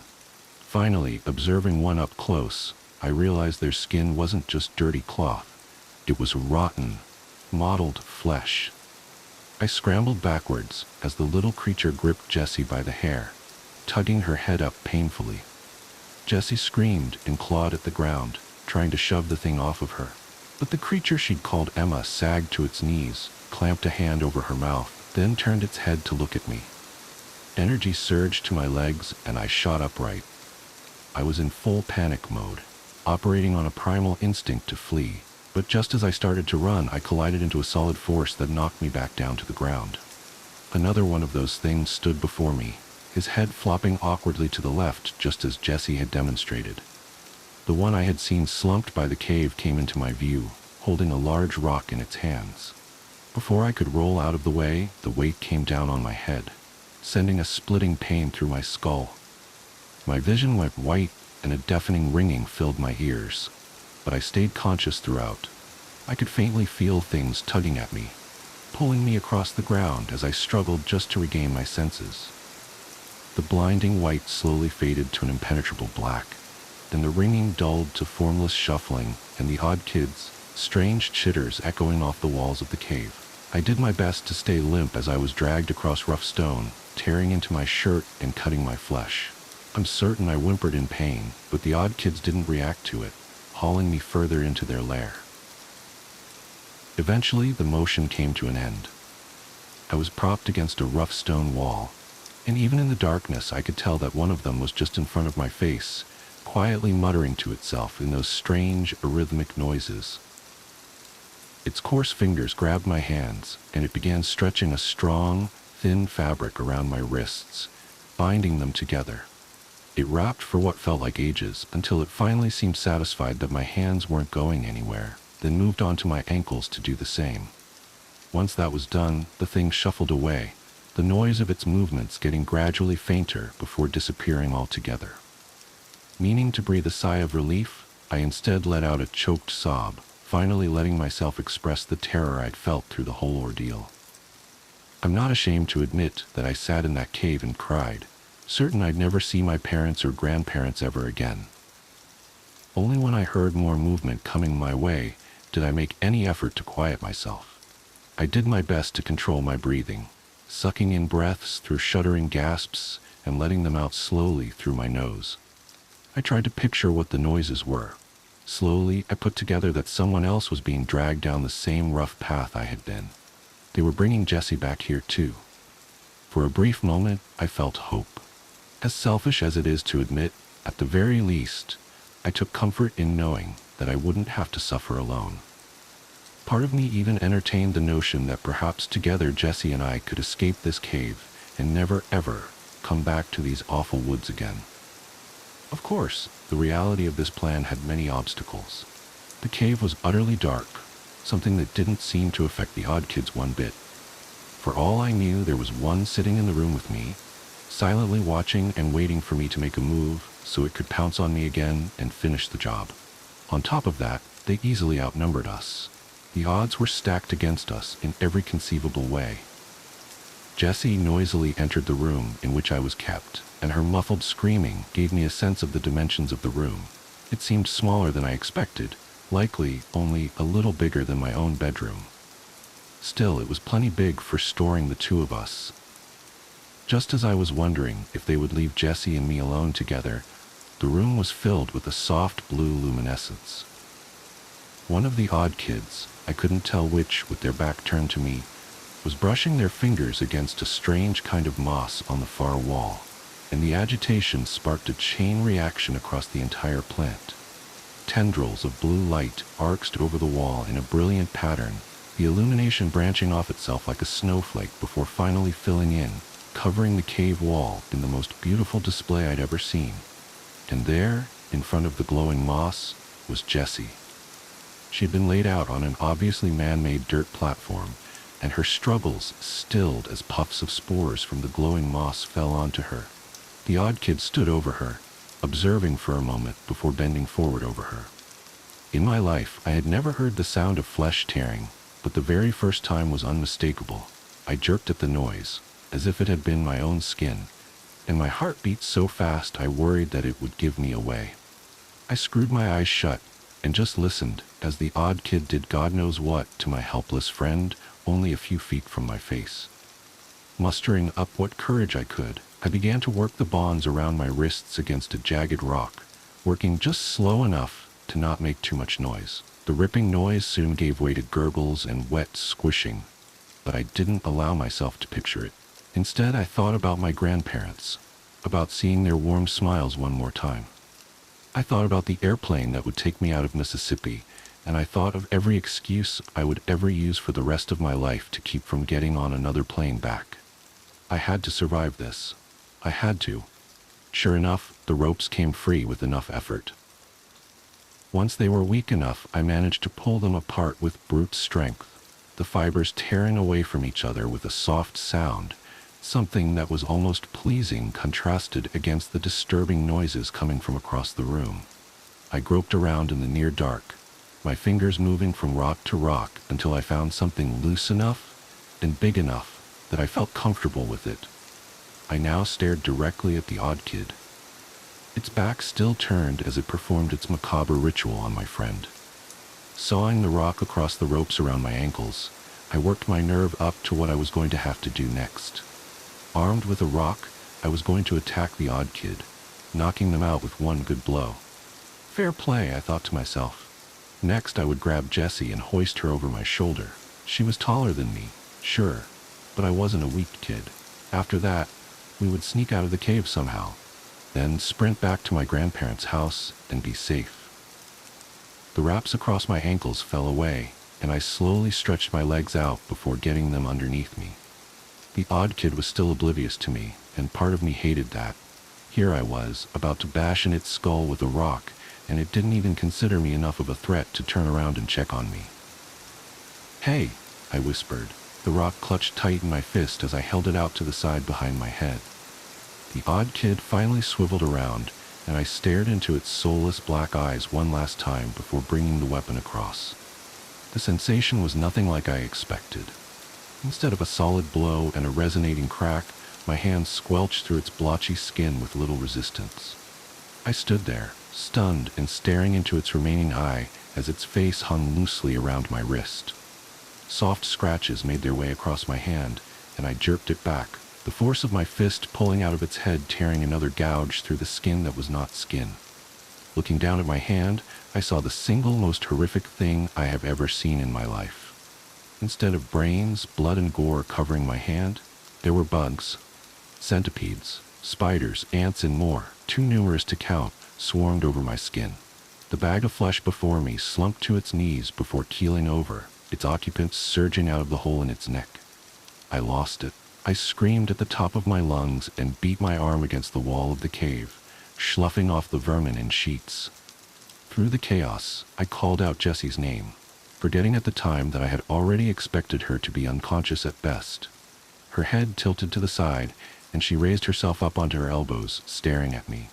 My heart swelled, thinking for a moment that if nothing else, at least we would get out of this alive. When the azure glow of the moss reflected off Jessie's all-black eyes, I ran. Through the darkness I ran, heedless of the frantic chittering that echoed off the stone all around me. I ran into every single twist and turn in those tight tunnels, still struggling to scrape all the bugs off my arm. With every passing moment, I expected to feel the odd kid's hands wrap around my legs, drag me back to that room, and do to me what they'd done to Jessie. Turn me into one of them. Finally, I saw a thin shaft of light at the end of the darkness. I scrambled out of the cave and into the open woods, the full moon giving me plenty of illumination to find my way. Through the entire sprint, I tore at the flesh of my arm with my fingernails, scraping off the remains of the odd kid as they wriggled and crawled across me. The entire run is mostly a blur now. I didn't stop once, didn't even peek behind me for fear of seeing those things one more time. When I burst into my grandparents' house, the two of them were both awake, sitting up in the living room waiting for me. I must have told a tale with a single look, because their stern expressions melted upon seeing my eyes, and they stayed up with me the rest of the night. Sitting on the couch and wrapped in a blanket, I just stared out the window at the dusty road that led from the house, praying that I wouldn't see Jessie walking down it. The next day, after I'd slept and eaten, my grandparents tried to coax out of me what happened. I didn't know what to tell them. Eventually I told them I'd just fallen asleep in the woods and had a nightmare, freaked myself out and ran home crying. They hugged me and laughed gently, and my grandpa said I should call ahead the next time I'm going to worry them half to death. I smiled, and Jessie's face appeared in my mind's eye. I didn't let myself be alone for the rest of the vacation. This meant staying indoors for the most part, something I was more than fine with.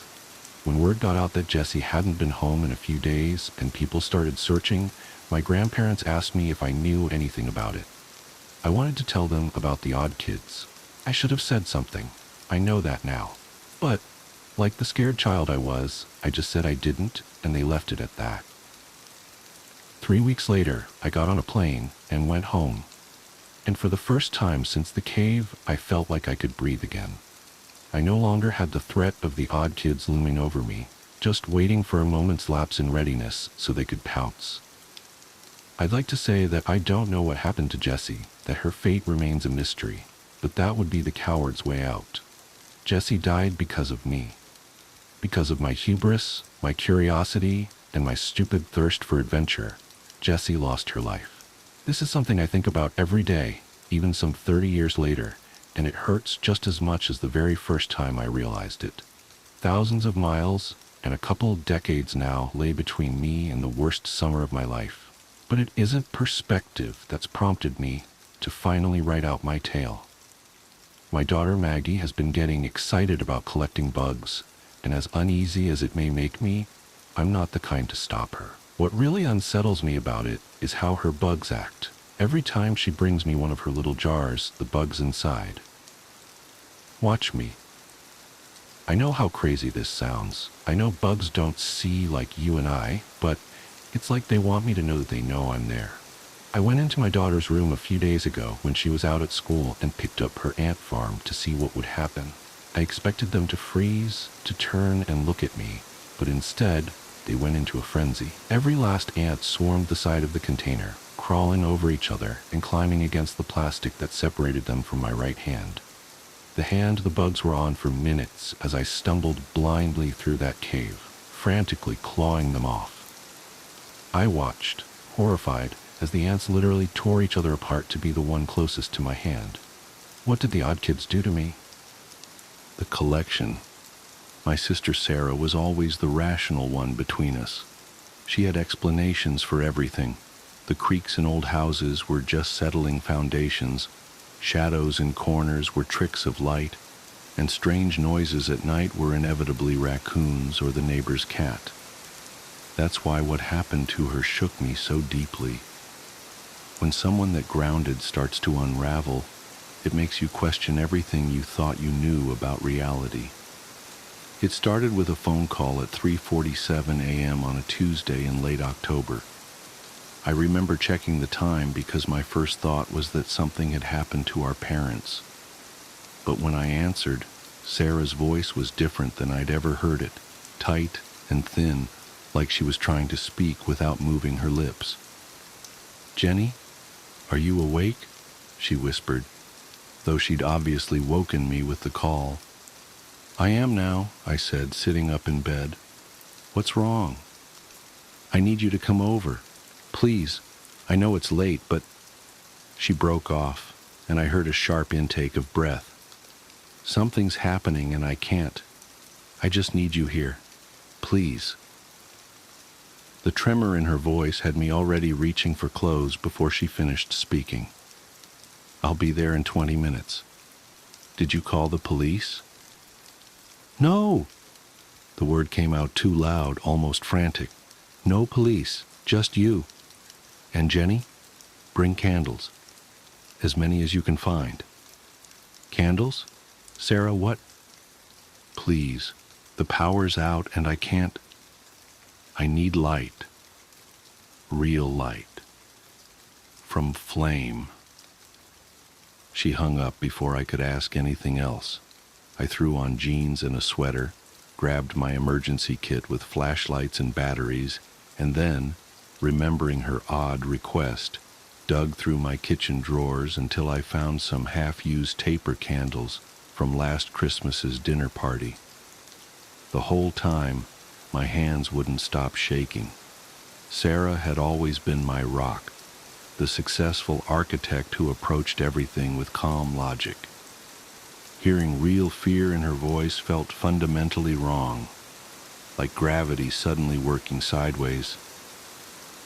The streets were empty on the drive to her condo, wet with recent rain and reflecting the yellow streetlights. I kept checking my rearview mirror, though I couldn't have said what I was looking for. When I pulled into her complex, I noticed immediately that her building wasn't actually dark. Lights glowed in most windows, including hers on the 3rd floor.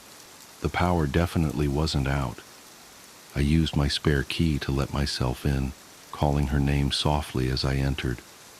The condo was freezing, much colder than the October night outside. My breath clouded in front of me as I moved through her usually immaculate living room, now cluttered with open books and scattered papers. The air had a sharp, mineral smell, like old pennies. "Sarah? In here." Her voice came from the spare bedroom she used as a home office. When I pushed open the door, I found her sitting cross-legged in the center of the room, surrounded by a circle of lit tea lights. She didn't look up when I entered, just kept staring at something in her lap. A worn shoebox with familiar department store lettering faded on the sides. "The power's not actually out," I said, stepping carefully around her candles. "Want me to turn on the lights?" She shook her head sharply. "They don't work right anymore. The electrical light, it bends wrong, makes things look different than they are." Her fingers were white-knuckled where they gripped the shoebox. "Did you bring candles?" I held up my sad collection of old tapers. "What's going on, Sarah? You're scaring me." Finally, she looked up at me. Her face was pale and drawn, dark circles under her eyes like bruises. "I found something at work, in the Madison Project." "The Madison Project? She'd mentioned it before, a historic renovation downtown her firm was handling, some old warehouse being converted into luxury apartments. What do you mean, found something? We were doing the initial walkthrough, documenting the existing conditions. There was this space that didn't make sense. A room that shouldn't have been there based on the blueprints. She swallowed hard. It was small, maybe 8 by 10 feet. No windows, no obvious purpose. Just bare concrete walls and this. She tapped the shoebox, sitting in the exact center of the floor. And you just took it? I asked, lowering myself to sit across from her. I had to. The others couldn't see it, the room or the box. They walked right past the doorway like it wasn't there. I thought I was losing my mind at first, tried to point it out to my project manager, but his eyes just slid away, like there was something his brain refused to process. She drew a shaky breath. So I went back after everyone left. I told myself I just needed to prove it was real, take some photos, document it properly. But when I opened the door again, the room was different, smaller, and the box, it was closer to the door than before, like it had moved while no one was watching. A draft whispered through the room, making the candle flames dance. Sarah's face twitched at the movement of shadows. I should have left it there, but I couldn't stop thinking about it, about what would happen if the construction crew found it, not knowing what it was. So I took it home, thinking I'd figure out who it belonged to, where it came from. She laughed, a hollow sound. That was 4 days ago. I haven't slept since. What's in it? I asked, though I wasn't sure I wanted to know. Her hands tightened on the box. At first, I thought they were fake. You know those plastic novelty teeth you can buy at Halloween? But they're real. Human teeth. Hundreds of them. Adult and baby teeth, some still with bits of root attached. And they're active. Active? What does that mean? Instead of answering, she carefully lifted the lid. The mineral smell grew stronger, making my nose sting.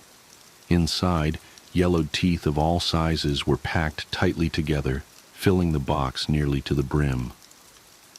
As I stared, trying to process what I was seeing, I noticed something that made my skin crawl. Tiny movements, like ripples through grain, as the teeth shifted against each other. They move more in the dark, Sarah said quietly, and they respond to things. Watch. She lifted one of my candles and slowly moved it to the left. As the light shifted, the teeth subtly rolled in that direction, like iron filings following a magnet. They follow the flame, but electronic light makes them agitated, aggressive. The first night I had my desk lamp on while I was examining them, and they started vibrating, chattering against each other, getting faster and faster until she pulled up her sleeve, revealing a series of small crescent-shaped scars on her forearm. They jumped, just a few at first, then more and more like popcorn kernels hitting the lid. I barely got the box closed in time.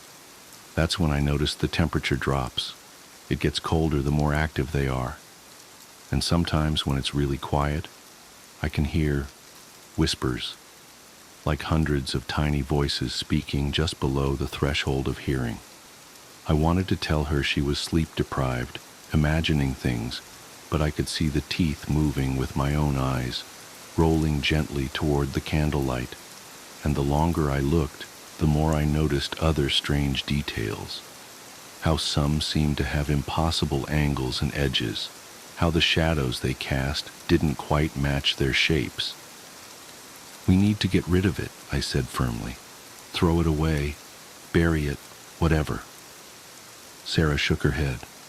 I tried, drove out to the state park, hiked way off the trail, and buried it deep. But when I got home, it was here on my desk. Tried throwing it in a dumpster across town.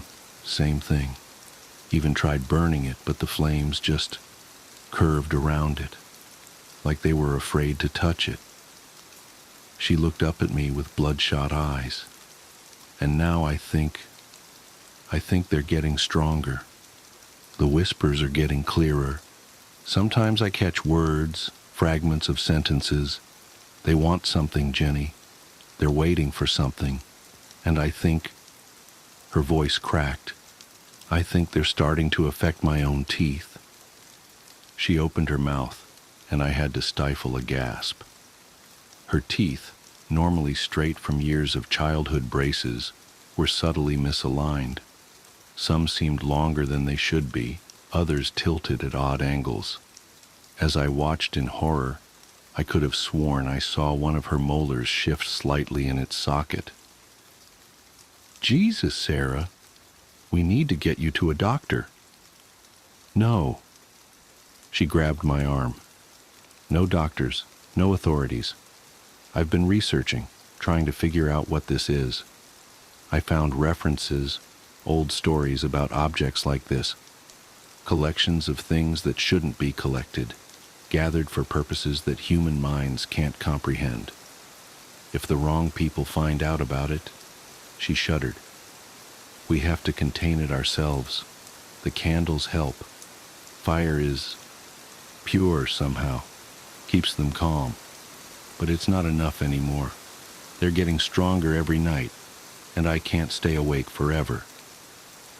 As if in response to her words, a stronger draft swept through the room, extinguishing several tea lights. Immediately, the temperature plunged. My fingers went numb with cold, and my breath came out in thick white clouds. From the shoebox came a sound like sand shifting, but with an underlying rhythm that was almost like language. Sarah's hands were shaking as she tried to relight the candles.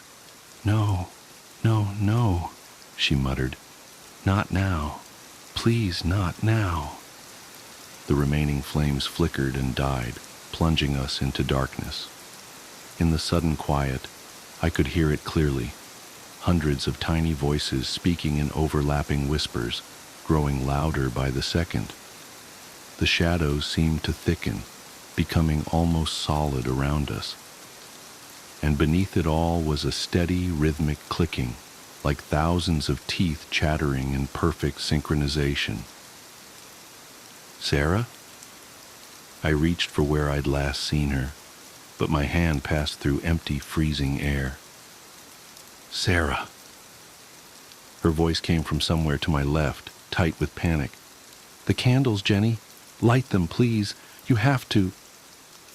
The whispers rose to a fever pitch, drowning out her words. I fumbled with my lighter, hands trembling so badly I could barely work the flame. As soon as it caught, I saw Sarah sprawled on her back, hands clasped over her mouth, eyes wide with terror. The shoebox had tipped over. Teeth skittered across the hardwood floor like hail, moving with terrible purpose. They seemed different now, sharper, more numerous than before, with impossible geometries that hurt my eyes to look at. As I watched, frozen in horror, they began to flow together, merging and transforming into larger shapes that clicked and chattered as they moved. I grabbed Sarah's arm and pulled her to her feet. Run! We bolted from the room, slamming the door behind us. Through the wood, I could hear that awful clicking getting closer, accompanied by a sound like hundreds of tiny feet scuttling across the floor. Sarah fumbled with her car keys. We have to go. Have to get out of here. But when she opened her mouth to speak, I saw that her teeth were moving, writhing in her gums like living things trying to escape. She saw my expression and reached up to touch her mouth. When her fingers came away, they were streaked with blood. The next few hours are fragmented in my memory. I remember somehow getting Sarah to the emergency room, babbling something about a fall, a dental accident, I remember the doctors' confused faces as they examined her, how they kept redoing x-rays because the images wouldn't come out clearly. And I remember Sarah's last words to me before they took her back for emergency surgery. "Don't let them find the box." I drove back to her condo as sunrise was turning the sky a sickly gray. The spare bedroom door was still closed. When I finally worked up the courage to open it, I found the room empty. No teeth, no box, just scattered candle stubs and Sarah's research papers. But the mineral smell lingered, and the temperature was still unnaturally cold. That was 3 weeks ago. Sarah is different now. The doctor said the surgery went well, but she had to have all her teeth removed. The dentures don't fit quite right, they say, though they can't explain why. She doesn't talk about what happened, doesn't seem to remember most of it. Sometimes I catch her running her tongue over her artificial teeth with an expression I can't read. I've been going through her research notes, trying to understand what she found. There are patterns emerging, similar stories scattered through history, always involving collections of things that shouldn't be collected, always with witnesses who either disappeared or changed fundamentally after their encounters. The locations vary, but they're always spaces that shouldn't exist, rooms that appear and disappear, doors that lead somewhere different each time they're opened. I haven't seen the box again, but I know it's still out there. Sometimes at night, I wake up to a familiar mineral smell and the sound of tiny whispers just below the threshold of hearing. My dentist says my teeth are fine, perfectly normal, but I catch glimpses sometimes in the mirror, moments where they don't look quite right, moments where they seem to move when I'm not watching directly.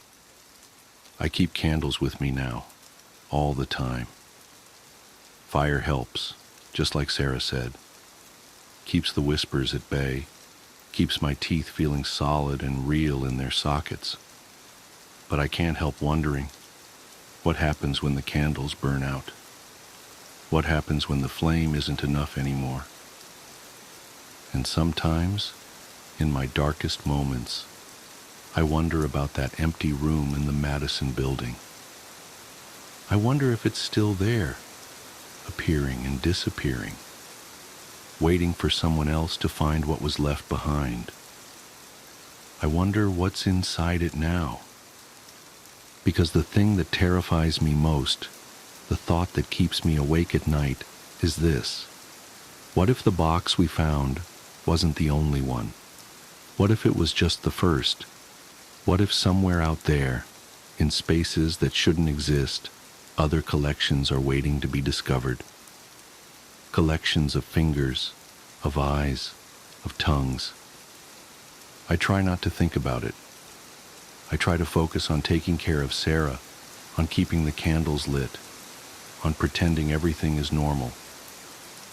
But late at night, when the shadows grow thick and the whispers start again, I find myself running my tongue over my teeth, counting them, making sure they're all still mine.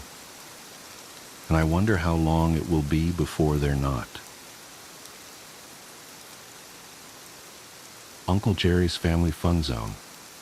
I didn't know Will could draw. I remember thinking as my friend's hand quickly moved across the page. And then I looked more closely at Will's impromptu sketch, and I immediately regretted it. I tried to unsee it. I shifted my attention to other things around me, anything at all that wasn't ink on the page. The blur of Will's hand, the beads of sweat gathering at his temples, the gentle autumn breeze creeping through the crack of the window. Don't look at the page, just don't look at it. But I knew I had to, so I looked, and it was worse than I expected. Much worse. Will had sketched a near-carbon copy of those wartime Uncle Sam posters, except not quite. The suit was there. Bow tie, check. But no Uncle Sam head. The Uncle Sam body had the head of a goat.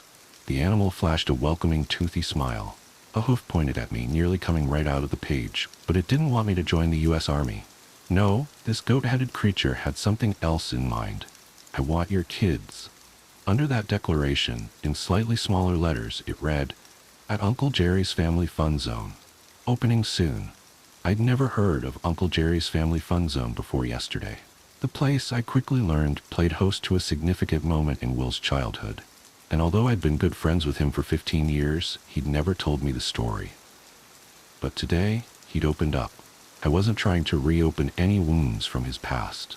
I just wanted him to tell me a story.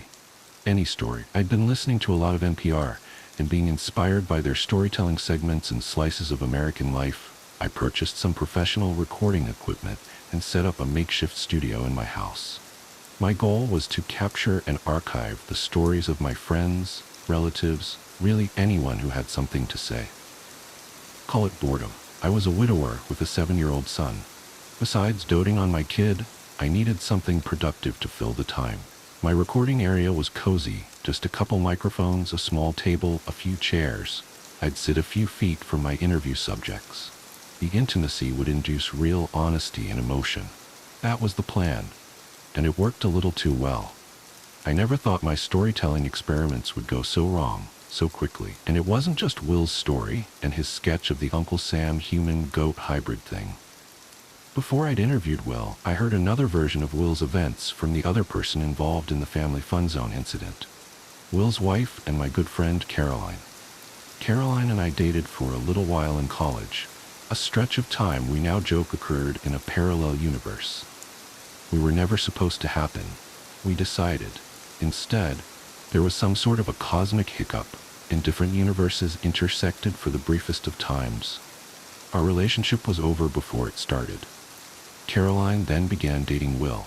The two lived happily ever after, and the three of us have been close ever since. Caroline and Will's history predated our collective existence in college. The two went to high school together. But I never knew exactly what they'd experienced as classmates and friends. Not until I set up my little recording studio. I interviewed Caroline first, and Will's interview occurred the following day. Both of my friends requested I not tell the other about the contents of their respective interviews. I'm certainly not planning on it. Both interviews were long and free-ranging. I'll just transcribe the relevant portions of their stories, the stuff about relationships and about Uncle Jerry's Family Fun Zone. It's important that these stories be shared in some form. Excerpt of Caroline interview. So how did you and Will meet? We went to the same schools growing up, but we weren't friends or anything like that. You know how you kind of know everyone you go to school with, but most people are just on the periphery? That was Will. Always there, but not really. We ran with different circles. You can't pinpoint the moment you actually met for the first time? I can't. I can remember the first meaningful interaction we had, though. I was writing for the school paper, and, God, I can't believe I actually wrote for the paper because I was a terrible, just horrible writer, and I was researching a story. It was a legend in our town, something all the kids talked about but no one could prove. Did you have any of those? I think so. I'd have to think about it, but I'm sure I had some.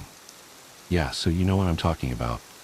One of those, my brother's friend's mechanic had this experience type thing. It was pretty famous growing up where we did. Kind of a spook story to scare kids from staying out late at night or running around doing irresponsible things.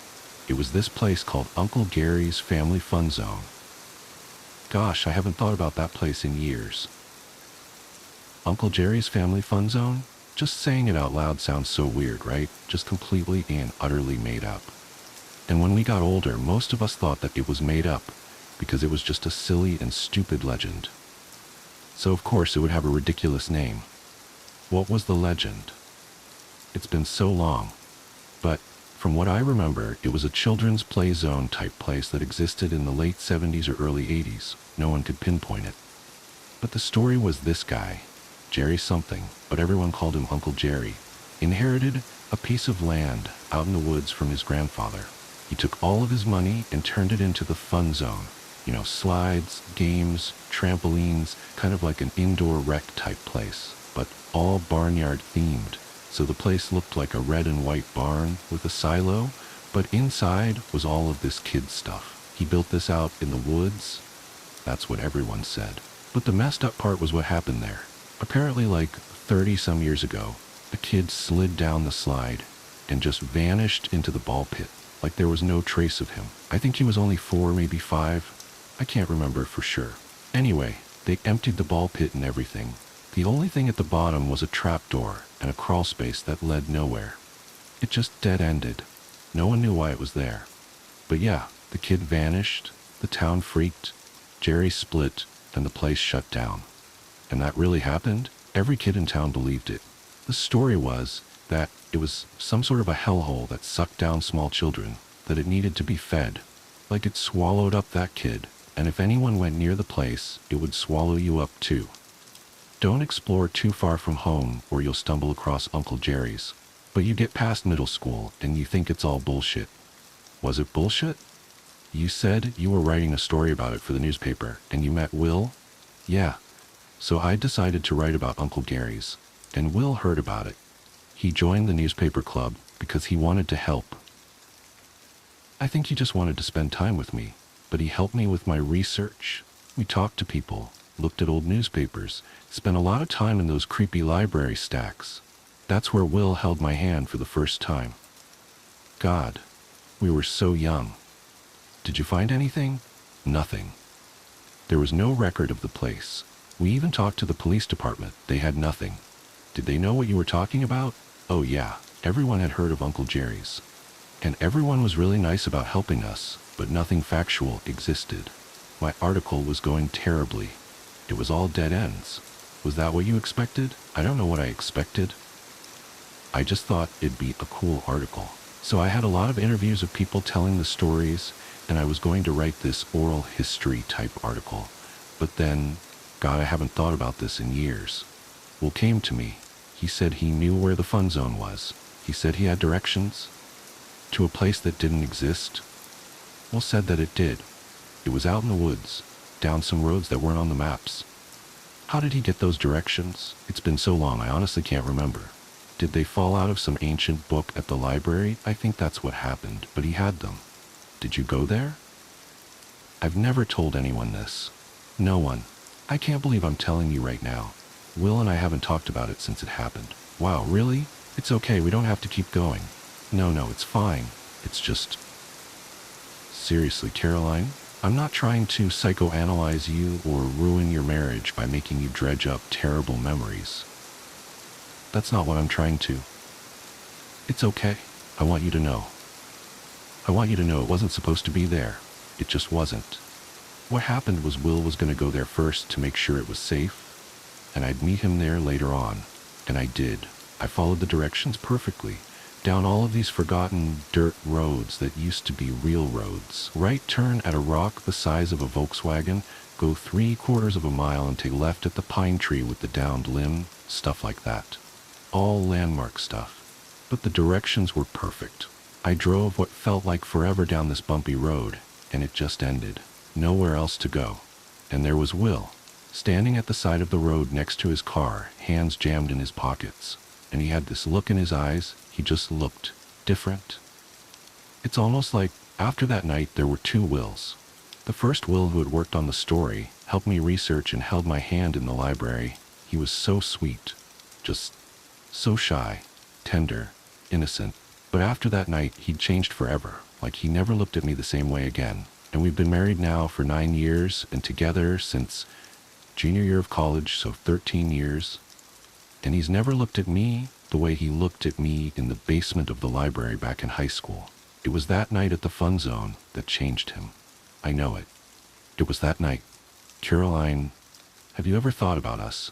Like, what if our parallel universe had fully intersected forever with the real one, and we were together? I haven't. Look, I think I should stop recording. Please don't. It's just me and Will. 9 years, no kids, no babies. And he just doesn't look at me like he's supposed to. He's supposed to give me a baby, and we're supposed to be living this love story. But something went wrong. And it all started that night.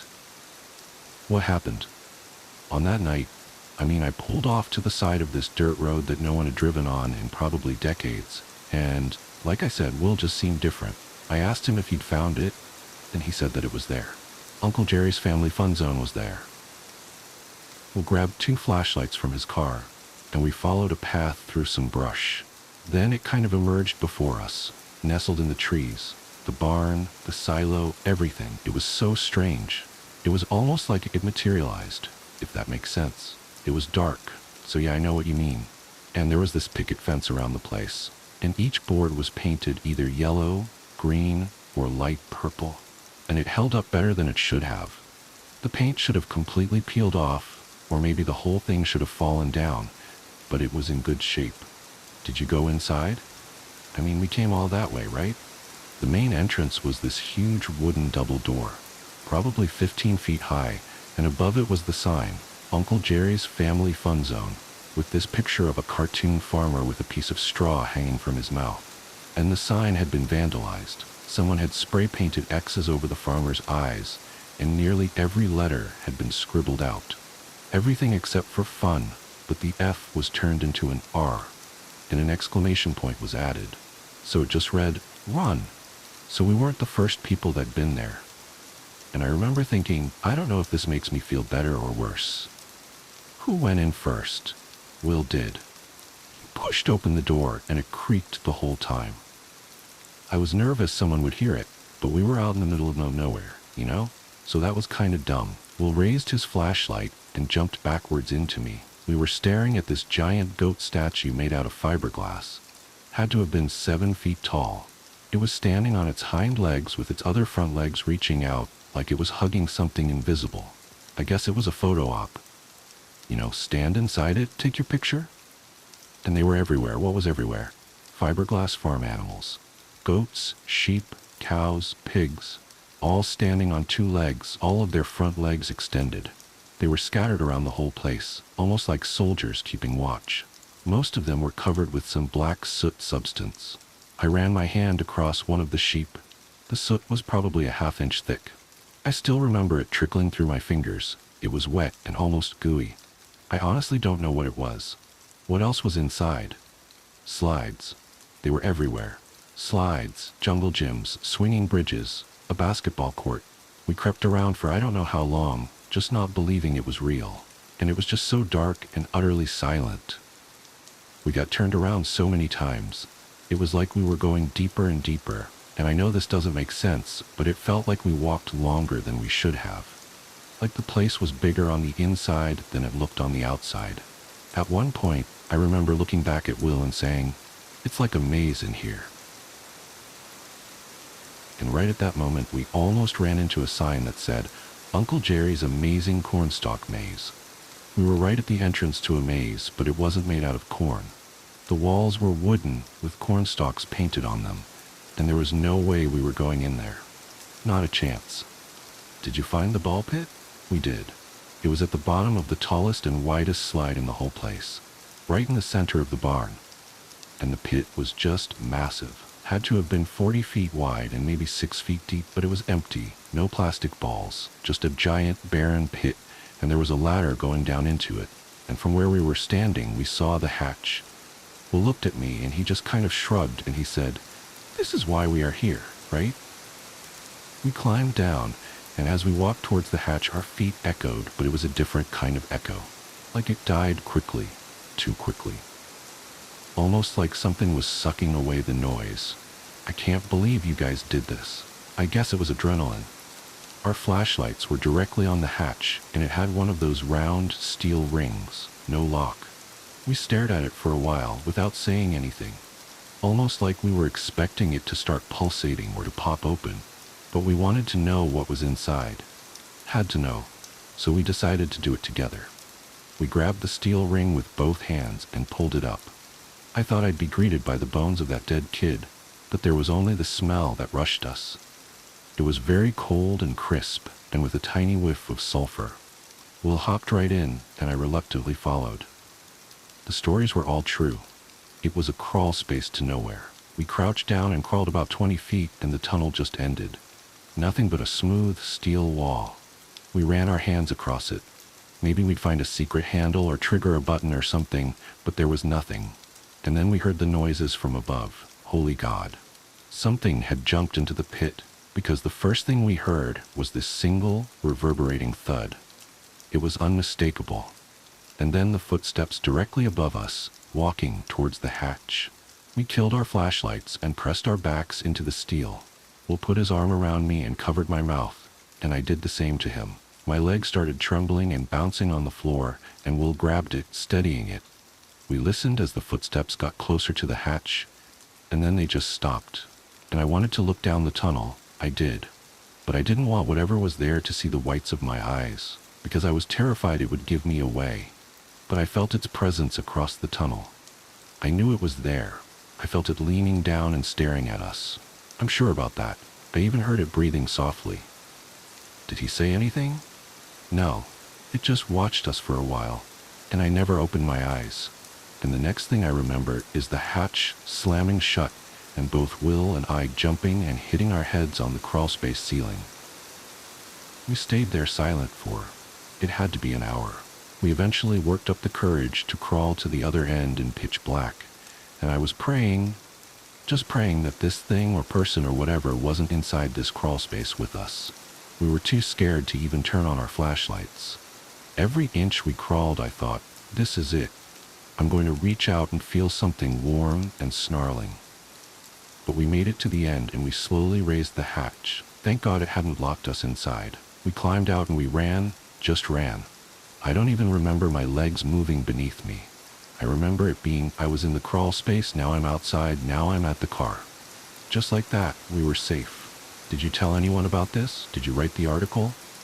Will followed me to my house. We promised each other to never talk about it ever again. We were done. No article, nothing. Why not? I think we stumbled across something we were never meant to see, and something knew we were there, and I think it let us off with a warning. We didn't want to make it mad. We were given a second chance. You keep calling it it? Is there a reason for that? Just a hunch. Just the sounds it made when it walked, the vibe it gave off. It didn't feel human. I honestly can't believe you haven't talked about this since high school. You or Will haven't brought it up? Not once? Will is. I love Will, but it changed him. It changed me. How long has it been since Grace died? 15 months. And you two didn't have secrets or things you didn't talk about? We talked about everything. At least for my part, and I'm sure she wasn't keeping anything from me. What's that like? To have a marriage like that and a child to love? I think what we had was rare. And Tyler is my world. He's my everything. Do you ever think? I turned off the recording. Caroline was traveling down a road that I had no interest in going. She left shortly thereafter, making me promise to not share anything with Will. I gave her my word. At one point I dropped the digital recording of her interview in the trash icon and hovered over the empty button for a few seconds. But I couldn't do it. I dragged it back to a folder on my desktop. Will came by the next day for his interview. It began plainly enough. The first 20 minutes focused on his grade school years, his baseball playing days in college, and his love of 80s action movies. Nothing revelatory, nothing deep. That quickly changed. The interview direction veered towards love and marriage. I tried to avoid it, but it came up organically. Will hesitated, contemplating. I'd hoped we'd detour right around it, but he looked at me sharply in the eyes and said, "Have you ever heard of Uncle Jerry's Family Fun Zone?" I lied, and I told him that I hadn't. He grabbed a sheet of paper from my desk and sketched out the Uncle Sam type flyer for that cursed children's fun zone. That's where this interview excerpt kicks in. Excerpt of Will interview. I was sitting in class. I think it was Spanish. And I look over, and this beautiful girl in the row next to me is furiously scribbling in her notebook. And she's drawing this. Will holds up the sheet of paper. I can't explain it, but I was drawn to it. There was something about it. So I stopped her after class, and I asked her, "What's Uncle Jerry's Family Fun Zone?" Because I'd never heard of the damn place. Was it a place in town? That's the thing. It apparently was some kids' play area type place in the 1970s, and some little kid drowned in a ball pit, if that makes sense. Caroline told me the whole story, saying it was the most famous legend in our town and she was writing a newspaper story about it. But I'd never heard of it. I asked all of my friends, my parents, teachers, and I always got the same response. "What are you talking about?" And that made me more curious. Is this beautiful girl putting me on, or does she have a wild imagination? Because according to Caroline, this legend was as famous as Bigfoot or the Loch Ness Monster or whatever. Are you sure you weren't asking the right people? Google it. You'll find absolutely zero about Uncle Jerry's Family Fun Zone. And if a legend is that famous, wouldn't it have some presence on the internet nowadays? Anything at all? Zero results. That's pretty incredible. And back then it wasn't just people I knew. I joined the newspaper club, mainly out of this incredible fascination to find out more about this girl and why she was obsessed with this legend that didn't exist.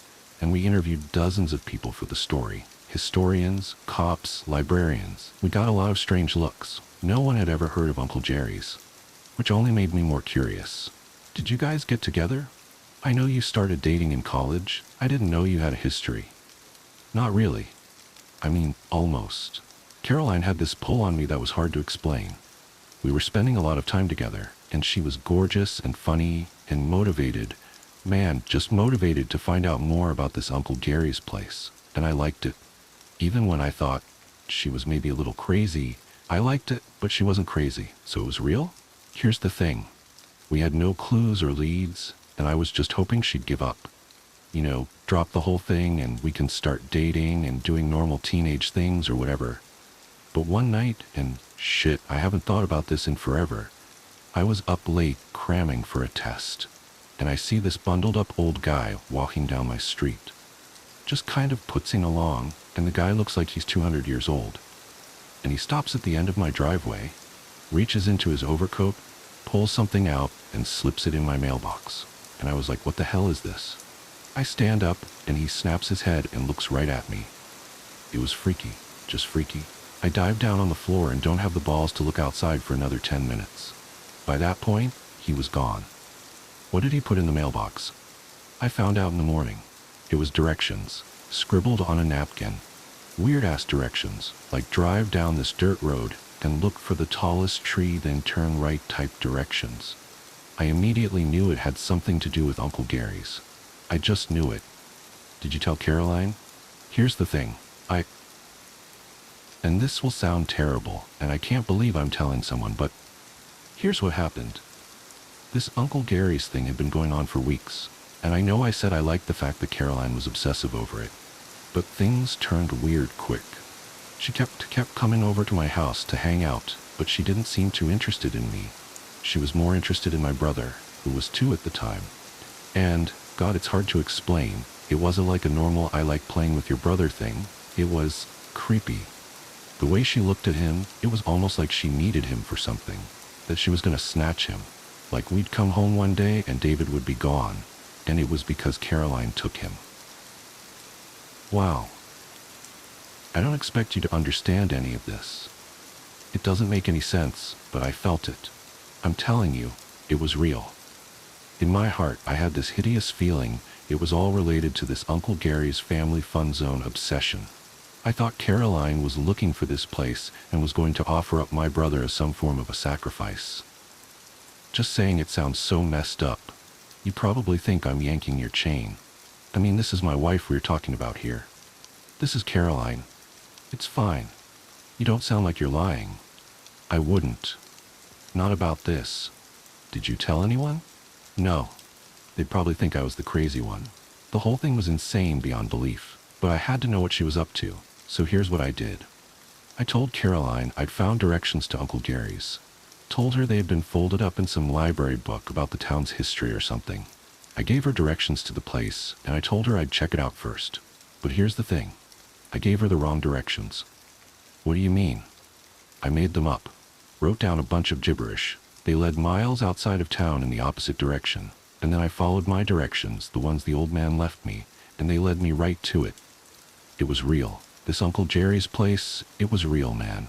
It made no sense. And then Caroline showed up, with the wrong directions. I'll never forget it. Seeing her car pull up, she should have been 40 miles away. But here she was. And that's when I knew. There was something wrong about her. Something wrong about that old man. Something wrong about that place. It was like Caroline was magnetically drawn to it. Uncle Jerry's Family Fun Zone. Like it exists because she believes it exists. I decided at that moment that there was some form of evil forces in the world that I would never understand.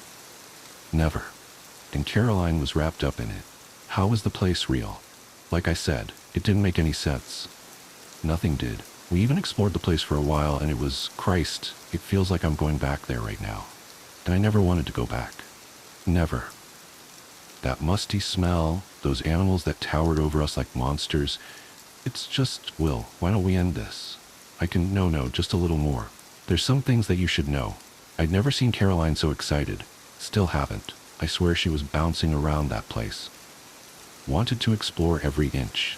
She even pulled me into some horrifying corn maze I thought we'd never get out of. And then we found it. We found the place where that kid had disappeared. Caroline pulled open this hatch in this enormous, empty ball pit, and we wiggled through this crawl space that dead-ended, and then we heard something. Someone else was inside the barn.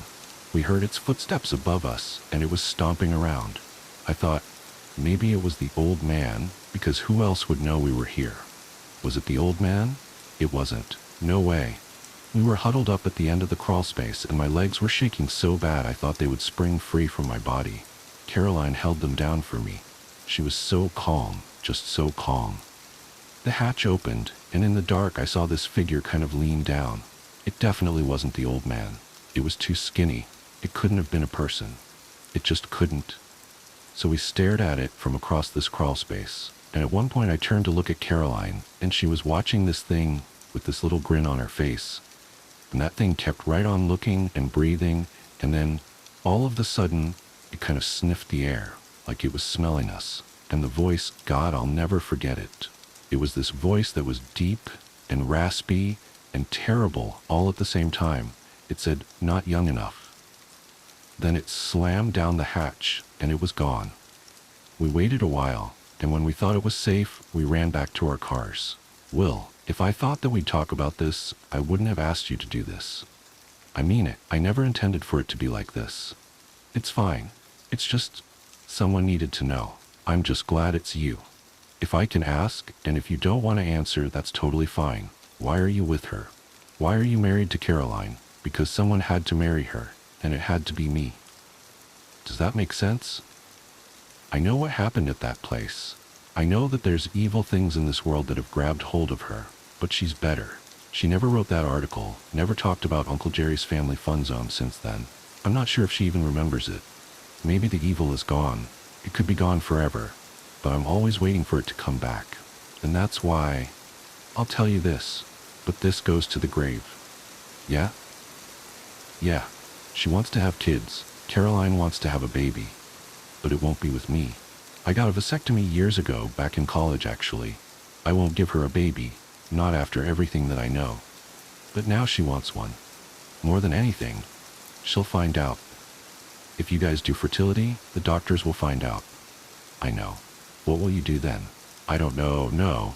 My original hunch about my interview experiment was correct. There was just something about the microphones and tight space that elicits honesty. What I experienced with Caroline and Will was the rarest forms of honesty, an honesty I hope to never ever experience again. I wanted to rid myself of the entire situation. Even having the audio files just felt wrong, like I was allowing evil to fester. But then I remembered what Will told me. Someone needs to know. So I spent hours transcribing their interviews, dumped the text file on a USB drive, and tossed it into a box in my closet. I deleted the audio files from my computer and then put my microphones and recorders out to the curb. It just wasn't worth it. But the purging didn't cure me. I was haunted by Will and Caroline's stories. And it wasn't just the horrific situations they found themselves in as high schoolers. It was the secrets and lies they've lived ever since. Will and Caroline came over for dinner a few weeks after the interviews, and it was like nothing was wrong. We drank, we laughed. I watched Will touch the small of Caroline's back, and Caroline gently caress Will's elbow.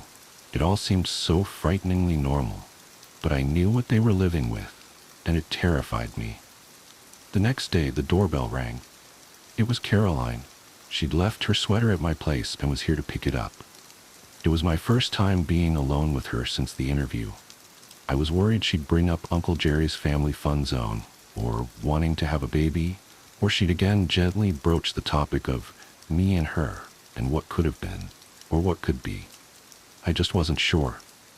I retrieved her sweater from the kitchen and walked her to the front door.